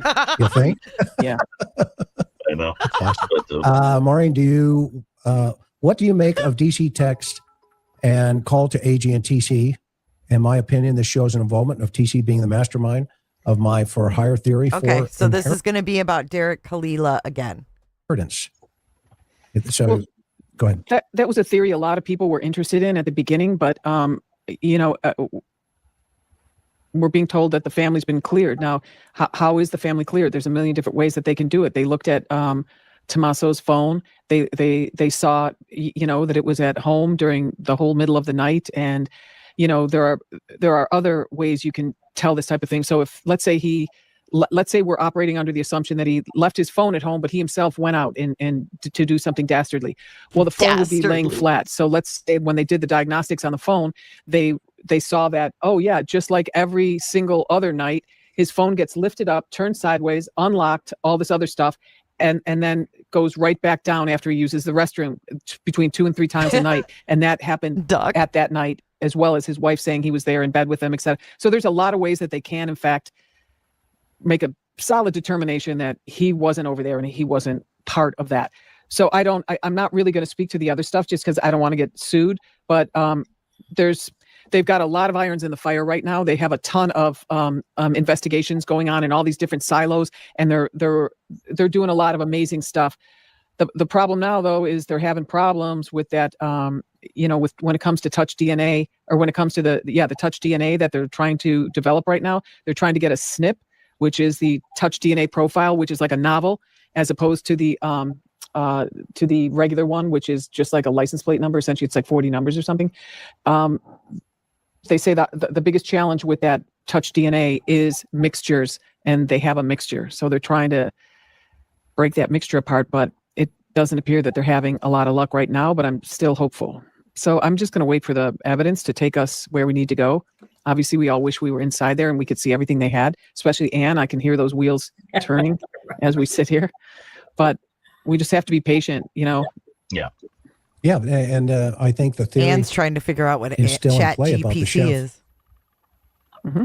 Oh, I think that the signs point to it for me. Yeah. I mean, me too. You know, the chef could be in the restaurant. It's the only way our brains relax when we start looking at all this different information, right?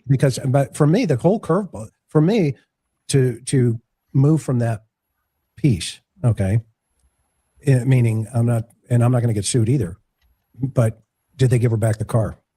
If they gave her back the car, I'm done. Thank you very much. Time to move on. Nothing to see here. Okay. But if that car is sitting with a number on it in evidence, okay, I'm not leaving. And personally, because it's going to be presented in trial, right? Right. I mean, it has to be. The defense has to have access to it. End of story. And that's the only reason you impound them. And I just go by my own experiences, like you, like everybody else. Okay. Whenever I impounded a car, trust me, I owned that car, and I owned it till everybody's gone 25 to life. Have a great day.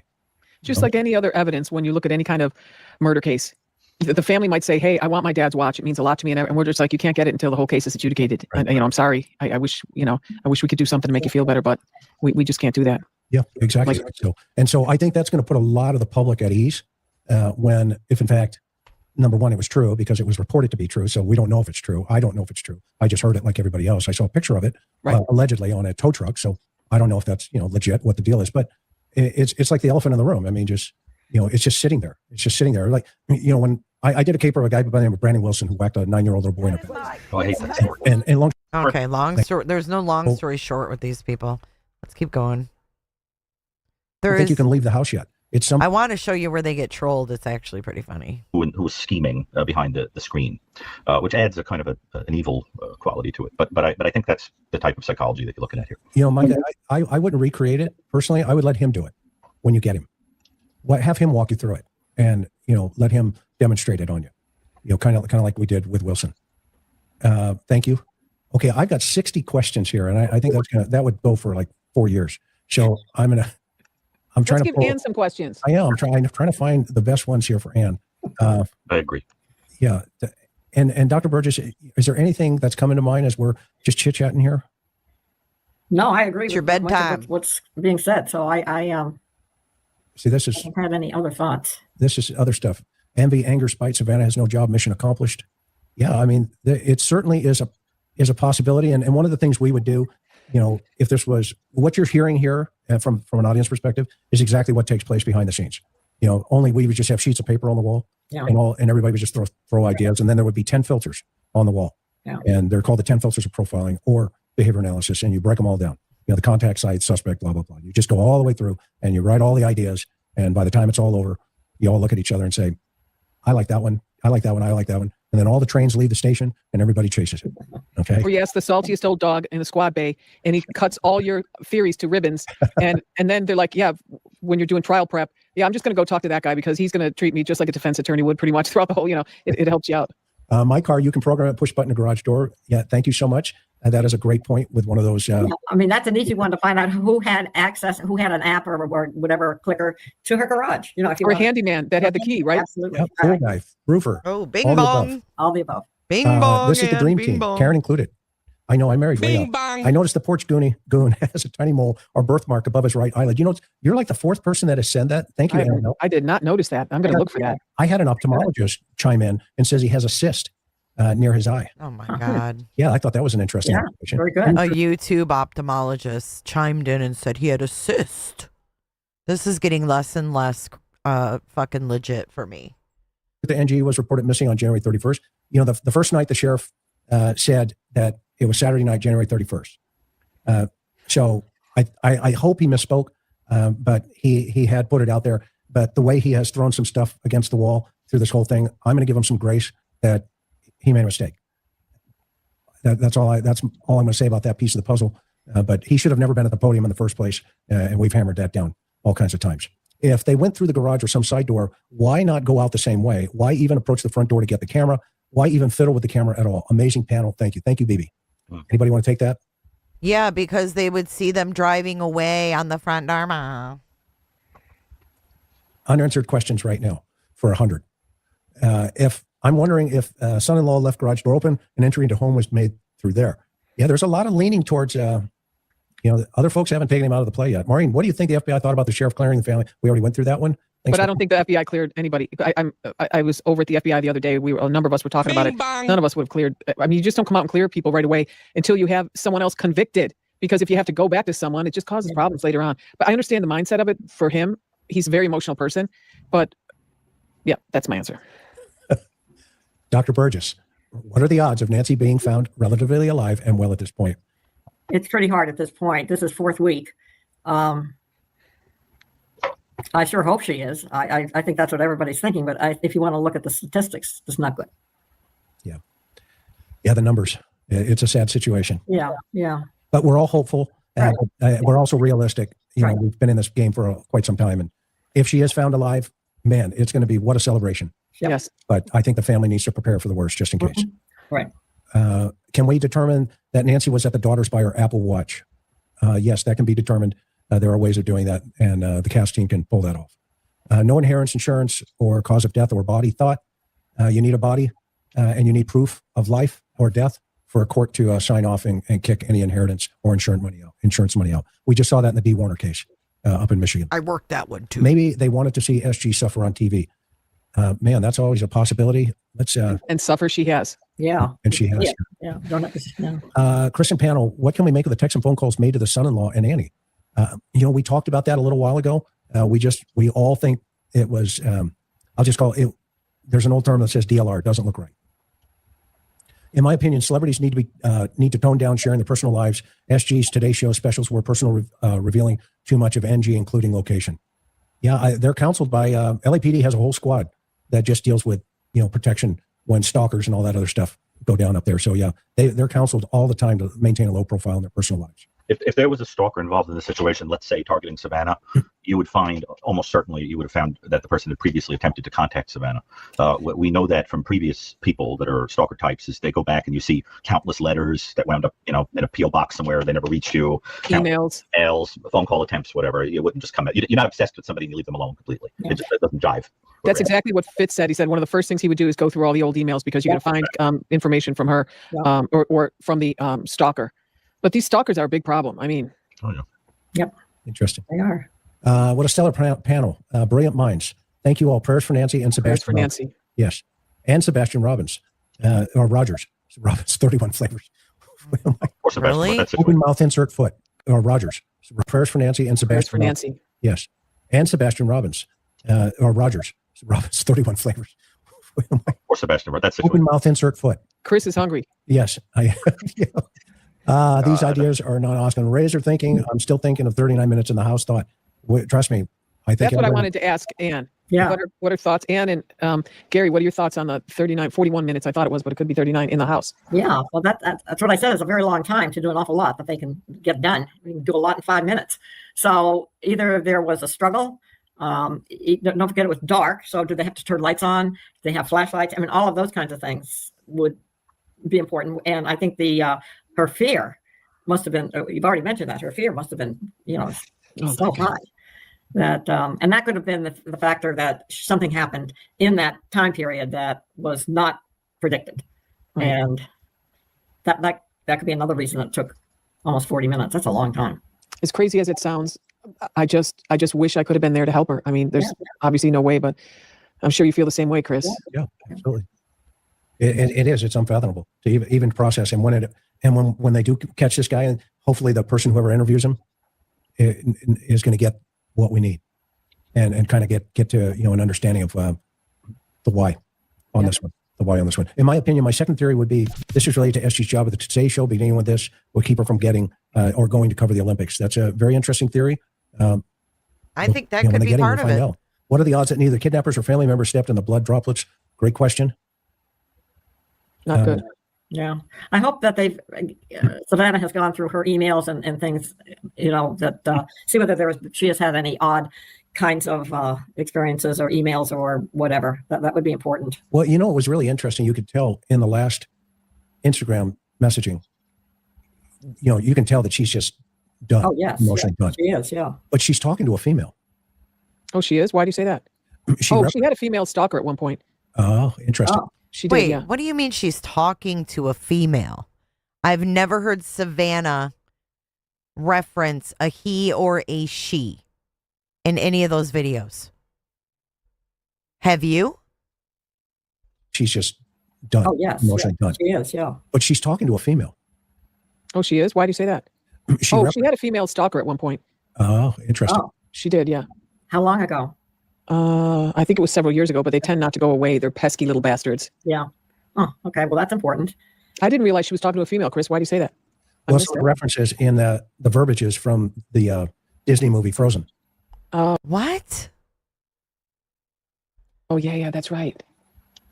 Huh. Some of the verbiage is, I don't think the BAU plugged that one together. I think they did the other ones, but I think that was kind of off the cuff. What's the BAU? What is he talking about? He doesn't think that it's off the cuff. I don't think the BAU plugged that one together. I think they did the other ones, but I think that was kind of off the cuff. And she was Well, it could have been her security team because she has a really good one apparently. Okay. But I don't know that she would have done it without running it by the BAU folks. But I guess anything's possible. Yeah, and I could be totally wrong, but I thought that was a really interesting correlation. She used, and it was, it was almost verbatim. And it was only a few sentences. Mm-hmm. Yeah. So anyway, I couldn't agree with your thought process more, Chris. Thank you so much, Mama. Please tell my wife. I found it weird, all communication, as went to those two in particular. Why those two? They're not the ones on TV every day. So do they know them? Thank you. And brother-in-law headed the whole operation. He did a durable power of attorney to Annie 6 months prior. Well, that's the kind of information that we definitely would want to tie together if, in fact, that was true. Tighten up. Perp anticipates steps on porch, bites light before. Thank you. Great comment. Look at my ex-MLB player convicted of killing parents-in-law. He had a backpack that looked full for Leaf guy. Maybe he did not. Yeah, that's the guy caught on video going up to the walkway at his parents up in, I think, Canada. Lake Tahoe. Hey, this needs to be 3 hours plus live. Mikey, these things are, this is long format. There's no question. And my guests are gracious enough to hang around. Not for much longer. Okay. And anytime you got to check medication, out, hey, but will you come back though? At some point. At some point. Have we lowered your property values enough, to where you would consider moving back into the neighborhood here? If the price is right, yeah, for sure. Okay, price is right. Okay. Because we're going to get Coop when he's feeling better. I'd love to get Greg and maybe get Fitz and kind of put another great thing. Look at the price. You could have me for $19.99. Gary's cheap. Yeah, because Chris is cheaper. Yeah. whatever Gary said, I'm 20% cheaper. That's the way it rolls. Exactly. Ever since you guys highlight the condensed, unrealistic 2-minute garage timing window in the last stream, I can't stop thinking. Holy hell.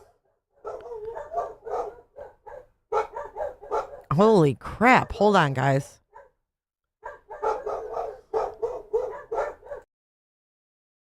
About it. They need to reenact that. Something is not right. Thank you, Janine. I agree with you, but we will find out. That is an anomaly in this investigative process. And one of the things that you learn over time, it's the very minutia pieces of the puzzle. It's not the gigantic pieces where you can put all the corners together. It's the ones that you just go, okay, I don't know where this one fits yet, but we need to figure this piece of the puzzle out. Or it doesn't fit at all. It doesn't fit at all. And this one just doesn't fit at all. And at any time, if Ann, or Gary, or Maureen, if you feel that if you need to bounce, please, don't feel obligated. Right. Doctor, I'm going to take off. Thank you for being here. Are you going to get a podcast or anything like that? You want to talk about your company? I have a podcast called Best Case, Worst Case with Jim Clemente. He's my co-host. Awesome. And then, yes, I have a company called Maureen O'Connell and Associates, and we do high-level investigations and all kinds of interesting, fun stuff. Okay, so we're going to link to her, Maureen's podcast and her company. It will all be below at the end of this podcast. At the end of this podcast, send the info to Karen, and she'll do it. I'm going to do it in about a week or 10 days with the because we're redoing our whole website. Okay, awesome. So I don't want the old one. I'll do the new one. Thank you for your knowledge. Let us know. Yeah, I will. Absolutely. Yeah. All right, guys. Nice meeting you. Aloha. See you. Thanks for everything. Aloha. Okay. Bye. Chris, I've got to go too. Okay, and thank you so much. I can't. Yep. Good to see everybody. Good to see you, Gary. Isn't Maureen great? Oh, she's amazing. Yeah, she's really smart. And Ann, you know how we feel about you. Okay. We love Ann. Take care. Watch all that snow. Yes, stay out of the snow. And then there were two. I'm going to keep running through these here. Dr. Gary, thoughts on someone mentally unwell, obsessed with SG, and she is aware she was wearing makeup, third video, fourth video, one-on-one personal. Would FBI then advise to keep her siblings out of video? Well, whoever was involved in actually. Okay. You guys want to revisit what now? What was the last one? Do the next right thing? I can't do this anymore. I know. I'm done. I'm fried from it. I can't. What are we revisiting? Which one of Savannah's? I can't do it anymore. I have a freaking headache. It's a story about sisters. So if it is from Frozen, there might be something there. There might not. Who cares? I'm over it. I'm over it. And look how slow my computer is right now. Look. Which one was it? The last one? Oh, it's not word for word. Ugh, the troll. I know. Can we just watch the troll? I'm going back. I can't do no more. I can't do no more thinking. But what I do want to do is go back and watch the troll. We got to watch that part. Look how slow it is. I hate this computer.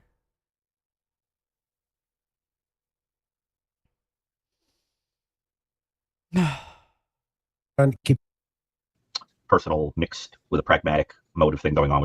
Let me see if I can find it. I want to show you what man babies they It's were. become something that people watch as if it's I'll one be big on giant tomorrow. episode Yeah. of Murder I'll be on tomorrow. She Wrote or something. And as a consequence, there's this need to tell every single drop of the. You don't call for it right in the middle of an 84-year-old woman missing, and he's at the helm. You can't do that right now. Look at this. Don't believe everything you see on social media if that is not the truth, huh? Okay, that's like telling, the captain of the Titanic, hey, we're sinking, and him going, we are? Right? He knows he hit the iceberg. Ribbons, 5 stars on his collar. Like, just think, for example, when this case is over, when it's no longer on the front page. I don't think the border is in play, but that's just me. Why do all SG messages use entertainment verbiage? Great question, Autumn Falls. That is a good catch, too. The more I think about this, property. Because I thought, is Tucson, I guess I have to familiarize myself. Or kidnapping 84-year-old women. Hello, what are your thoughts about the crime scene being to the world? Well, I once had a cop from out west say to me something like, I love it. It always stuck in my head. It was something like this. You're the kind of guy that would walk up to a cactus and ask it for some Grey Poupon. Well, I think that's pretty true of me. I definitely, because I'm so used to the city. I couldn't do it. I think I'm like roughing it, if I leave the road and go into the forest, for 1 second. So I think that's funny. But the thing with the coyote that horrifies me, Chris, is that if something, God forbid, happened to her, I keep thinking about the desert area and leaving somebody deceased, and how it only takes a couple of days for nature. Well, okay, I got the transcript up now. Hang on.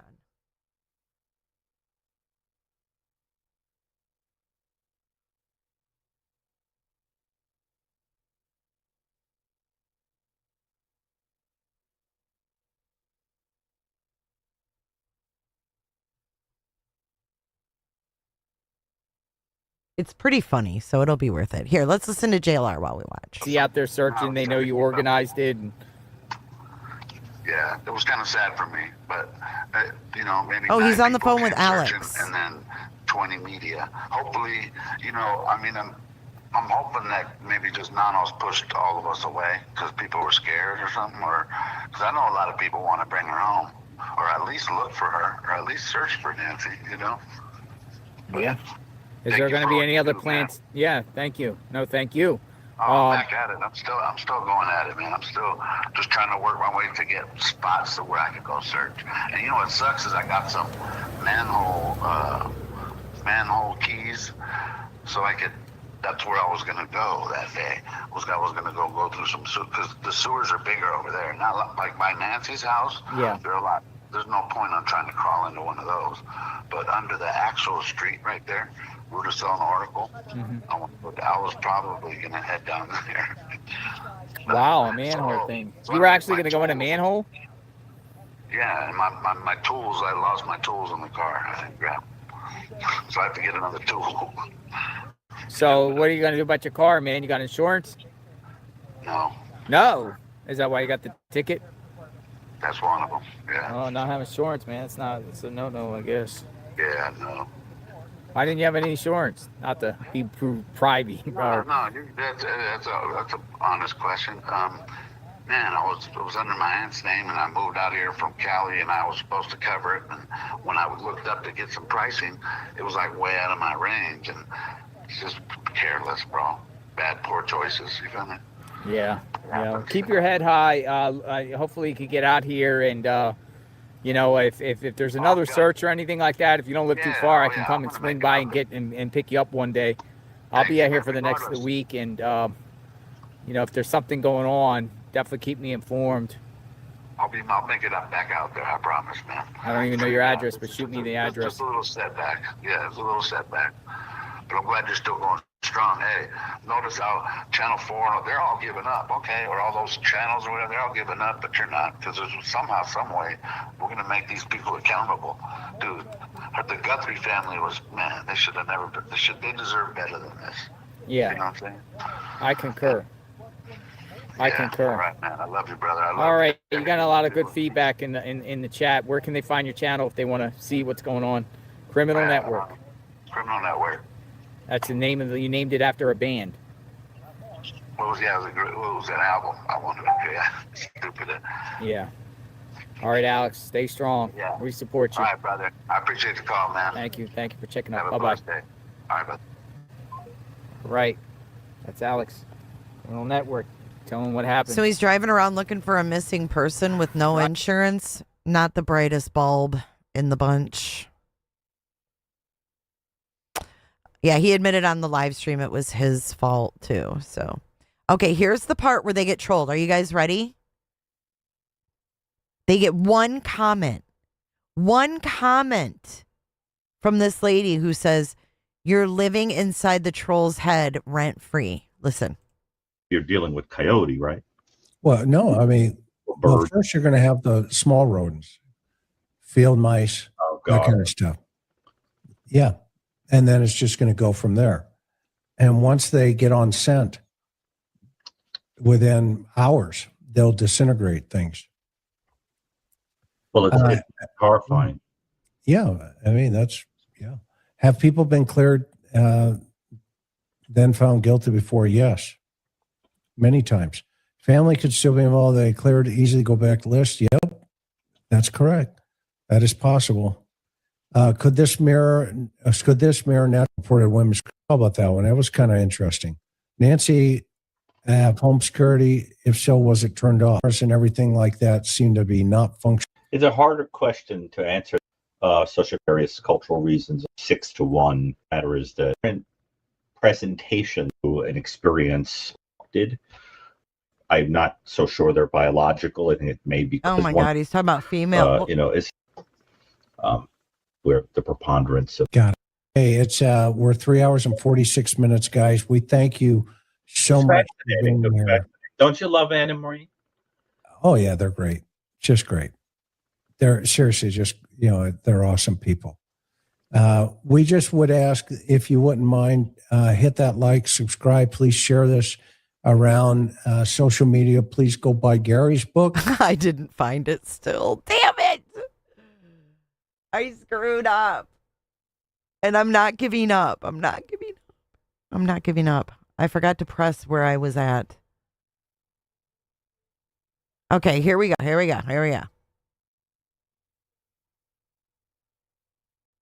This is it, 325. And every once in a while, and There's kind a few of those characters, yes. poke you in the eye. Just ignore them because they don't. I do. I have fun with it.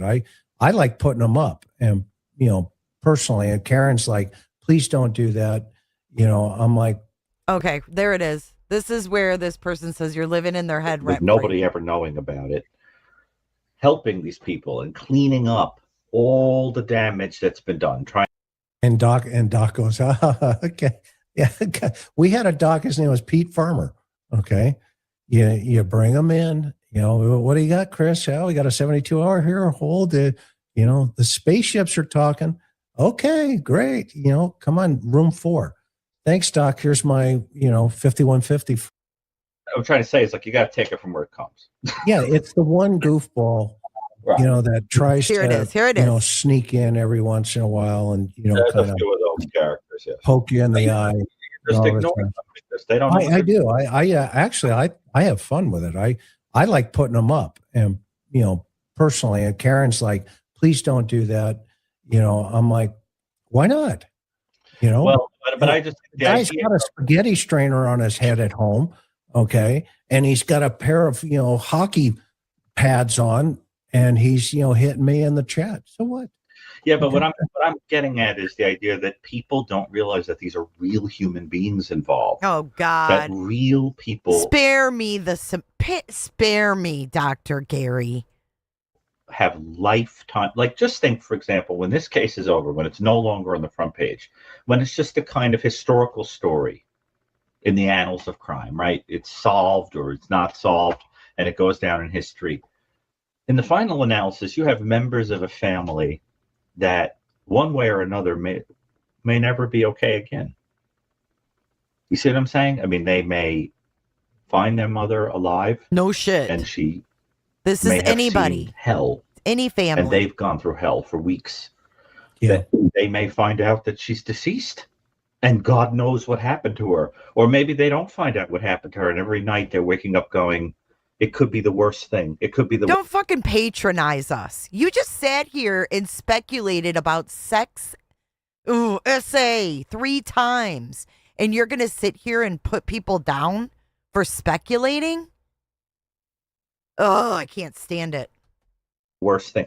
I mean, I've had to be in the room Bye, with Snaz. people who have lost family members to violent crime, and they're never okay. Ever.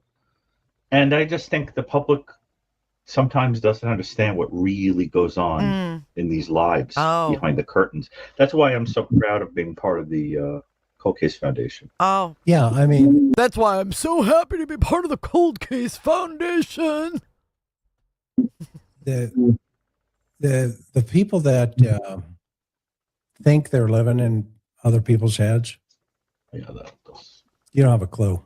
No. Let's get back to the question. We got questions. You here. don't have, but it was important to say that, because I think we can't. What I'm getting at is I'm sort of indicting, in a lot of ways, this sort of TV culture that we're living in, and I think that it's you're seeing a lot of it. There's a lot of narcissistic sociopaths out there today. I mean, let's be honest, right, Gary? That's what it is. Yeah. And they're out here and they live behind a glow. A glow? Okay. Did you know the next generation coming up, they're doing studies. You'll know this more than anybody. Their IQs are lower. You hear this shit? He is putting down every generation behind him. F off. F off, dude. Their IQs are lower. Studies, you'll know this more than anybody. Their IQs are lower than the last generation. Because of you don't need to learn anything. That's my point. We're basically cyborgs without these being in our brain. And did you know my generation was the last generation to never have technology? What? No, yeah. Well, what do you mean to never have technology? You have technology right now, moron. You are fucking live on YouTube. Think about that. My generation, we didn't have technology. I'm the very my group, okay, and that's why we're critical thinkers. And No, he's a boomer. He's a boomer who thinks he's smarter than everybody. Generation, we didn't have technology. I'm the very my group, okay, and that's why we're critical thinkers, and we can take ideas and actually make sense of them. Okay, instead of go ogle. Go what?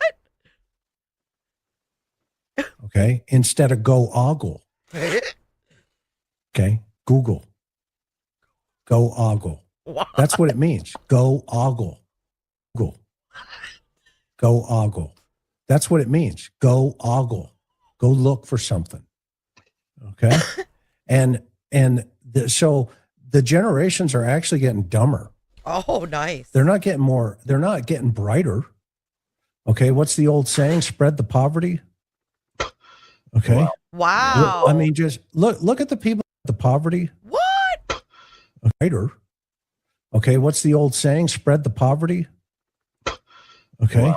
Yeah. I mean, just look at the people that just voted for the mayor in New York City. He's telling you guys to go shovel snow. I mean, do you really think there's a big intellect behind that decision? I mean, honestly, you live there. I mean, and I'm not going to, but I'm just saying, you know, I'm not going to go there, but we have a group of people or a subset of people that they can't even figure out how to solve problems. Okay. Well, Here we go. Let me answer. Let's get back to the question. I'm not going to go. Yeah, but it's a fascinating conversation. So we'll talk offline. Yeah. Can you fucking believe that? And Flo, did you send me something because the dogs just went crazy? Let's see. Lots of talk from sheriff about DNA snag. If that's for sure, what's happening, or could that be strategic? We have new news. What is it? What's the new news? Yeah, that's rude, huh? What happened? 2 different days. 2 different days. We knew that. The non-backpack is a different day. 2 different days. If you could see the same person. 2 different days. That's not really breaking news, though. We kind of figured that, didn't we? Same person. Same person, Whoa. different days. What day, though? Yeah, I can't. Night before. I got to get them off night the screen. Night of the kidnapping. Ugh. Night before. Night before. It's huge. The person here has targeted this home multiple times for a reason. And it's first you don't succeed, dust yourself off and try again. Well, the night before her friends were over. Have video then of that first encounter. Yeah.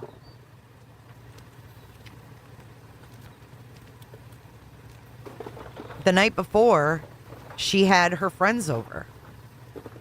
Who's this lady? What's she got to say? Life is good. Why is everybody saying different days? Let me know if you guys want it. JLR just said the day before. If you guys need to like take a shot or something, I know she got on this. They're not saying when it was, guys. Yo, did you hear the new news?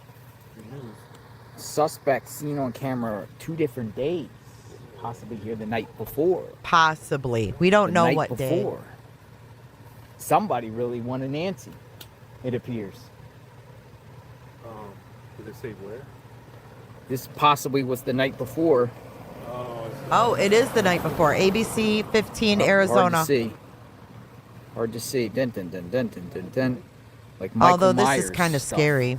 Or Masked confusing. man. Again. Look. Masked man. News, no, that's breaking today. Look. We speculated that somebody was here prior. We discussed the January 11th date. This is what's effed up. They say up here, the masked suspect seen on camera reportedly visited the house a day prior. Then it says down here, sources, suspect seen at Guthrie home days prior. So which one is it? It's contradicting. Days or the day before. It's annoying. It's fucking annoying. Why can't they just give the date?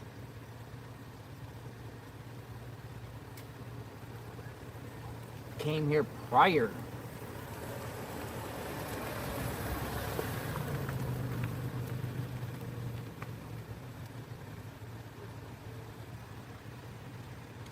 ABC 15. The masked suspect seen on camera outside Nancy Guthrie's home reportedly visited the house on a day prior. On a day prior to her abduction. It doesn't say the day before, but a day prior to the abduction. It's at the day before. Could it go all the way back to January 1st? Interesting, yeah. That throws a loop. So do they have better footage? Could be that January 11th. Maybe January 11th. I don't know. Could be. We don't know. We're not going to be able to figure it out. You know what I mean?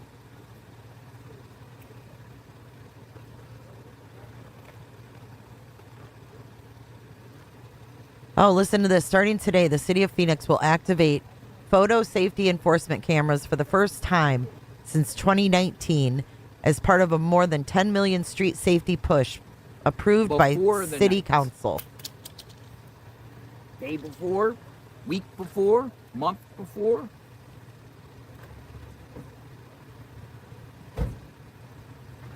'30th, 29th, 28th, 27th, 26th, 25th, 24th, 23rd, and so on, all the way maybe back to the 1st. I just said ABC 15, Arizona. It's right on the screen. ABC 15, guys. Arizona. How's it going? Good, how are you? Got the bikes going. Yup. Motorbikes? Got the cameras going. No, they're electric. Electric? I gotta share that with my viewers. Electric bikes. What's going on? Electric bikes out here. Look. Where you guys from? Illinois. Illinois? Yup. What part of Illinois? Illinois. Illinois. What brings you out here? No, I'm from Tucson. Tucson. Yeah, from Ohio. Nice. From Tucson and Ohio. Coming out to see what's going on? You guys live around here? Yeah, we bought a house. I bought a house 5 minutes. You bought a house? Well, my parents. Oh, okay. I thought you, man. Congrats. I was gonna say congratulations on the home. You got the electric bikes going on. What do you think is going on with there? We don't know. We just came to check it out. Came to check it out. Just heard it on the news. Yeah. You scared in the neighborhood that somebody's out here like doing some crazy stuff? Hey, you watching? Huh? Could be watching. Could be watching. We think he's watching our channel. Yeah, probably. You lock your doors and everything at night? Yeah. Yeah. Yeah. Yeah. Well, you guys take it easy. You too. So again, the first thing we do is we want to Bikes. Hmm. Electric bikes.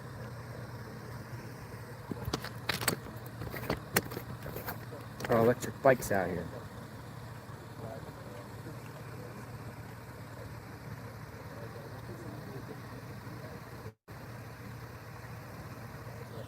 Which you guy, bought a house. Kalina? Congratulations to all the new homeowners out there.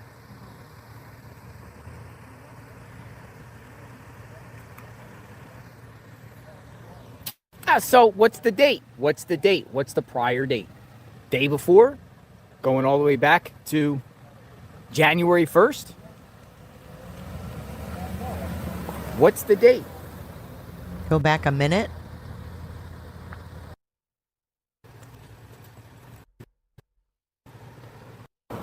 Michael Mass Man. Date. Oh, the guy.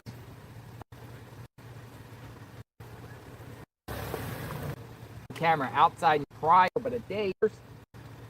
11th. What guy, Kalina? I don't see anybody. Hey guys, motorbikes? That guy, he's with the media. Electric? I gotta share that. This with guy my right viewers. here? Electric bikes. What's going on?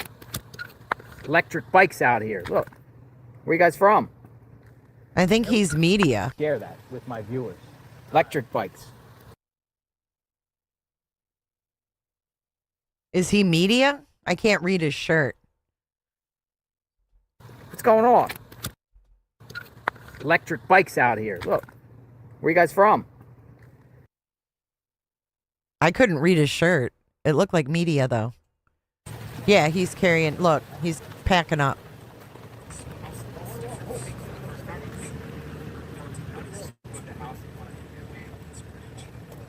It did look the same, the reflectors.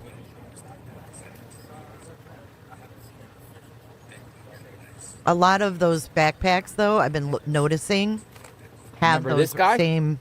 Somebody clipped this. Remember we talked to the Reflectors. gentleman this morning? Who's this guy? Hold on. Oh, But it's the Homeland Security. But is it somebody that didn't know the house and seen things for the first time, or you think the perp understood the house and kind of knew it? He might have, like, that one picture where they show him without the backpack. Some, I haven't seen an official source. Some people say it's from January 11th. They're saying. I didn't hear that one, but I keep hearing the date January 11th. Yeah, like he walked up, maybe just looked, maybe walked around the back, took a look, left. So you think some of the video footage there is a splice from two different dates? I do. You do. I do. Shane was right. Shane was right. Before the mainstream media put that out there, Shane comes out this morning and feels, and we said, you think the video was spliced when they shared it? And he goes, I do. And lo and behold, good job, Shane.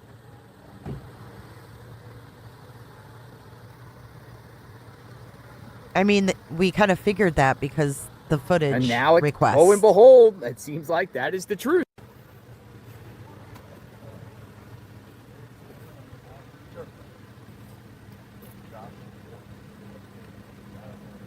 No, they never gave us dates on any of them. They just released them with no context. Now we're finding out the one without the backpack was a different night, and we're assuming it was January 11th because they asked for more footage on that night.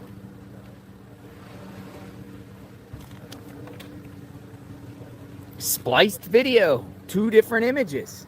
Huh. So they probably have more footage from the 11th as well.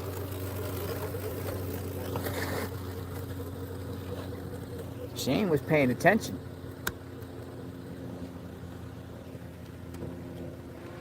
How does Shane know? Shane for sheriff. Shane for sheriff.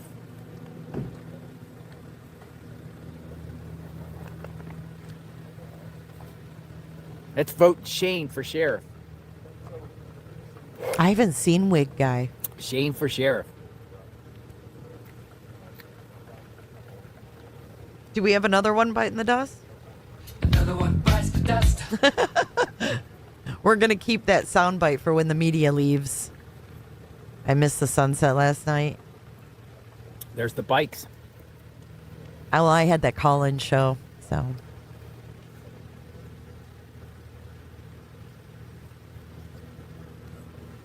Anyways. I'm tired.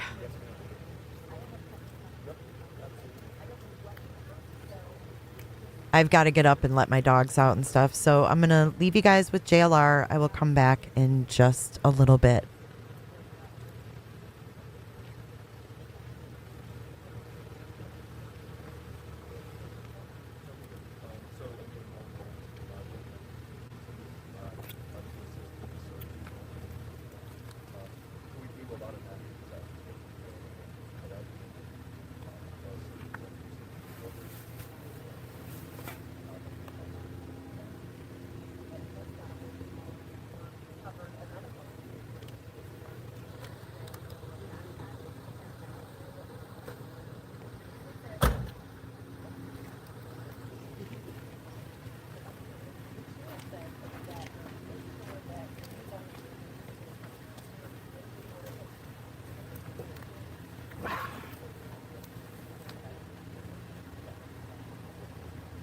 Brenda Jacobs, 8163. You can look it up. Nancy had taken out a $10 million. Before I take my dogs out, I want to say thank you so much to Tina for your Venmo and Flobo. I am fixing to go out and get that package. Did not know that. Brenda Jacobs. Brenda Jacobs, 8163 says, you can look it up. Nancy had taken out a $10 million life insurance policy on herself 11 days before she was taken. Some new information to me. Is that true, everyone? Anyone know about that? Life insurance policy?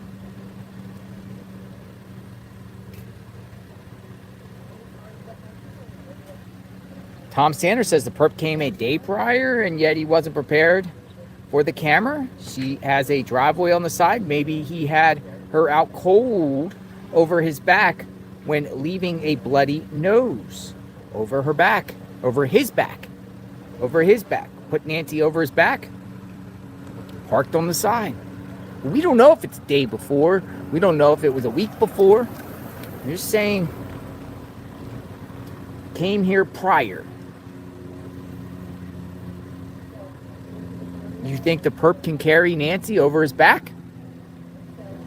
Blood dripping over the back? Put somebody over your shoulders?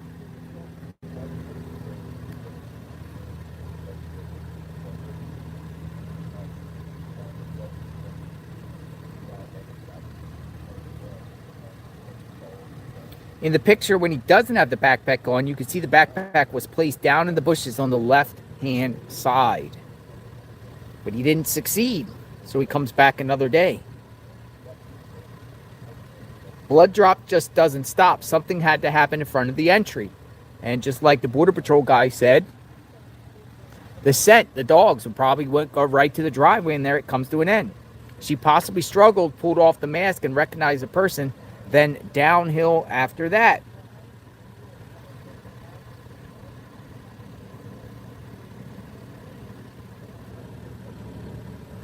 Interesting stuff. Interesting stuff.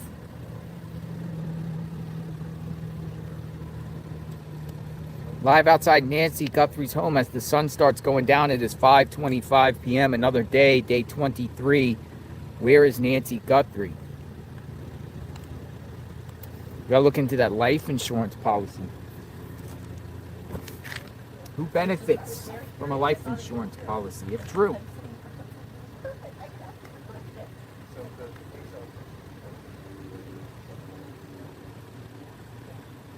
Who benefits from a life insurance policy, if true?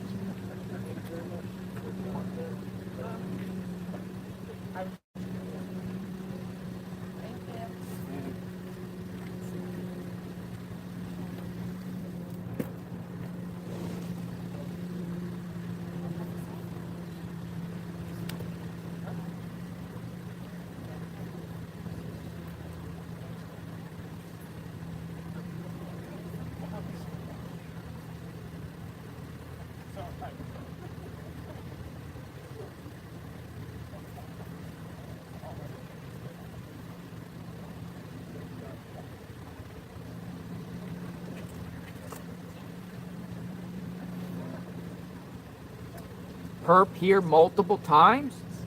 Multiple times?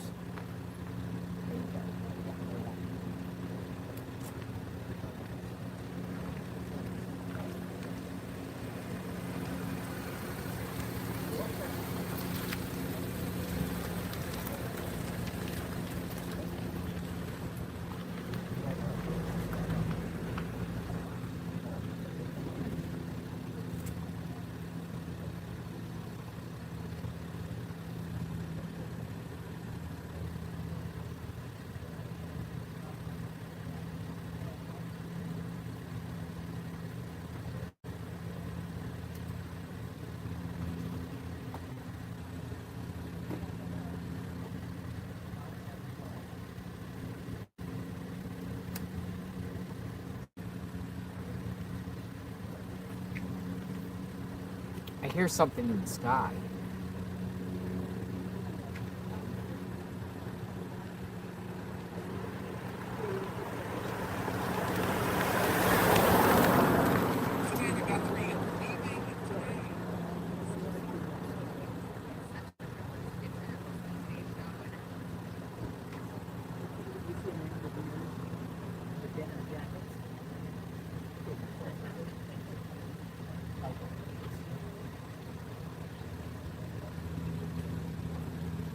I would think, based off the Google trend thing and neighbors asking about the 11th, I would say the date probably is more the 11th.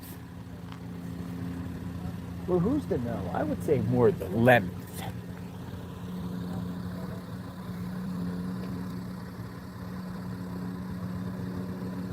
Could have been the day before.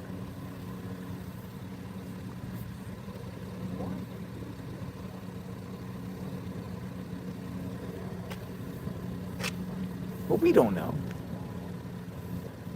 We'll just say the person came prior. That means 2 times. 2 times. And somebody was saying if you look at the photo, the one without the backpack on, you could see the backpack down. Therefore, they had the backpack then too.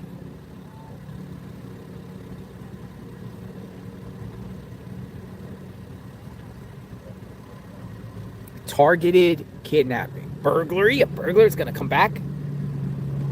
Because they failed the first time? Nah.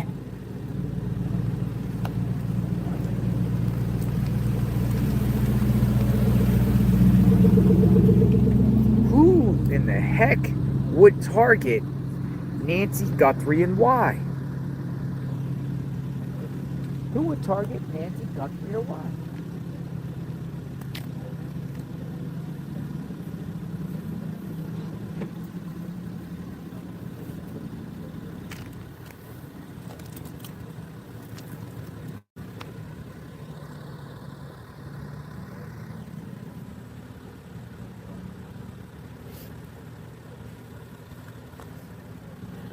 Why?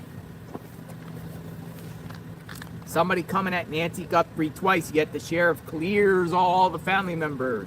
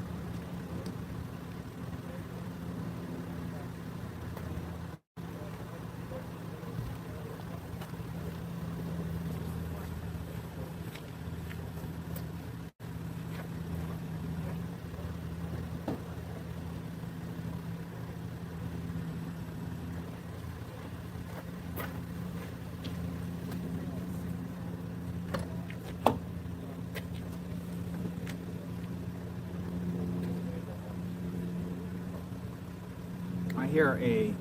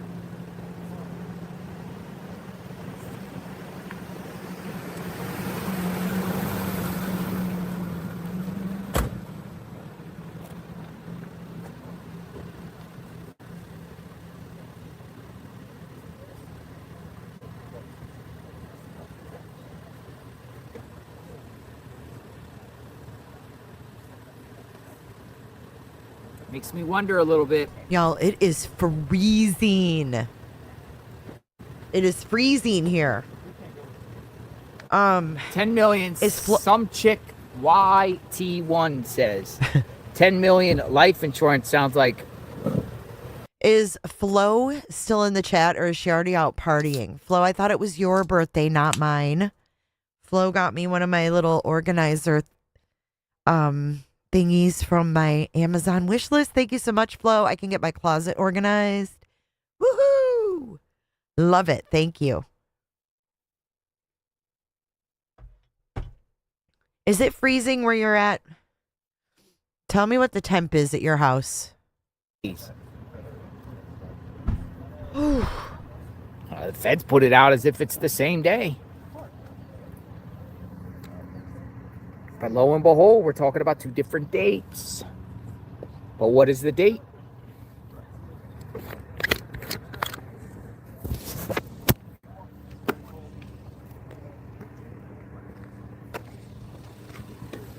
Our command center. Okay, let's do our own due diligence, shall we?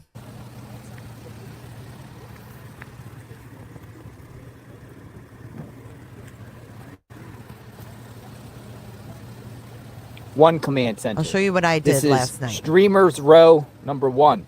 This is what I did last night. We got another one now. Okay, I went to public Streamers case. row number 2. This is our tent. All right, look at Streamers Row. Anyone's welcome. You can come and join us at our tent. Anyone's welcome, Streamers Row. This is our tent.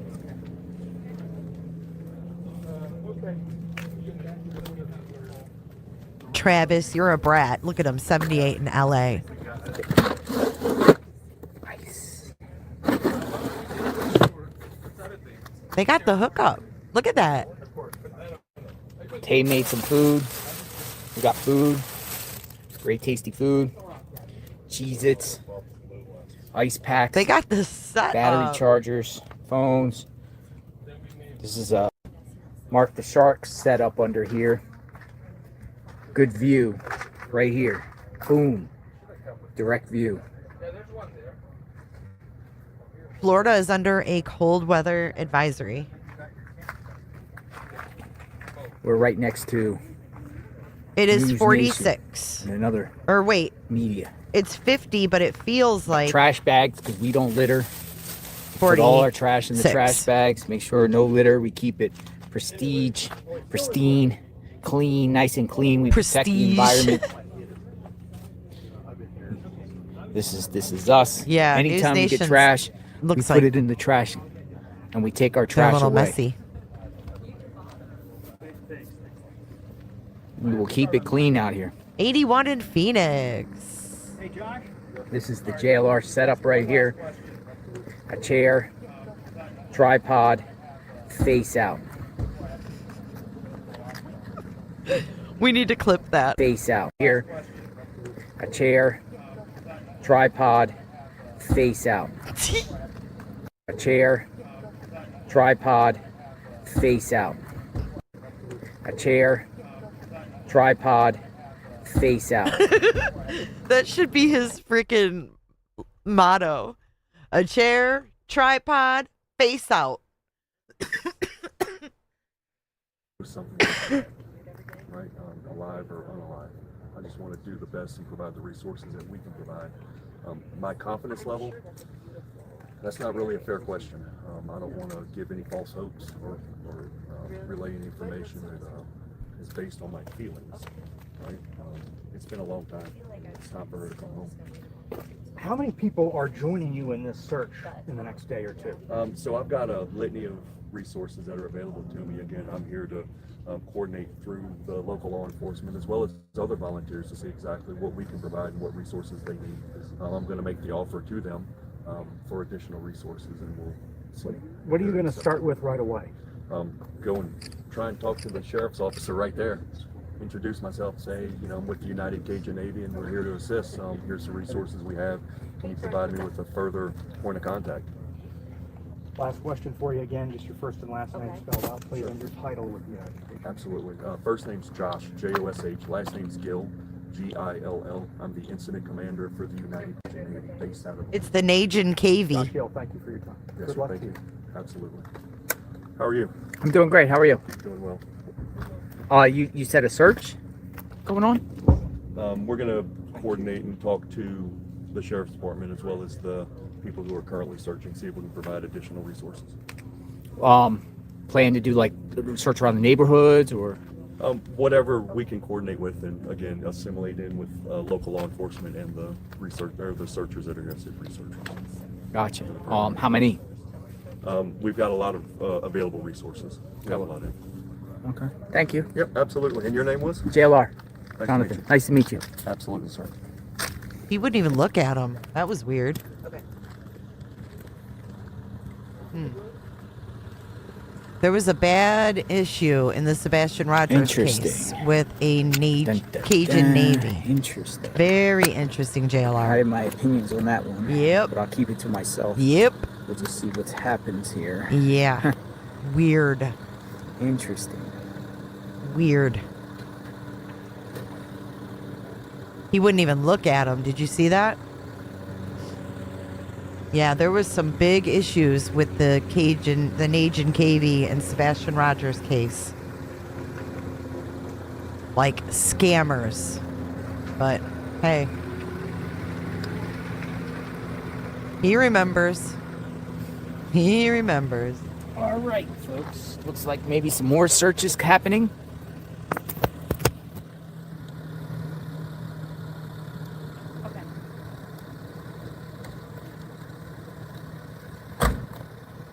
But there's a legit group, and then there's others that like. Yeah, there's another one. There's two different groups. There's one that's legit and one that isn't.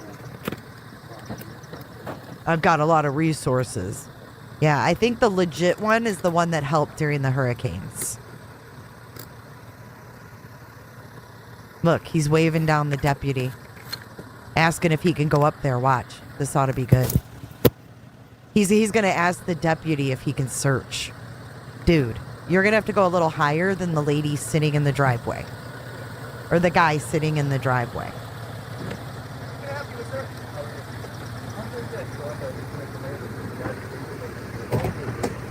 Get him, JLR. I had to direct you to our PIO. Okay, so I've sent multiple messages to the PIO. Okay, I'll get you a telephone number. Give me a chance, because I don't answer any questions. So, I'm not recording. oh no, you're fine. You're fine. I gotta direct you the way they want me to. All right. Absolutely. Give me a second. Let me get the number for you. Yep. Yeah, I don't think this is the legit group, guys. I don't think they'd go about it this way.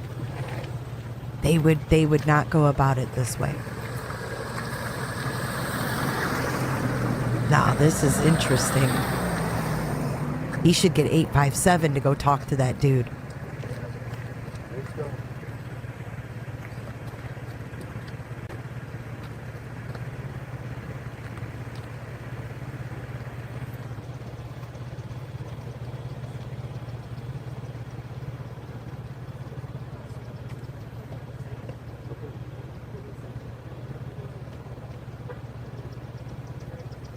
Nah, there was something up with these guys before.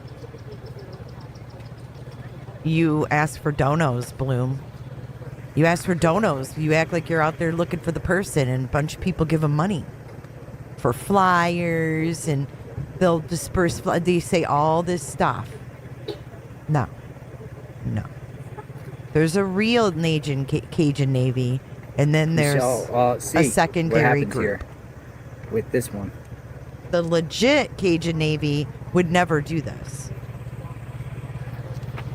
He talked to the news before he even talked to police.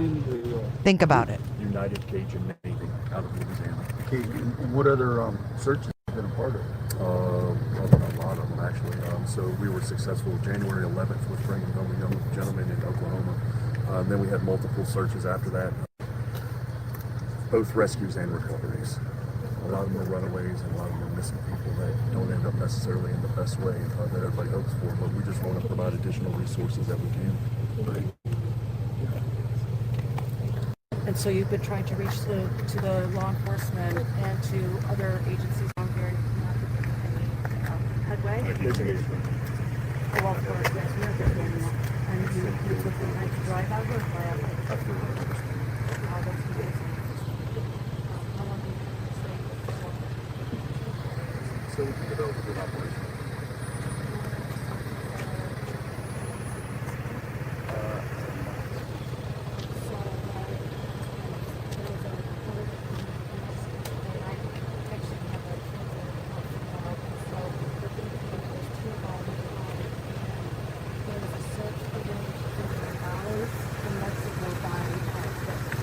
Gotta be careful, folks.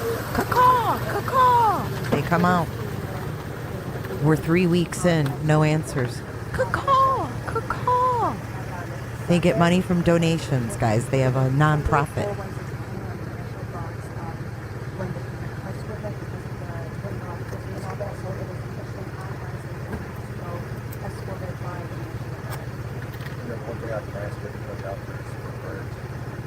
Prayers for the volunteers, prayers for law enforcement. They're touching a lot of people right now. They're doing their best to go possible. Prayers for the family. This is very tough for the family. And again, we just want to provide anything we possibly can provide to assist law enforcement and assist the family. Thank you. This is so appreciated. I'm very familiar with your efforts, and I'm so happy to see you here. I was so I was like, oh my gosh, is this who I think it is? Like I was like on my phone, like please make sure that before I approach you. So may I shake your hand and thank you so much. You're here. They fool everybody.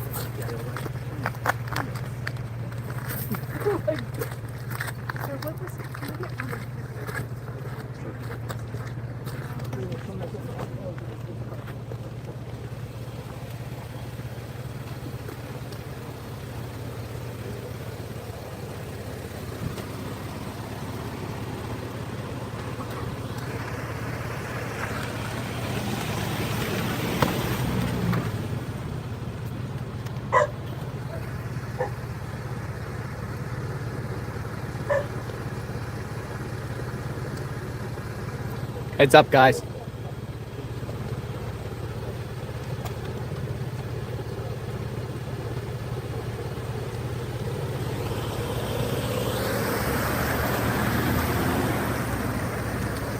They made their name off of the real Cajun Navy. Caw-caw! Caw-caw! That's what I call tragedy vultures.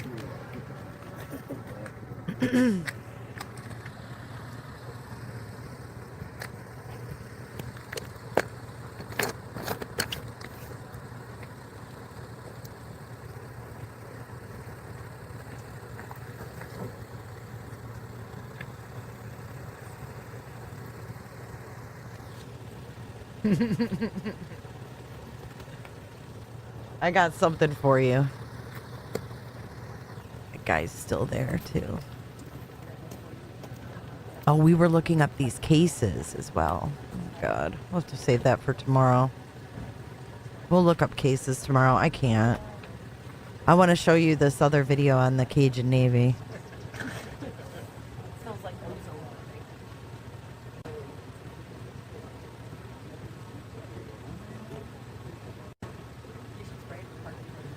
JLR's got his eye on him, boy.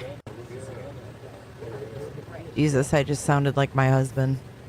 Got his eye on him, boy. Okay. Here we go. His thumbnail says, scam alert. 1 year ago. Live, Sebastian Rogers, United Cajun Navy. You guys ready? We'll keep an eye on this guy, but I want to show you guys this.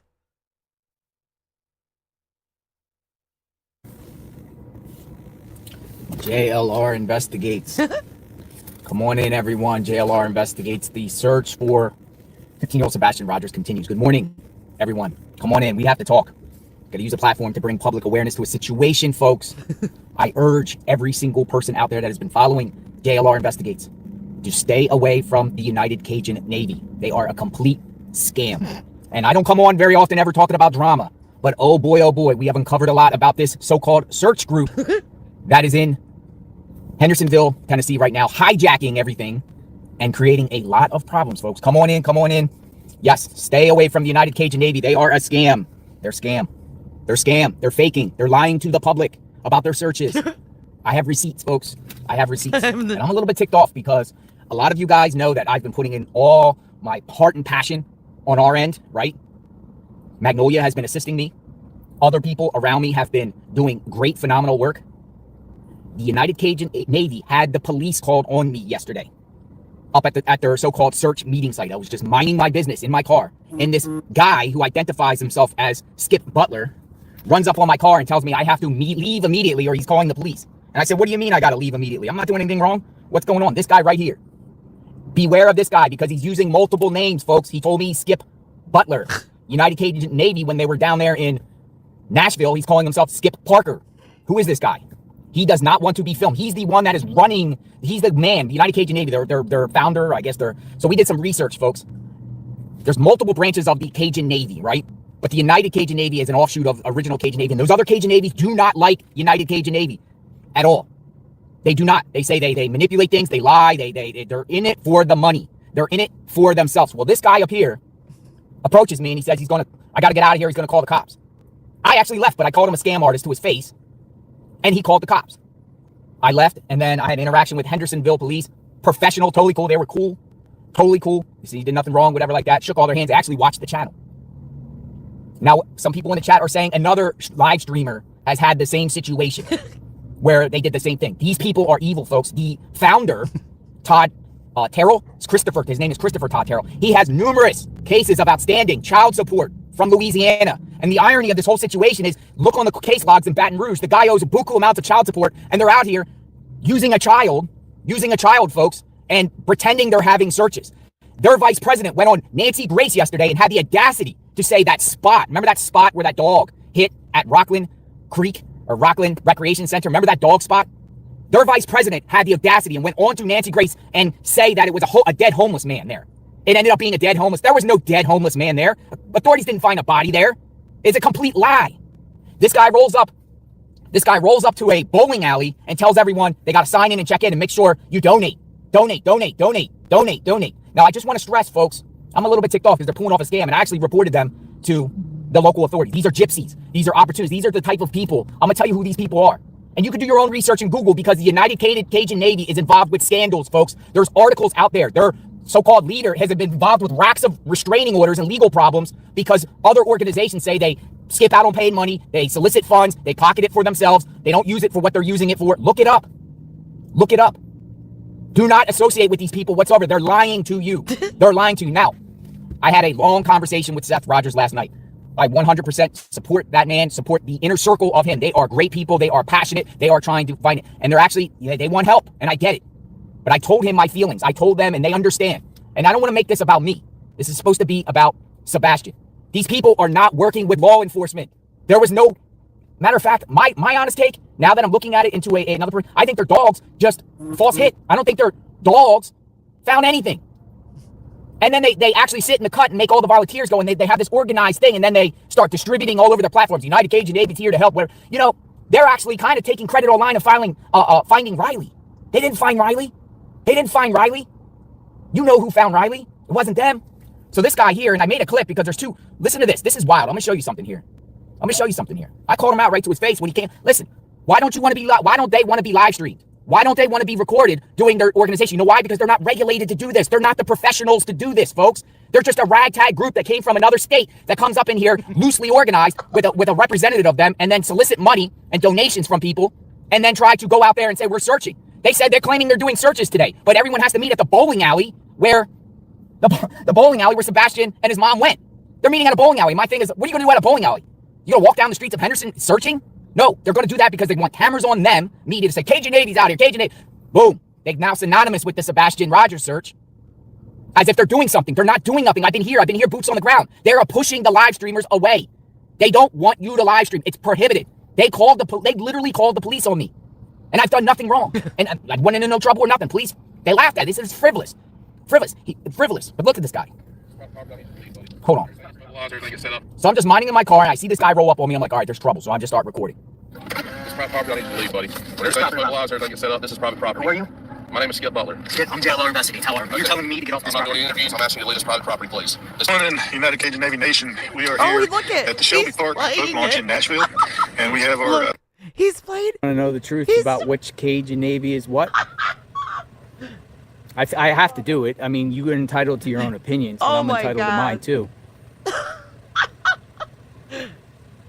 I know Too what's much. up here. I know what's happening here. Too much. Too much. 79,000 views. Pretty, you know, go watch it yourself. That's by far the best photo, the enhanced one that Inside Edition did put out. Oh, shut up, 757. Okay, let's finish listening. He wants us to listen. We read his mind. A volunteer from South Carolina who just turned around and looked this way. His name's Skip Parker, and his Now, if you heard that, he tells me, Skip Butler, United Cajun Navy, saying in their own video themselves that he's Skip Parker. Who is this guy? Who is this guy? Like, literally, who is this guy? Now, look, I'm going to play the actual full clip. This is private property. I need you to leave, buddy. When everything's mobilized, everything gets set up, this is private property. Who are you? My name is Skip Butler. Skip, I'm JLO investigating. Tell her. Okay. You're telling me to get off this I'm not property. doing interviews. I'm asking you to leave this private property, please. This is private property. I'm asking you to leave. Is it your property? I'm asking you to leave this private No, property. I'm not. Call the police. Call the police. Why don't you get off the property? Why don't you get off the property? How are you going to tell another citizen to get off a property? Shame on you. Why are you scamming people? Why are you scamming people? Why are you scamming people? Why is he scamming people? Who is that guy? I encourage everyone to stay away from them and report them on who they are. They are not doing any searches. They put out these Facebook posts trying to draw people in. It's one of those things like they put these posts and then they say, oh yeah, we're going to do searches. They haven't done no searches, folks. They, matter of fact, they put on for days that they were going to go to Rockland Recreation Center. Guess what? I called Rockland Recreation Center yesterday and asked them about any searches on that property. They didn't know what I was talking about. They didn't know what I was talking about. I called the management on their phone. If you go to Rockland Recreation Center and look on the sign on the outside, there's a phone number there. You can call management. They knew nothing about dogs, nothing about searches on their property. But they, on their own site, was putting out, oh, we have to navigate through federal lands. You need to come through us. We need to do this properly and professionally. They're not working with law enforcement. Law enforcement is not interested in Rockland Recreation Center. They're not interested. But look at this guy. This is the vice president who went on Nancy Grace yesterday. You know the Nancy Grace. And we got to listen to the Proudfoots. Listen to this. Now, to Brian Strasser, VP of Cajun Navy, let's clear it up. Isn't it true this was on federal property that had been closed off? There was a hurricane site earlier. Tornado. It was also, yes, thank you. And it was also near railroad tracks, and some homeless people had been living there, and apparently one of them had died, and we believe that is what the dogs were hitting on. Is that correct? Yeah, all of the above is correct, and we did not gain access to the property. It had already been open when we got there. I'm not sure how entry was gained, but yeah, everything above it that you just said was correct. It's not correct. They didn't find a homeless body on there. That dog didn't hit a homeless body. The coroner no police never came there to retrieve no body. No one reported that. There's no evidence of that. There's nothing. We were out there. They didn't find anything at that site. He lied. The vice president of Cajun Navy lied to Nancy Grace to her face. They didn't find a homeless person there at all. They didn't find a homeless person there. Who is this guy? So he identifies as himself as Skip Butler, he tells me. And there's some articles out there with the right. He just came out of nowhere because if you Google him connected with Cajun Navy, he only pops up suddenly from here, Nashville on Riley, right? He only pops up on, dude, these people are gypsies. And I'm saying it. And they can come at me for defamation, whatever. We're telling the truth. We'll go discovery. I got the receipts. But what's even crazy is this guy, Todd Terrell, who's down in Louisiana. He said they could sue me. We'll go discovery. He pops up suddenly from here, Nashville on Riley, right? He only pops up on, dude, these people are gypsies. And I'm saying it. And they can come at me for defamation, whatever. We're telling the truth. We'll go discovery. I got the receipts. But what's even crazy is this guy, Todd Terrell, who's down in Louisiana, is putting out as if, oh, they're the Cajun Navy's here in full force. No, they're not. They set this guy up named Skip Butler. He might even be Skip Parker because the Cajun Navy identified him in another clip as Skip Parker. So who is he? From South Carolina with an airboat. What the hell are you going to do in an airboat here? So he goes in the back of a bowling alley and parks his vehicle with a big giant airboat as if they're about to do some sort of water searches and stuff. Like, no, they're not. And if they do anything, it's all for show. So I know some people might say, oh, yeah, they are out there, whatever. It's all for show. You know what? They put a post last night. I'm going to show you this. This is ridiculous, too. This is crazy. They put a post last night where they talked to Burton Skaggs, Burton Skaggs, one of a local reporter. I like his stuff. And he tweeted out, he said, I've been in contact with the United Cajun Navy. Now, stress and point, we're talking about United Cajun Navy. There's multiple Cajun Navies. There's actually some good Cajun Navies out there. Cajun Navy 216. They called out the United Cajun Navy. But he said, I've been in contact with the United Cajun Navy. They will be updating after searches are complete as to not attract crowds, which might overstimulate their canines. That's crazy, folks. So basically what they're saying is they're going to have secret searches, but they don't want anyone to know their searches because they don't want to disrupt their canines. And then afterward, they'll tell you about the searches. Oh, we searched here, but we can't tell you where the searches are. You can't live stream the searches. These are all on federal land all over the place, right? Well, yeah, Rockland Recreation Center is federal land. It is federal land. But guess what? There's not much land and there's nothing there. Authorities don't want anything there. So where else are you going to search? Where else is the Cajun Navy really going to search? Where are they going to search? But anyway, this Todd Terrell guy, Christopher Todd Terrell, his real name, the dude has warrants out for him for delinquent on child support. $12,423.80 delinquent in Baton Rouge. Horrible. I'm going to get this guy's mugshot. Cajun Navy 216. I'm going to get this guy's mugshot. Here, hold on. Let me show you. They pretty much said, this is Cajun Navy 216. You always have got the ones that are out in it for the right reasons, and then unfortunately you have the other ones. We will never unite with wolves impersonating as sheep. Good will always prevail. And someone responded, are you referring to the United Cajun Navy Army? Are they not legit? It was great they found that missing boy in Nashville, right? They laughed. Haha, they didn't find him. Workers moved barges out of dock did. Watch the police press conference. It's posted on the page. They're calling out the United Cajun Navy, folks. They're calling out the United Cajun Navy. Do not assist them. I'm telling my platforms, you are being scammed. If you go out there with them, you're being bamboozled. You're being used for their own donations. They are using Seth Rogers. And then there's conflicting things now, according to Nancy Grace. Who are they there for? Are they there for really the Proudfoots? Because of the way I heard it on Nancy Grace yesterday is as if the Proudfoots contacted them. Is this all a distraction with them? Is it? It's shameful. I'm sick to my stomach. I'm seeing a scam before my eyes. I'm trying to raise the red flags. If you're there, pull out your camera and ask them for their credentials. Ask them who they are.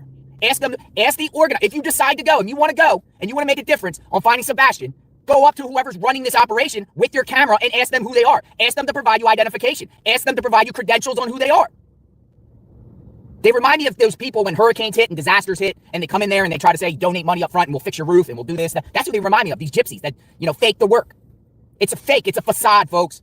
And it's my duty to tell you people this. Now, you can believe me. You could choose to believe me. You could choose not to. You could say, oh, I'm just butthurt or whatever because I can't lie to you. No, I'm out here trying to find a kid.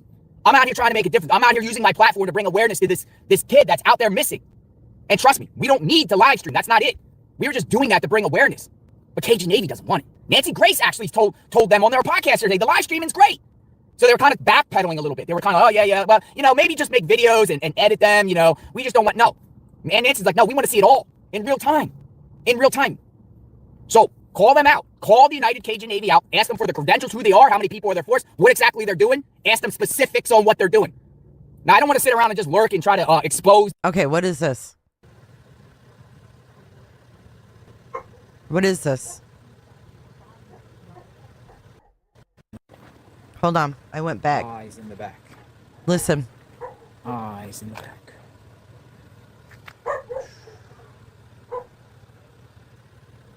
What's in the back? Eyes in the back. Eyes in the back? Where is their eyes? Oh. Who posted the new vid?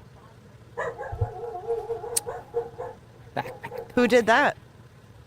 Plants, driveway. Eyes in the back, watching. Eyes in the back. Sun is going down.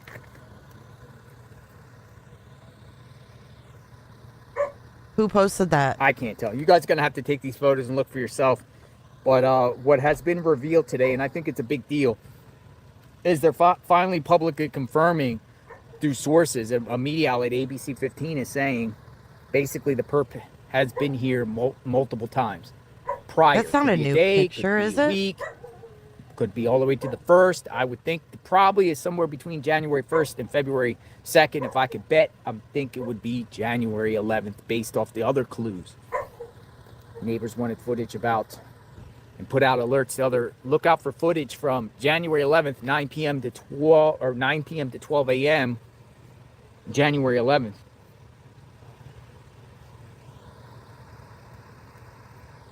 Yeah, we know about the day before, but we don't know what date it was. We think it was the 11th. But what video are you talking about? I don't see a new video. I don't think what he was just showing was new.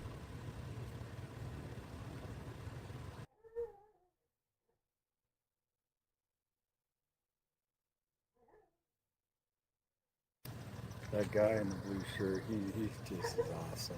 He's been here Oh, since yeah, day he's one. good. He's good. And he's running. He's one of my favorites. Yeah, he's almost out of a. Dude, he chases stories around with. He's the photographer, man. He gets the action. Like, No, he reminds me. He should. They happened 81. Oh, is that the girl that searched? She's getting mixed up with him. That's who that is. The girl with the hat is the one that searched with. That's your face. At the Hobby Lobby. Backpack guy. Plants driveway. Yeah, that is new. Eyes in the back, watching.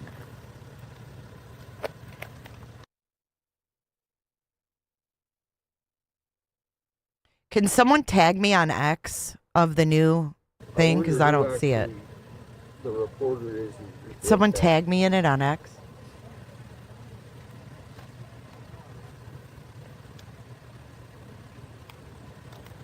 Is the news actually reporting that, or? And see the sun.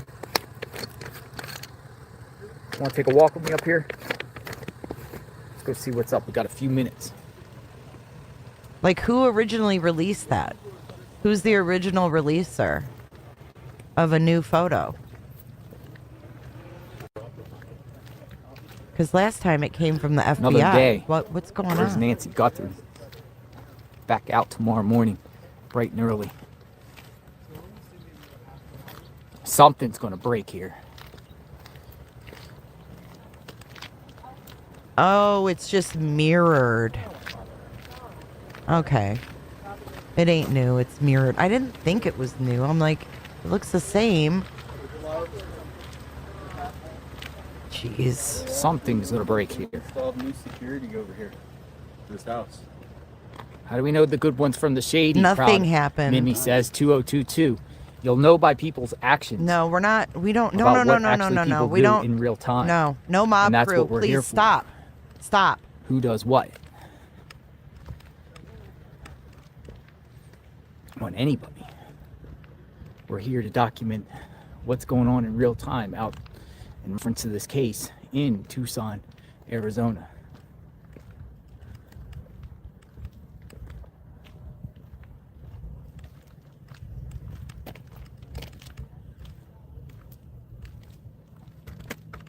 Thank you, Miss Mary. There it goes. We got our sunset, guys.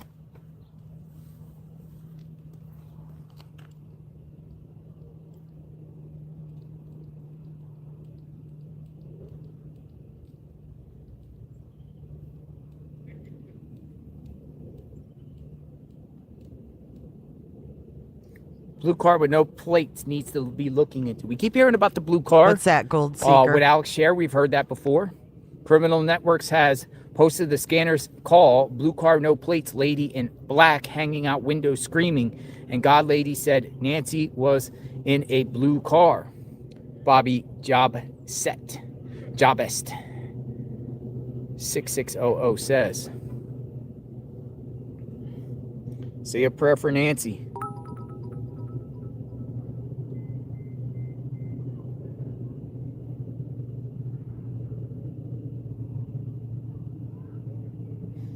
Sarah KB_MD. I sent you email with pics that show outlines of others. One which looks like a person over shoulder in background. Did you see?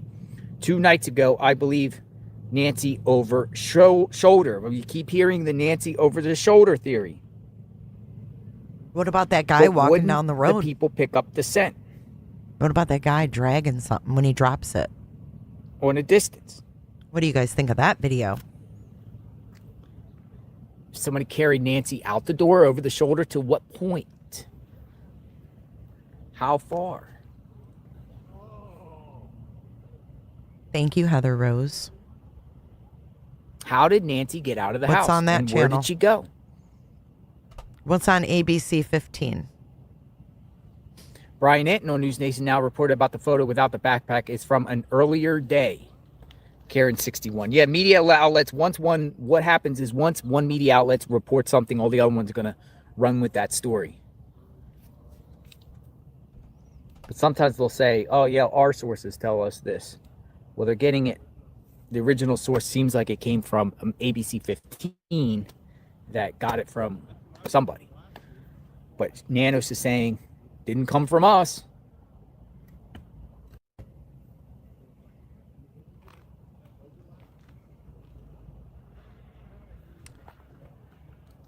To me, it does look like 2 different days, doesn't it?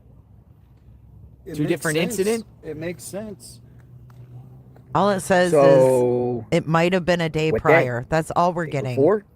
In the grand Week scheme of before? things, I'll that pull is up to it. January 1st, sometime in between, or even earlier than that. Something that is sends me to it. January 11th. We did hear that date.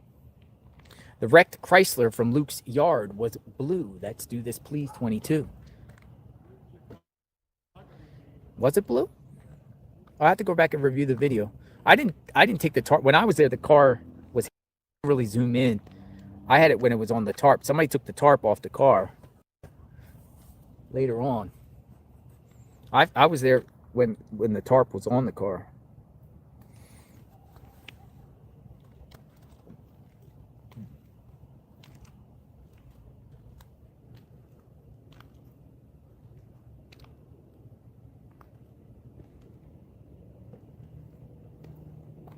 Pretty sunset. Day coming to an end. Another day in the books.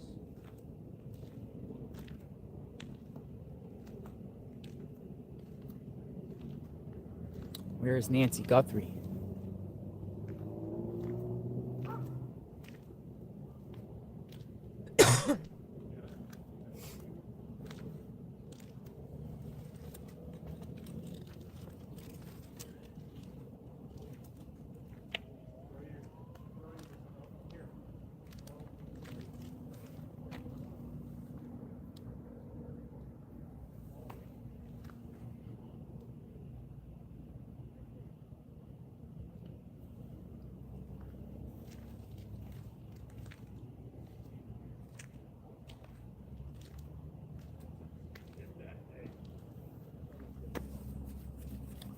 As you see the sun going behind the mountain, another day is coming to an end, and Nancy has still not been found. Day 23.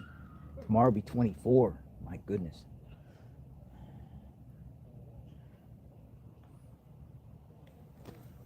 We'll have to review things and maybe try other locations tomorrow. Possible scenarios. But we're not getting, like, I think that's a big thing, though. You know, the media is saying that, but Sheriff is not. The way Sheriff's saying it is, he's just saying the information didn't come from any of us.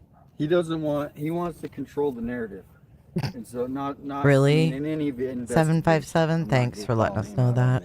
And so if it comes out, if it's not coming out from him, he's gonna deny it. Yeah. Okay. Beautiful sunset, Tina Girl. Hey, Tina Girl. Thank you for everything, Tina Girl, for coming out yesterday and saying hello and the Red Bulls and stuff. I Look at appreciate that right Tina there. Girl. Beautiful. Thank you. Very grateful. I saw your emotion out here and you're very passionate and affected. You came out there to pay respect to Nancy.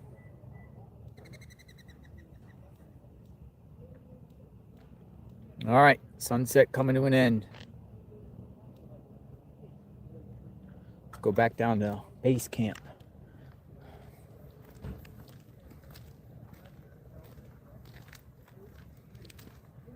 And look how blue and bright it is on this side.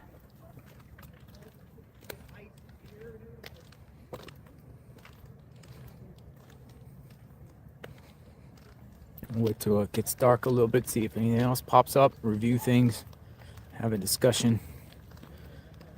Okay, what I'm going to do now is I want to show you guys some drone footage, and then I'm going to wrap this one up. But I wanted to show you something that stood out to me when I was watching on my TV. And it's this right here. Oh, that's as good as it gets. 720. Okay. It is what it is. But here, let me pause it.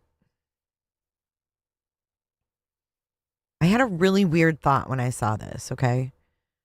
So when we saw the other drone footage, there was actually like garbage cans in here in this little area. There was like her, hold on, let me get rid of my picture. Hear me out for a second. Hear me out.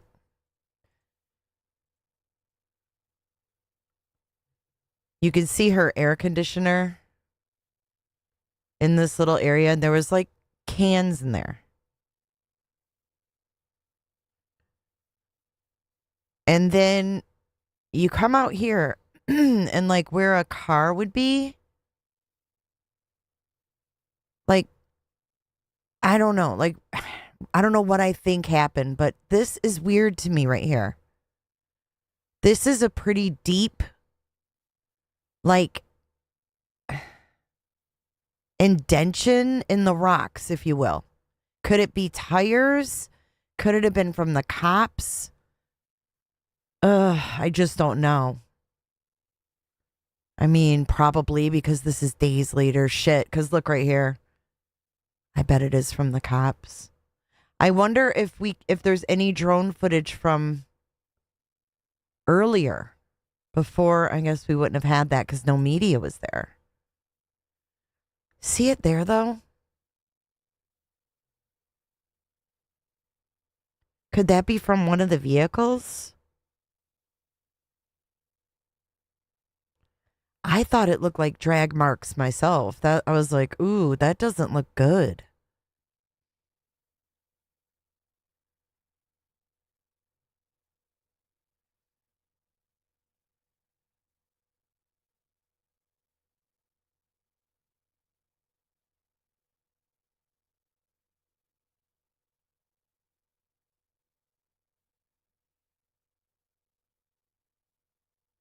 See it?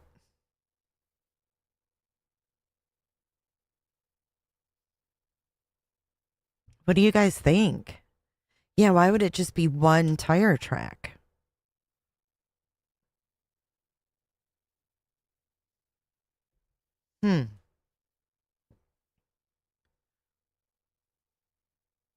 Probably just a transition formed from the turn into the garage.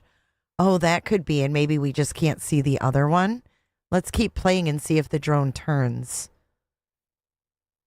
You'd think there'd be two, though. I don't see another one. I see this and then this, and I don't know what to make of it.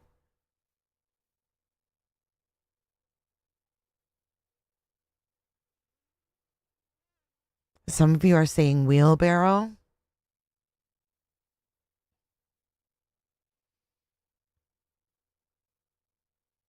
Let's see if there's...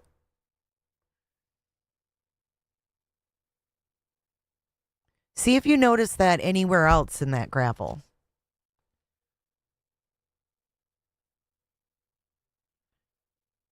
Yeah, if you say mob crew, you lose a testicle.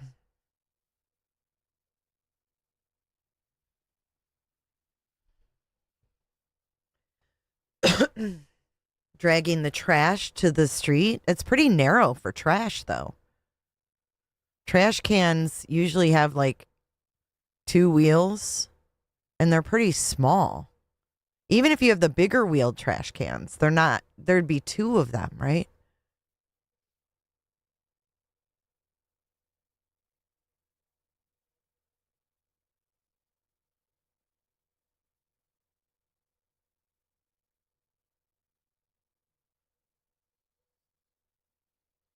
I just don't see any other indentions like that. It just stood out to me when it on the TV there. And I thought about like how the door was open for 2 minutes. Like, was that 2 minutes to take her out? Like, was that garage door open and then was she drug out to a vehicle like Chris Watts style? I hate to fucking say that, but I mean, she's somewhere.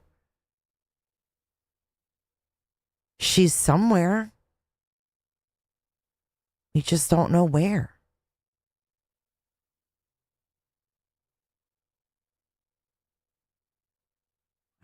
I don't know. It's horrible. It's absolutely horrible.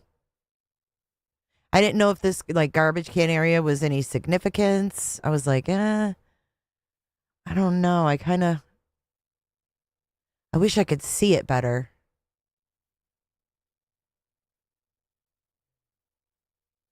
I'm going to have to actually play the actual footage again on my TV.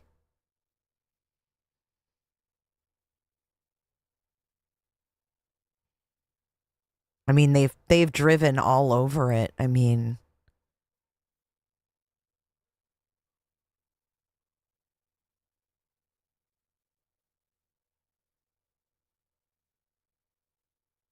there's the blue shirt. Hold on, let's go back a little bit.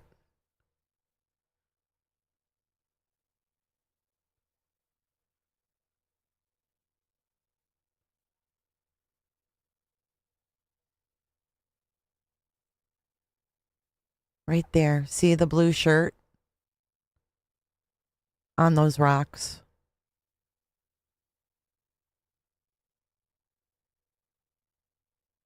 And so the blood would have ended right around here. And she's got several steps. I don't see her going in and out of this door very often. I would say as an older woman, she would definitely prefer the garage rather than these steps. Because you got 2 steps here, and then you've got another step up here by the thing here.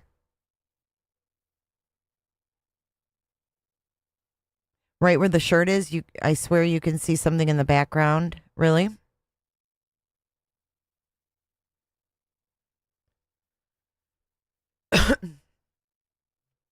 I mean, I just don't have faith that the sheriff's department on the first day noticed things like indentions in the driveway, or I just don't. Yeah, true crime queen. I thought so too. I mean, there's no way to prove that, but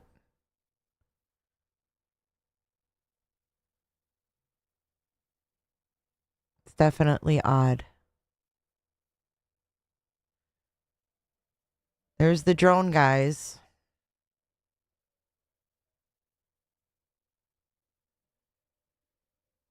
I just don't know. I don't know what to make of that. You think there were 2 before? I have a feeling Nancy had someone who came over and assisted her on the daily, kind of like we heard Annie and Tommaso would care for her on the daily. I think that's who it was. Would come out and get her mail, get her fucking, take her garbage out, da da da da da. Right, and they never took the damn doormat. That's a whole nother thing, too.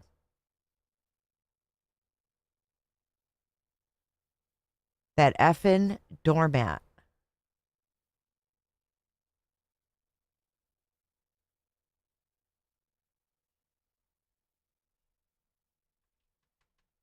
I'm looking to see if there's any other drone footage.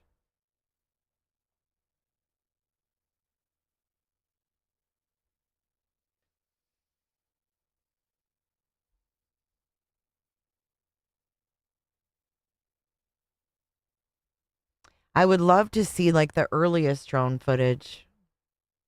But I don't think the media got out there until February the 4th.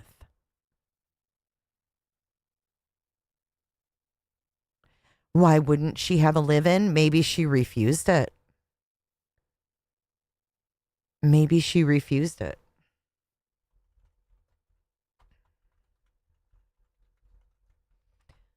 I want to play that video. without fluff. I just want the video. Like in the best quality I can get it.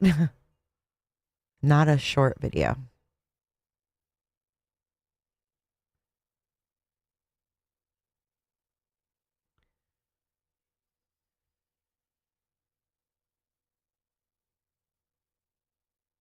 Let's put it on this one. Here, we want to bring in.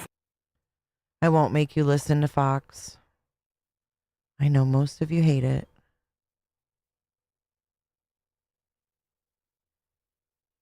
See, it's got that big thing at the bottom. I don't want it like that. I want like the raw.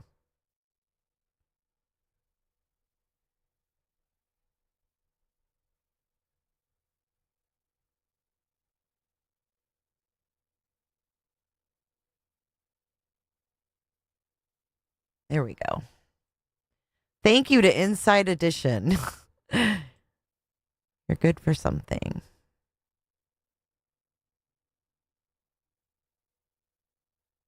Okay, let's watch this. For the 1,500th time. I'm not sure where people are seeing eyes. A lot of people refuse that kind of help, you know?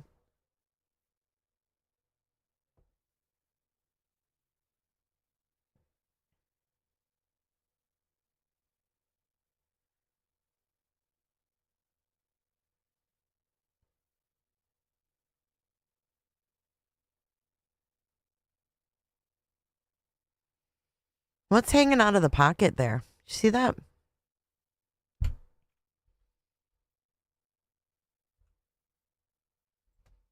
What is that?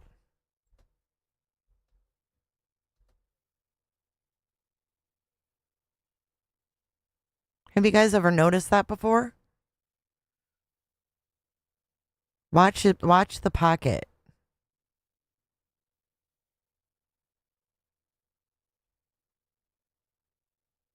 Watch. There's something in that pocket right there. Right here. What is that? I think this is this a strap to the backpack? And what is this?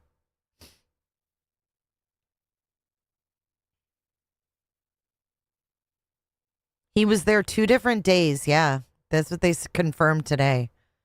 He was there 2 different days. Do you see that?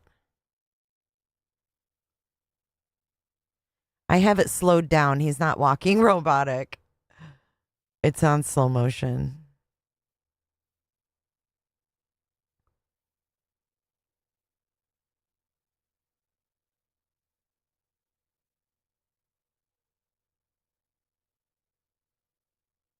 I don't either, Glow, and that's what worries me.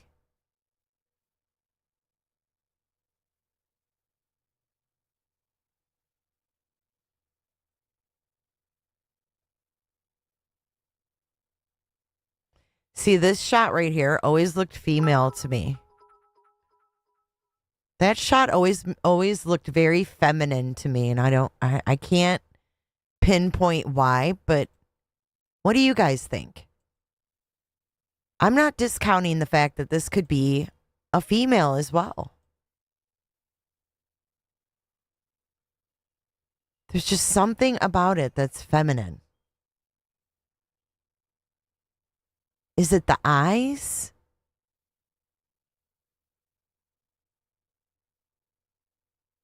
I don't the mustache. I don't see a mustache here, but I just something about this when I saw it was very feminine to me.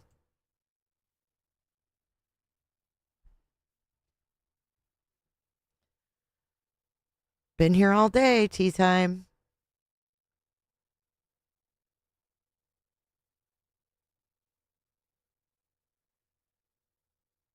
Mustache looks fake. I thought that too. What about those one masks that were popular? My son had one for Halloween. What was that? Like guy something mask?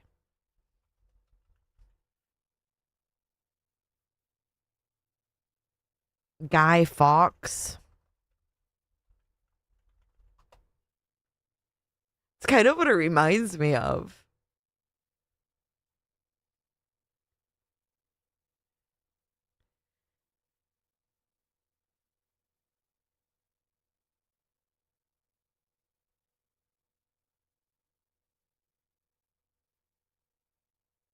The Guy Fawkes mask? It could be. Do you guys remember? Do you guys know what that looks like?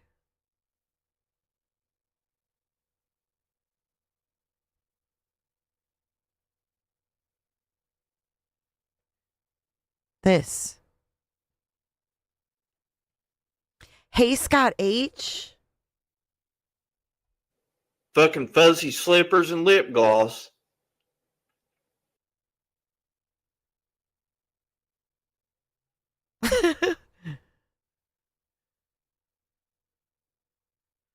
Somebody put a mask over that.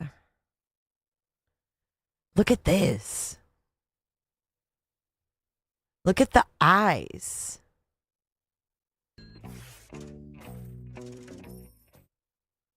Thank you, Mox. Thank you. She said the arch eyebrows. Look at the eyes.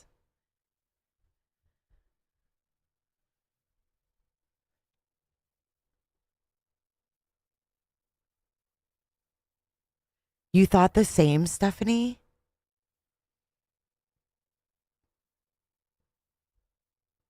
I don't know.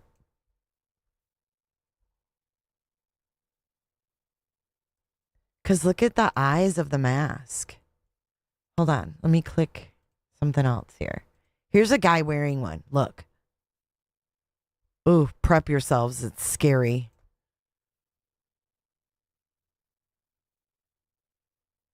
What if the... Oh, you couldn't hold the flashlight in your mouth. Good call. Good call. You wouldn't be able to hold the bite light. You wouldn't be able to hold the bite light. Oh, it's so creepy. It was worn in the movie V for Vendetta. Ooh. Look at the lips. I don't know. That's some scary stuff.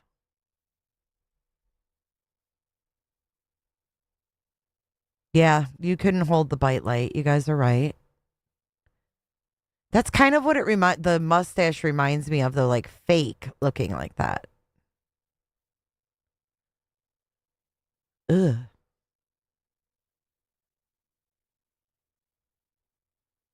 Guy Fawkes is a real guy.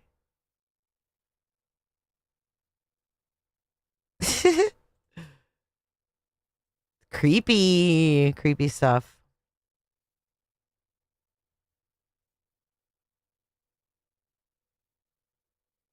But you know what? All you could fit in there is like a penny. It's like a coin slot. It's a coin slot. But he definitely has this little frickin' looks like a shit stain. He has a shit stain around his mouth. That's what bothers me the most. I want to know if that shit stain is real or if the shit stain is fake. And I think that they were right in the interview room when they said maybe he's peering in that glass window to see if anybody's coming. But it looks like a shit stain. You think it's real, Prepper?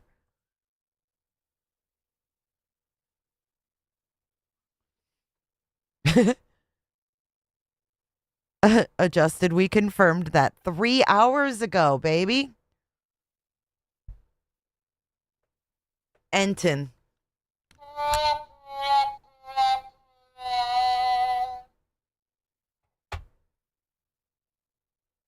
I mean, you could put a fake goatee on, like glue it on. Hey, Mark Anderson, thank you so much for your super sticker. I appreciate your support. Thank you so much.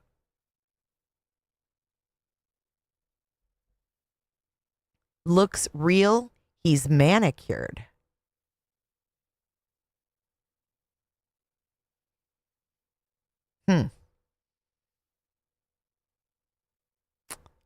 I just don't know.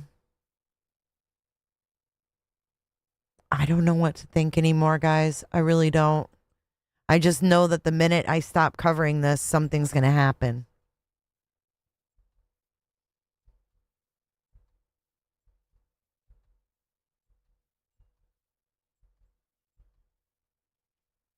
Yeah, I mean, no one's off my radar either. I'm with you. I think to whoever knows this person, it's probably really obvious. It's just that we don't know them. Whoever knows this person, they got to know it's them.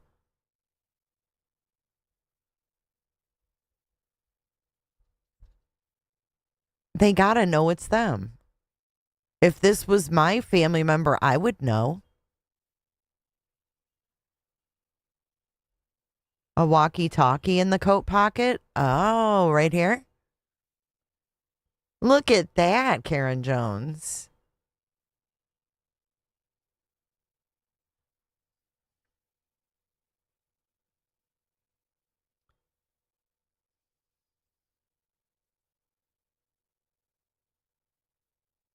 I just keep wondering if I'm going to see something I haven't seen before, you know? Ugh. 8:30 at night and I'm still on this. So disturbing. It's just so disturbing. To think that right now media is all, you know, out here. It's just... It's awful. I feel so bad for her.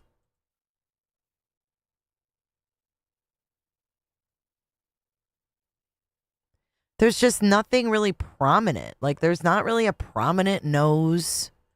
Like, if you look at his nose, it's not really... It's not like you'd go, oh, yeah, he's got a big nose. It's like there's nothing except for the weird eyes that really stands out. But on Nancy Grace, I guess they're saying this could be a walkie-talkie of some sort. I didn't know people used those. Oh, they found a transmitter two-way radio thing during the search yesterday. Did they ping it?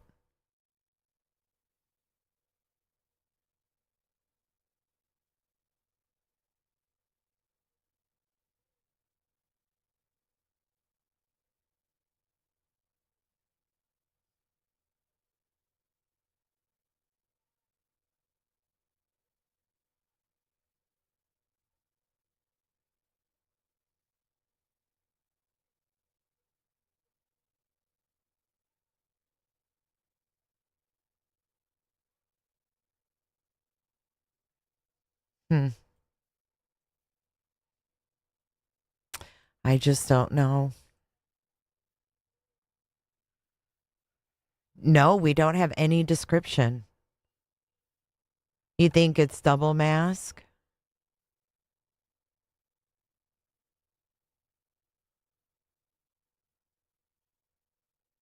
Huh. I don't know. I don't know. It's all just so much.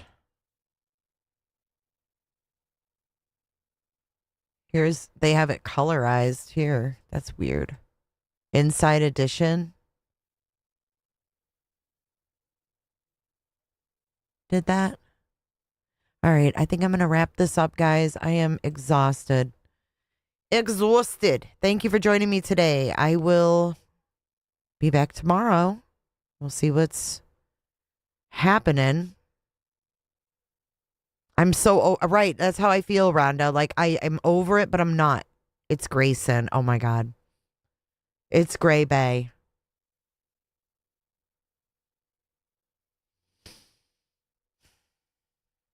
That's how I feel. Like I'm so over it, but I can't. I don't know.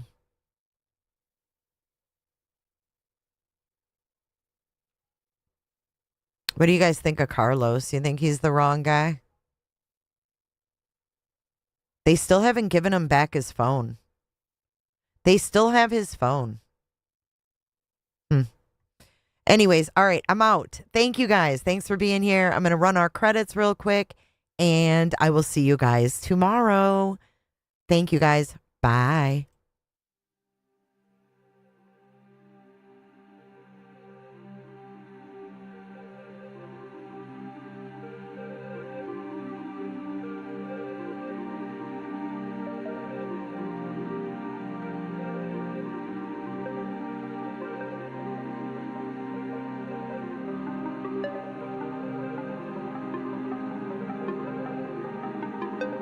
so much for watching. If you enjoyed this live stream or video, make sure to give it a thumbs up and hit that subscribe button so you don't miss out on my latest content.